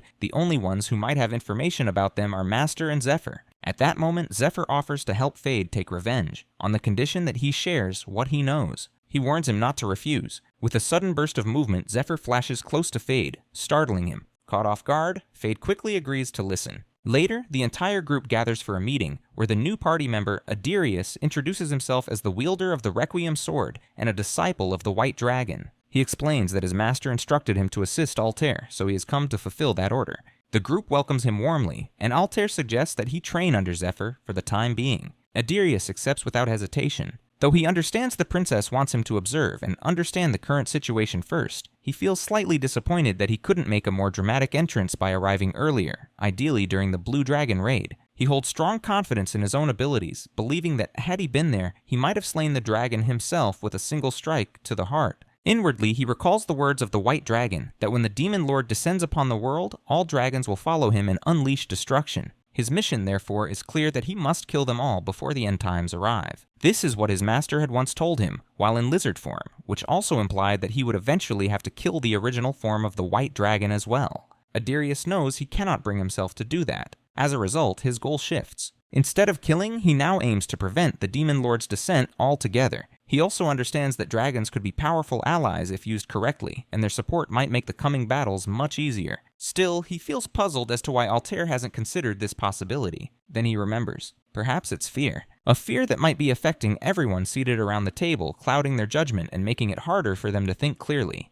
Adirius doesn't like this atmosphere, so he decides to stay quiet for now, observe the group, and follow the other party members until he fully understands the situation. While he's lost in thought, Zephyr glances over and notices something about him that he doesn't like. After the meeting, Elsie casts her spell, Angel's Embrace, a strange form of magical health assessment. All the new members are visibly uneasy about it, while Elsie seems to enjoy their discomfort, playfully commenting on how rare it is to examine specimens like a dragon, a seasoned warrior, and an elf. Hearing this, Fade becomes irritated, but to his surprise, Elsie soon discovers that she's unable to inspect him at all. Around the same time, Altair arrives and asks whether she has looked into the smiling woman. Elsie explains that despite fulfilling all the known conditions for the Queen's blessing, they were unable to apply it to the woman. Kiara speculates that the woman might already carry a blessing, or perhaps a curse that causes interference. However, that theory doesn't hold. According to Elsie, they examined everything thoroughly, and the results suggest a different issue. The woman may have a problem with her brain. This revelation surprises Altair. The High Priestess notes that while high-level healing spells can reattach freshly severed fingers, they can't restore parts that were lost years ago. Since the smiling woman was involved in the shipwreck where she lost her memory, it's likely she suffered brain damage and now perceives the world in a fundamentally different way. Elsie points out that the woman didn't even recognize that she was looking directly into Ned's eyes, meaning the conditions for the Queen's blessing were never actually met. This suggests that the smiling woman might no longer see humans as humans at all. Later, Zephyr visits the holding cells to observe her himself. As he approaches, she stares at him without the slightest hesitation in her eyes. 13 years ago, after the boat incident, she was swept away by the waves and washed up on an island. When she regained consciousness, everything around her was dark and silent, except for a constant ringing in her ears. With no memory of who she was, she panicked and screamed. One day, overwhelmed by pain and thoughts of ending her life, she suddenly caught the scent of incense and the ringing stopped. At that moment, she heard a heavy voice commanding her to open her eyes. When she did, a mysterious master healed her, and her vision began to return, if only slightly. That was the moment she met her mentor. She spent her days learning the language of the East and meditating under the master's guidance. Slowly, a sense of peace began to settle within her. During meditation, her vision gradually improved, but what she saw disturbed her. Everyone around her appeared as monsters. The only person she could recognize as human was herself, reflected in the mirror. Tired of living among monsters, she longed to reunite with her younger brother. The problem was she had no idea what he looked like. Still, she held on to hope, believing that if they shared any resemblance, she might recognize him when the time came. Then, one day, despite faithfully following everything the master had taught her, her vision became even stranger. She began to see symbols and arrows hovering over people's forms, markings that left her deeply unsettled. In the present, after hearing everything, Fate explains that what she experienced resembles a form of long-term trauma treatment, an extreme method that breaks the brain's normal function to allow the natural flow of mana. The process is brutal, often involving poison, and 9 out of 10 subjects don't survive. However, those who do gain altered sensory abilities. These heightened senses can affect smell, taste, or sight, and sometimes even shift a person's entire perception of reality. As the smiling woman gradually becomes accustomed to the strange figures she sees, she realizes the arrows are actually guides. By adjusting the shape of her face to match their patterns, she discovers she can transform her appearance into someone else entirely. She recalls how her mentor cared for her, showed her her worth, and taught her martial arts. He even tried to locate her younger brother. Determined to repay him, she once set out to retrieve a dragon's heart, but failed. Still, her primary goal remains to save her master. For that, she needs a way out of this prison.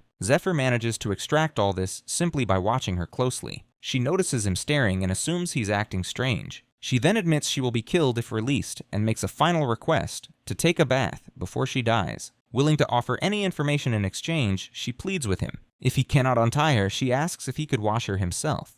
Zephyr steps into the cell, tells her to stay still, and gently lifts her head. In that moment, as she looks into his eyes, she believes she has ensnared him with her charm. She believes she has Zephyr under her spell, convinced that he sees her as an unforgettable war trophy and will eventually give in. Desperate to escape, she's willing to do anything, knowing that even those as strong as a dragon heart-bearer or the wielder of the Sword of Light can't fully resist their natural instincts. But to her shock, Zephyr leans close to her face and coldly orders her to expel the worm inside her. Almost instantly, she feels something rise in her throat and begins coughing up blood. Zephyr watches from the side, smirking. He remembers her from the past, how she once tried to manipulate him, pretending to be close just to use him before discarding him. But now, in the present, he stomps on the writhing worm. She vomits onto the floor as she struggles to breathe. Zephyr states that he could kill her right now, but chooses not to for her brother's sake. He tells her that her life now depends on her behavior. With those words, he forces her eyes open, anchoring her back to awareness. Suddenly, a blast of light bursts from the cellar, and moments later, Zephyr emerges. Altair, waiting outside, wonders if it's over. Zephyr calmly explains that he made sure she will gradually return to normal, and that her senses, and possibly her memories, may also come back over time. Altair, concerned, asks if the process will take long. Zephyr replies that slowing the side effects of worm removal is the best approach. Still, he's slightly surprised, having assumed that Altair was against rehabilitating the smiling woman and had intended to kill her instead. Hearing that, Altair admits she did want the smiling woman dead, but also sees the potential in using someone with such rare talents. Deep down, she knows the truth, that the smiling woman is Ned's sister, and of course, she feels responsible for helping her. Meanwhile, back in the cell, the smiling woman lies unconscious. Zephyr, anticipating the possibility, has already placed a safety seal there as a precaution. With that matter temporarily resolved, he shifts his attention to the next pressing issue.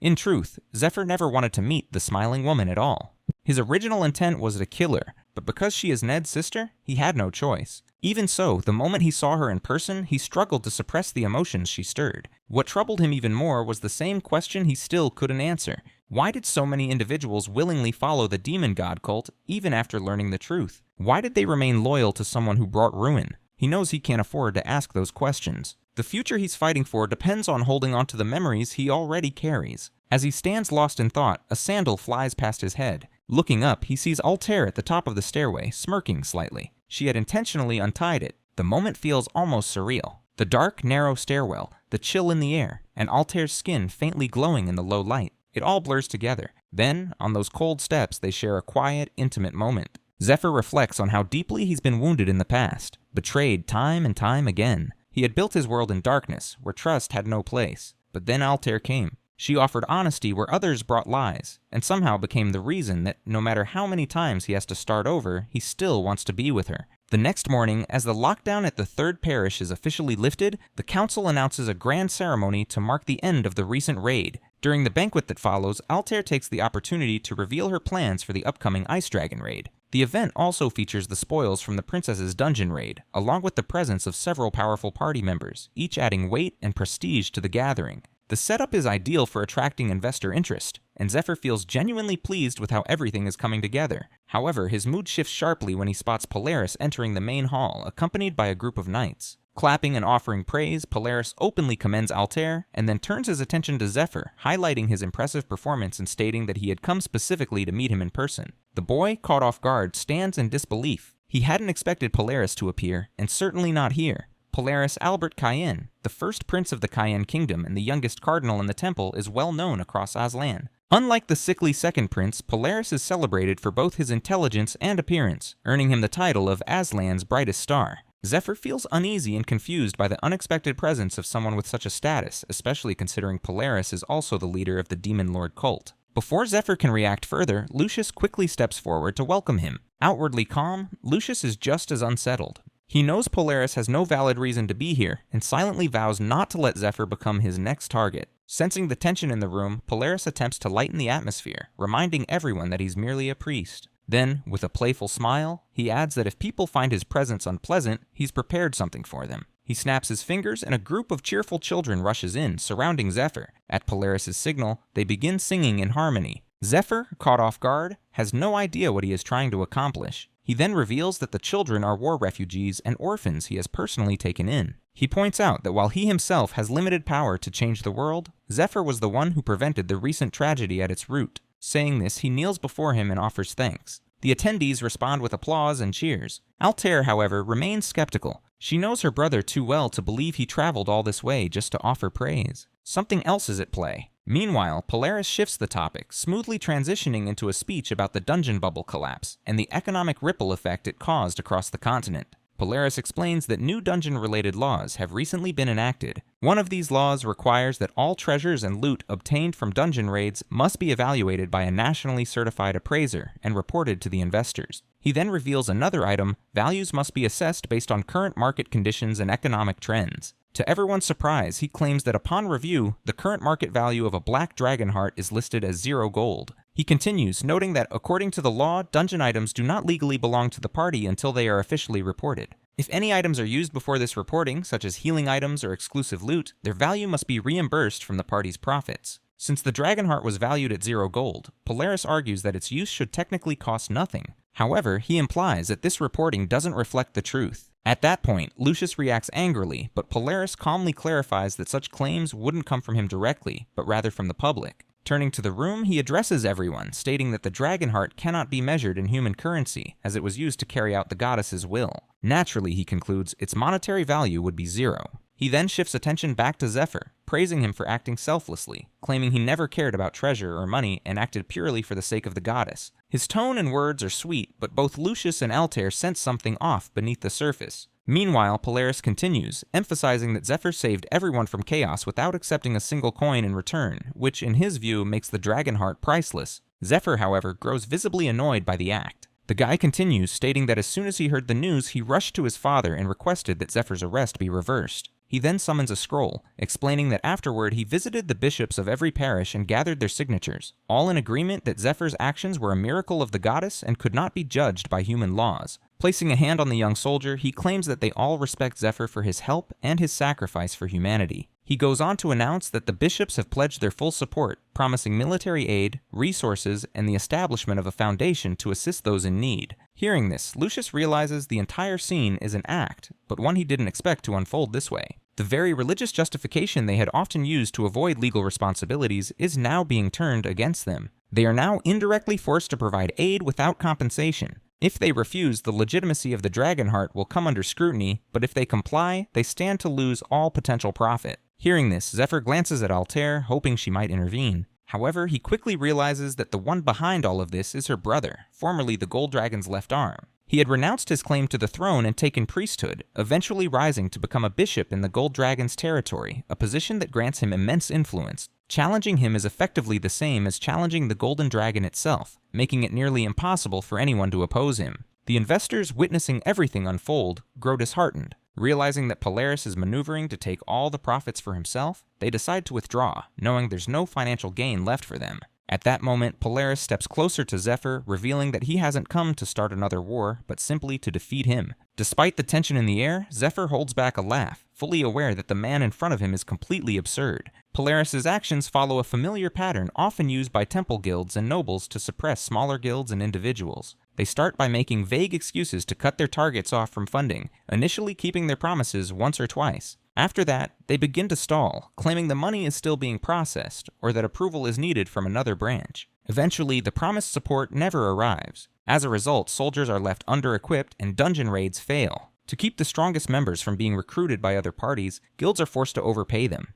On top of that, dungeon equipment, especially enchanted or specialized gear, is expensive. There are also ongoing costs for labor and supplies, such as potions, food, and camp gear, for parties that can range from a dozen to several hundred members. Even the rights to raid a dungeon must be purchased, so when higher-ups monopolize the profits, it becomes a death sentence for the party. This is exactly what Polaris is attempting. Returning to the present, Polaris mocks Zephyr's lack of a proper response. He pushes the idea that, now that he is seen as important, he must follow established rules, regardless of his personal strength. He even suggests that Altair will go broke without any financial products to support her, and since she has a public image to uphold as a princess, Zephyr will be expected to fulfill those expectations. His words are carefully aimed to provoke, pushing Zephyr to the edge of anger, knowing that an impulsive move could lead to serious consequences. But instead of reacting with violence, he calmly begins quoting an old prophecy, one that speaks of a red smoke, like blood, rising from the south and covering the entire world. He says it will be a sign that the 4 horsemen of the apocalypse have risen, bringing war and death across the world.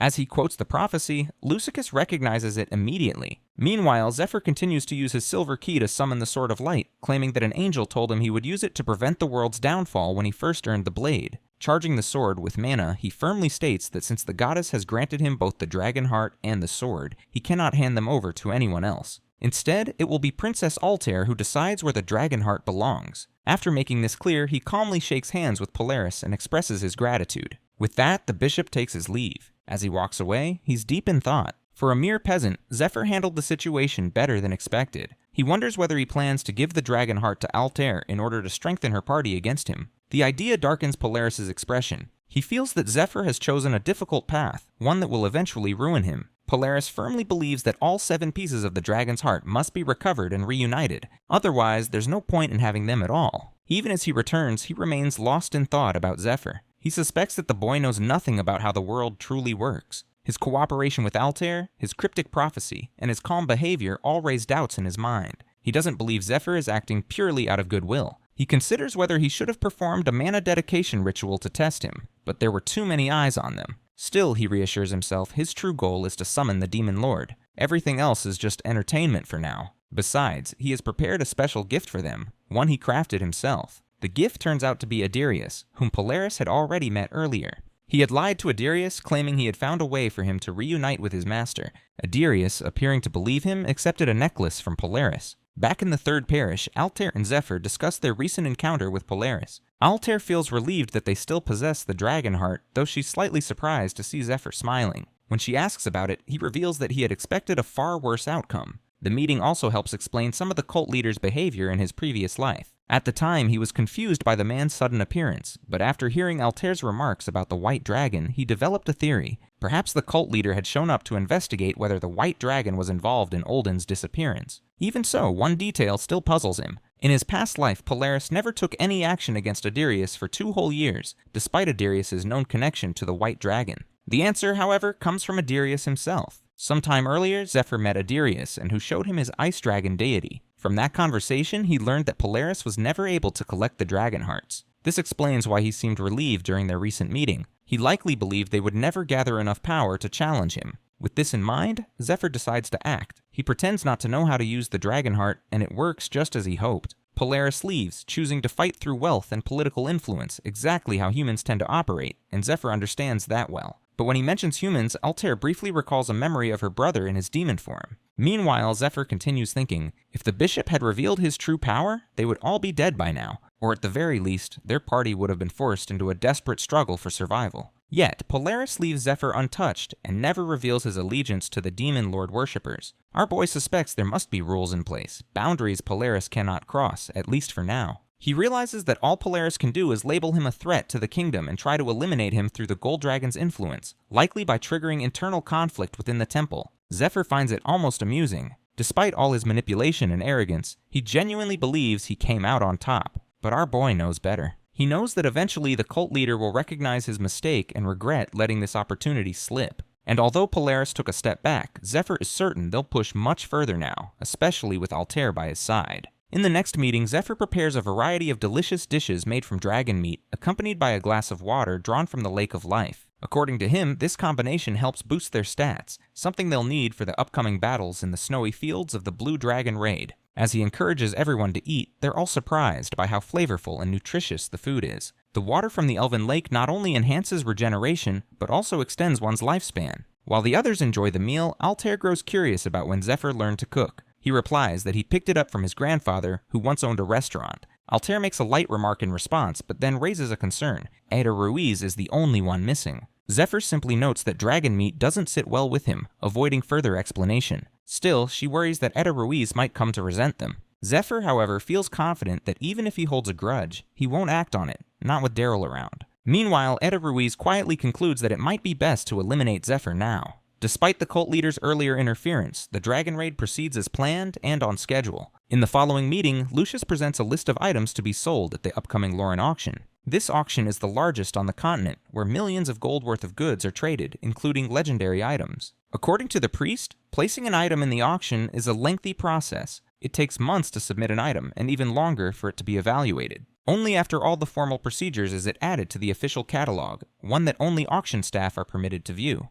Overall, the auction process typically takes around half a year for an item to be listed. However, Zephyr notices that one particular entry in the catalog is scheduled to go up for bidding in just 2 months. He recalls that once auction dates are finalized, sellers can't cancel their listings unless the auction house finds the item unsatisfactory. That loophole gives them an opportunity. If they offer something better in return, the auction house may cancel the previous request and accept the new one. With that in mind, Zephyr begins reviewing the list, trying to decide which item might be useful for the raid. He also realizes he can't rely on his usual method of consulting the past, as these events haven't occurred yet. He then recalls a significant event. When Ada Ruiz arrived to meet Altair, he brought a large force with him. At that time, Altair and her group had left the castle to pursue Ned, who was fleeing with the dragon heart. With the castle mostly empty, Ada Ruiz decided to seek out the dragon on his own. He claimed he simply intended to communicate with it. When he reached the ice castle where the dragon resided, hoping to establish contact before the princess could, he encountered something entirely unexpected. The ice dragon was not what he had imagined. She appeared as a girl with horns and a commanding presence. As Ada Ruiz stepped inside, she immediately closed the distance, recognizing her sister's scent on him. She had long suspected her sister's involvement in matters like these. Believing that Ada Ruiz had come either to test his strength or the Dragonheart's power, she drew her sword and introduced herself as Marania, the ice dragon. She then declared that if he wanted anything from her, he would have to defeat her first. Despite being caught off guard, Ada Ruiz feels a flicker of excitement. He and the ice dragon are similar, both driven by passion and a fierce instinct to protect their masters and their kind. With that unspoken understanding, the two clash. She quickly becomes impressed by how well Ada Ruiz holds his ground against her relentless attacks. Knowing that he is her sister's disciple, she expects no less. She then summons hundreds of ice swords and sends them flying toward him. In one powerful swing, Ada Ruiz shatters them all. Without missing a beat, the ice dragon charges forward in a flash, following up her assault. Their fighting styles mirror each other so closely that it seems as though they are reflections. Each strike met with an equal counter, each move answered with matching precision. Meanwhile, her aura intensifies, and with each breath, she begins to freeze the area surrounding her castle. As the battle moves outside, she finally gains the upper hand and brings Edoruis down. But in that moment, she realizes he didn't come to kill her. Curious about him, she chooses to learn more. And while the two remain locked in that fragile pause, unaware of what the future holds, a quiet, magical winter begins around them. Despite being knocked down, Edoroi stands up and makes another attempt to strike. But the ice dragon easily dodges and counters, sending him back to the ground. She remarks that he needs at least 100 more years of training before he can hope to challenge her. To give him a chance to keep sparring, she summons 7 magical swords and encourages him to try using them, especially one named Requiem. He picks up the sword, and together they continue sparring for hours on end until exhaustion nearly overwhelms him. At one point, he uses a flint to start a fire, something the ice dragon has never seen before. Intrigued, she watches as he prepares food over the flames. They share the meal, chewing through roasted meat. Once finished, they resume sparring until sleep finally overtakes him. As he dozes off, the ice dragon finds herself puzzled by human behavior. Most humans lose their will to fight when faced with her dragon power, yet he remains curious, even eager. She thinks back to her sister's other disciples, recalling how strange they all seemed. The dungeon princess and her armored guard come to mind. The guard especially, whose inhuman strength and presence left a lasting impression. She once saw him as a mere child, but he grew into something that now unsettles her. Now, Eta Ruiz shows promise too. He has a strong physique, adaptable mana control, and excellent spatial awareness. What stands out most is his mindset. He embraces challenges. Even when struck down, he continuously analyzes his technique, reflecting on what went wrong and how to improve. Though he clearly can't match her yet, he trains hard, not for victory, but for the joy of testing himself. Each clash is a chance to grow, and he thrives in the struggle.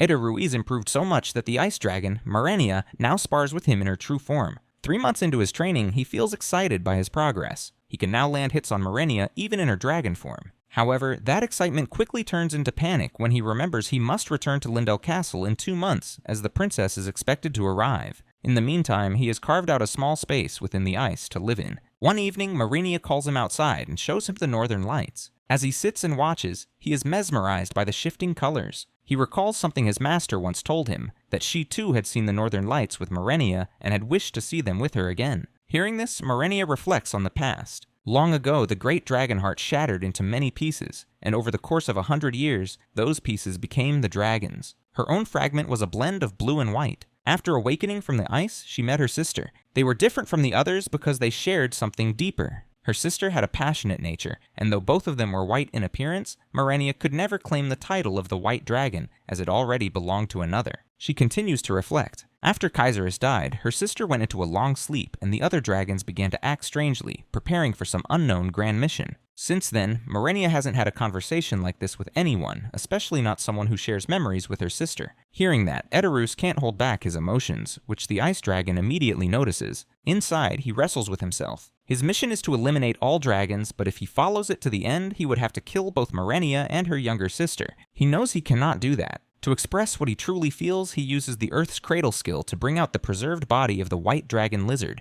revealing that it once belonged to his master during the time she traveled with him. The ice dragon senses her sister's aura in it. She even notices the flowers her sister used to love, which stirs her emotions. Meanwhile, Edorus excuses himself, saying he must search for another of his master's disciples, Princess Altair. According to what he believes, the princess intends to destroy all dragons, and he plans to support her, following his master's final words. However, he secretly hopes to avoid that outcome. He believes he has found a way to prevent the world's end without killing the dragons, and for that, he needs Marenia's help. It is known that when the end of times arrives, everything, including dragons and the Tree of Life, will turn toward destruction, aligning themselves with the Demon Lord. This is the rule of the end. Only death can escape it. Despite this, the white dragon was given a second chance by taking possession of a lizard's body. When her health began to fail and her body reached its limit, she revealed to Edorus that she cast a spell to pass on her will to him after her death. She was forbidden to speak it while alive, so the spell served as her only means of communication once she passed.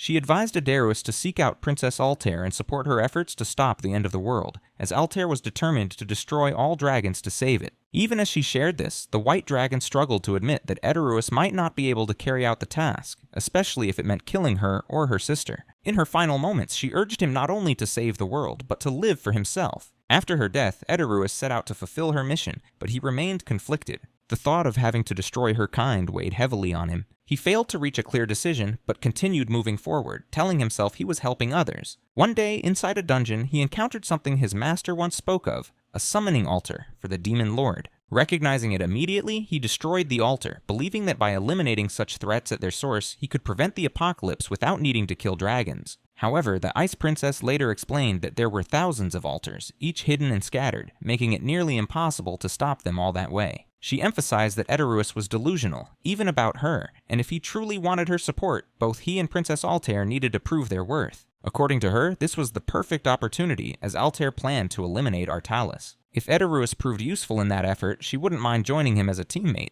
Following this, Edoruus traveled to Lindell, where Princess Altair welcomed him as her fellow's disciple. Over the next year, he cleared various dungeons and gathered loot to prepare for the upcoming raid. During this time, he avoided visiting the Blue Dragon, knowing her sensitive nature could make any encounter dangerous if not approached carefully. He believed accompanying the party was a safer strategy and pretended to support Altair's raid, hoping this would eventually convince the Blue Dragon, and perhaps even the princess, to align with his plan. Later, Princess Altair announced that they received additional investment for the Blue Dragon raid, crediting Edoruus for the increase in volunteers. Although he downplayed his role as simply clearing dungeons, she insisted he deserved the recognition. As preparations continued, a mercenary named Ralph arrived, introducing himself as someone assigned to assist Edoruus as a penalty for losing a duel. Soon after, Fade also joined the group, sent by Duke Jornetti, and immediately asked about payment. Edoruus felt everything was progressing smoothly. When the time came, he opened the dungeon gate, marked the beginning of the raid, and instructed the vanguard to head toward the Lake of Life. As the Blue Dragon was defeated, Gollum cheered, celebrating their success.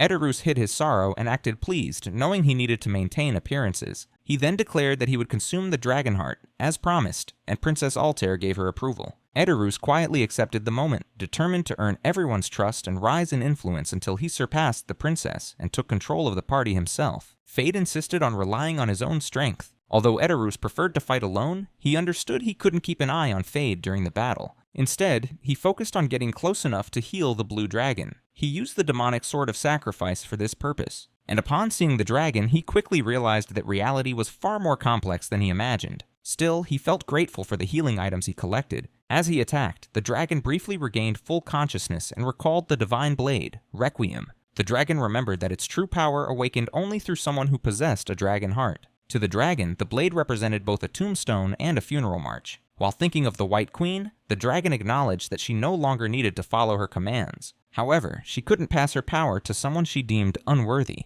She challenged Edoruus, who narrowly avoided the initial strike. Edoruus failed to persuade the dragon and found himself unable to retreat, forcing him to fight. When Daryl charged in, Edoruus saw no alternative and struck at the dragon's horns, apologizing repeatedly as he stabbed. In that moment, he began to wonder if this experience was revealing a hidden talent within him. He reflected on his own limitations and his failure to protect those he wished to save. Realizing he needed to become stronger, he decided that he must take control of the raiding party. If he didn't, he feared they might end up killing Morania next. For now, he continued to play along, hiding his intentions. Thinking it over, Edoruus felt relieved that claiming the Blue Dragon was part of his contract. He couldn't bear the thought of someone else taking it. Before making any decisions about it, however, he planned to meet Morania first. But his anticipation was abruptly shattered when Black Moon burst out from the dragon's stomach and exploded upon contact with its heart. Just like that, the raid became Edoruus's worst yet. He lost both the Blue Dragon and its heart. Furious, he blamed Fade for dragging him away in an attempt to protect him, convinced he could have stopped everything if he stayed.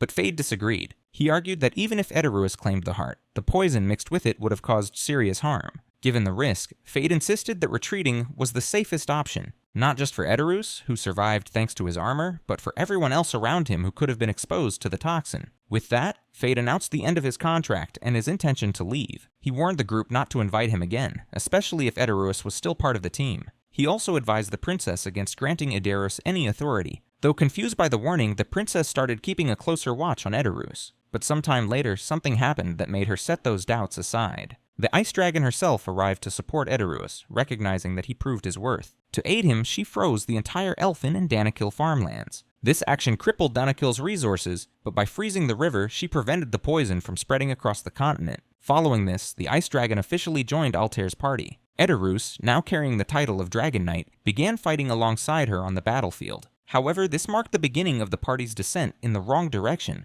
According to Eteruus, removing the summoning altars became the party's top priority and all efforts were directed toward it. During the battle with the Black Dragon, Phillips, the leader of the merchantry, was lost, and Fade departed soon after due to ongoing conflict with Eteruus. Tension also rose between Daryl and Kiara following the Ice Dragon's inclusion in the group. They both understood that eventually the Ice Dragon must be killed, but Eteruus disagreed, which caused further division. Many members began siding with Eteruus, who consistently helped others without expecting anything in return.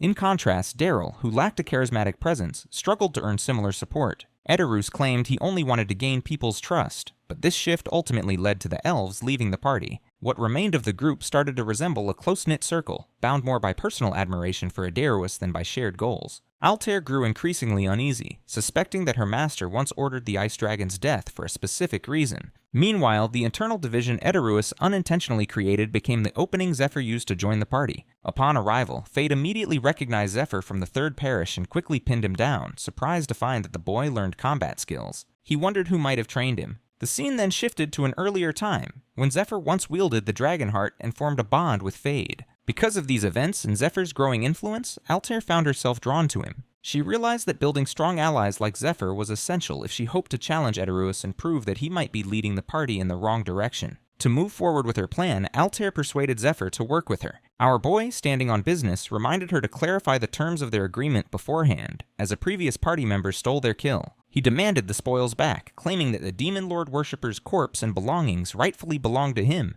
Their first meeting involved some tension, especially as Fade and Zephyr struggled with the limitations of working as a team of just two. Despite these initial difficulties, they agreed to collaborate due to their shared goals. However, Eteruus was displeased, both by the return of Daryl and Fade, and by the presence of the person who once took the Dragon Heart. In the past, Eteruus shared this concern with the Ice Dragon, who upon hearing it grew furious. She trapped Zephyr in ice and interrogated him. The knights witnessing the scene felt reassured, seeing that the dragon was on their side. Eteruus, meanwhile, used Zephyr's presence to subtly influence public opinion in his favor. Back in the present, Zephyr observes the boy during training and quickly realizes that while naive, he is instinctively cunning and driven by a thirst for fame. The boy, aware of his limitations, pushes himself hard, hoping for just one chance to gain freedom and influence during the upcoming raid. Meanwhile, Eteruus, while running through preparations, remains frustrated by Zephyr's use of the Silver Lion's control over him. Still, he knows that Zephyr will likely lift the training restrictions once the Dragon Raid begins, as his full power will be needed. Eteruus remains firm in his belief that he alone should have the right to decide whether his master, the White Dragon Familiar, lives or dies. During the pre-raid briefing, Alter assigns all party members to specific teams. The auction team is tasked with purchasing equipment, while the farming team, which includes Eteruus and the priests, is assigned to gather loot from monsters. Upon hearing this, Ned realizes he must keep a close eye on Eteruus during the mission. Lastly, the scout team consists of Fade, Daryl, and Daryl's sister, who are tasked with locating more members. This team division reminds Zephyr of his earlier days. However, Ophelia quietly raises a concern to Lucius about whether it's safe to leave the parish, especially with his father's arrival imminent. According to the Holy One, there's a chance he might be late, so finding him directly would be faster. Lucius also mentions both his firstborn and second sibling, which surprises Ned. Meanwhile, Alter is preoccupied with another important task awaiting them in the capital. She recalls the Elf Queen asking her to deliver greetings to a human scholar named Vitel, who had visited the Elfin Forest 61 years ago. Alter had been shocked to learn that not only was Vitel still alive, but he also served as the current dean of the academy, where she herself once studied under him. The Elf Queen entrusted her with a letter to deliver to him, noting his considerable influence among the nobles and the possibility that he might assist with the upcoming raid. Still, Alter hesitates, remembering her poor attendance at the academy and how it had left a negative impression on the dean. To make a better impression, she decides to bring Lucius along, knowing he holds top academic standing and might help smooth things over. At the same time, Fade and Kiara discuss what supplies they'll need for the scouting mission, but Fade believes running will be the fastest option. Meanwhile, Zephyr, despite running low on time, has another urgent task. He must fulfill the Goddess of Light's quest to protect an unknown target for 10 months. He knows both the rewards and the punishments are significant, but the identity of the target remains a mystery. According to the prophecy, the Sword of Light is meant to guide him.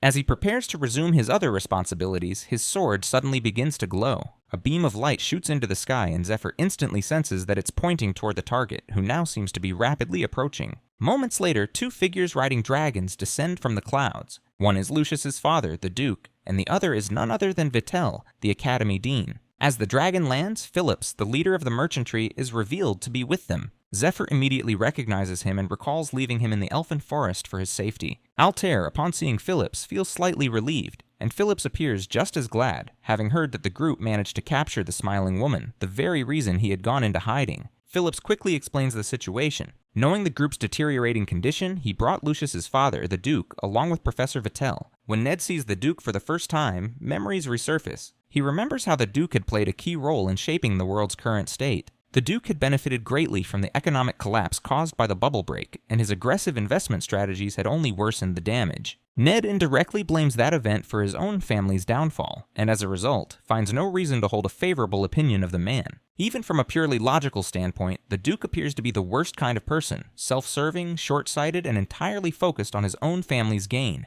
That's why Ned finds it hard to believe that someone with such a reputation for greed would willingly join the human resistance. Altair, on the other hand, is excited by the Duke's arrival. She had intended to approach him for help, and now he has arrived of his own accord. According to the events of Zephyr's past life, the Duke had eventually offered his support, though only after Lucius was brainwashed by Olden and his own grandchild, along with valuable merchandise, was taken hostage. In that timeline, the Duke had severely underestimated Olden's capabilities. He allowed Matthias to remain close to Lucius and even reassigned Olden to the Third Parish, unaware of Olden's true intentions. After completing his mission, Olden received a powerful item from the cult leader, recruited the Master of the East as his subordinate, and rapidly strengthened his forces to the point where even the Duke was unable to intervene. In the present, Altair knows that Zephyr has successfully disrupted Olden's plan, but she also understands the drawback. Because the Duke never witnessed Olden's actions or the consequences, he has no reason to be grateful for being saved. When they meet, the Duke immediately expresses his disappointment to Phillips, noting that Zephyr, whom some call noble, appears like an ordinary person. Phillips steps in to defend Zephyr, calmly stating that he has real combat experience, having fought on the front lines during the Dragon Raid. He adds that he, together with Ned, defeated the Dungeon Princess on their own. This revelation surprises the Duke, who seeks confirmation that the two truly acted alone. Phillips confirms it and mentions that they also witnessed what transpired inside the dungeon. The Duke shows interest in learning more, but refrains from asking further, aware that revealing too much might expose his real motives. Instead, he shifts the conversation, making it clear that he will not offer any financial support. On the contrary, he states that if they want to his knowledge and connections, they will have to pay him. Lucius, taken aback, urges his father not to speak that way, reminding him that Zephyr saved his life, and is the only one capable of helping with the Dragon Raid. However, the Duke quickly silences him, further fueling Lucius's frustration. He mocks his son, telling him to focus on repaying his own debts. As for the Ice Dragon Raid, the Duke notes that the Guild Union is already on standby and prepared to act at any time, implying that he has other options. As the Duke prepares to add more conditions, Zephyr steps forward and firmly interrupts him. He states that whatever offer the Duke intends to make, he can provide a better one. With that, he summons the Light Sword and swears an oath, declaring that he has been sent by the Goddess of Light. He reveals that she has instructed him to protect the Duke. Then, using light chains, he restrains the Duke, ordering him to stop the theatrics and remain still. With that, the Duke silently joins their cause, Big Cap, and the groups proceed with their assigned duties. The farming team sets out toward the desert lands, where they meet Harvey of the Galliano Guild, who has been ordered to join the princess's raid. The auction team, led by Phillips, heads toward the capital, while the scout team also departs on their mission. Kiara feels anxious that Zephyr is not with their group, but Daryl reassures her that everything will be fine. Still, she remains uneasy, especially knowing that Vittel, the man rumored to be her biological father, is also among them. She wants to say something to him, but seeing him as an old man now, she no longer feels the need to bring it up. After some travel, the scout team arrives at the blazing forest. Meanwhile, Zephyr and the Duke are making their way up Mount Scylla, located at the center of the continent. As they hike, the Duke grows curious, wondering why the two of them have chosen such a remote location. According to Zephyr, they need to reach the destination no matter what. However, deep down, he knows part of the reason is personal. He wants to understand the Duke better, and it's easier to do that when they're alone. In his past life, when they had used the Dungeon Princess's tomb as shelter, the Duke had been genuinely excited, claiming that his dream was finally coming true. Zephyr had been with him then, listening as the Duke admitted he had spent millions of gold, countless years, and even lost his own son, all just to see what the dungeon boss room looked like. He wasn't interested in the dragon heart, but in something far more important, though at the time, Zephyr had thought it was pointless to ask further. Despite his power in Zephyr's past life, the Duke remained secretive, and no one ever truly knew what his goals were. Now, in the present, Zephyr recalls the Duke's expression when they mentioned the Dungeon Princess's tomb. It seems he hasn't given up on his original wish related to it. Zephyr wants to help him achieve that goal, but he also knows that if the Duke does anything reckless, he may be forced to stop him.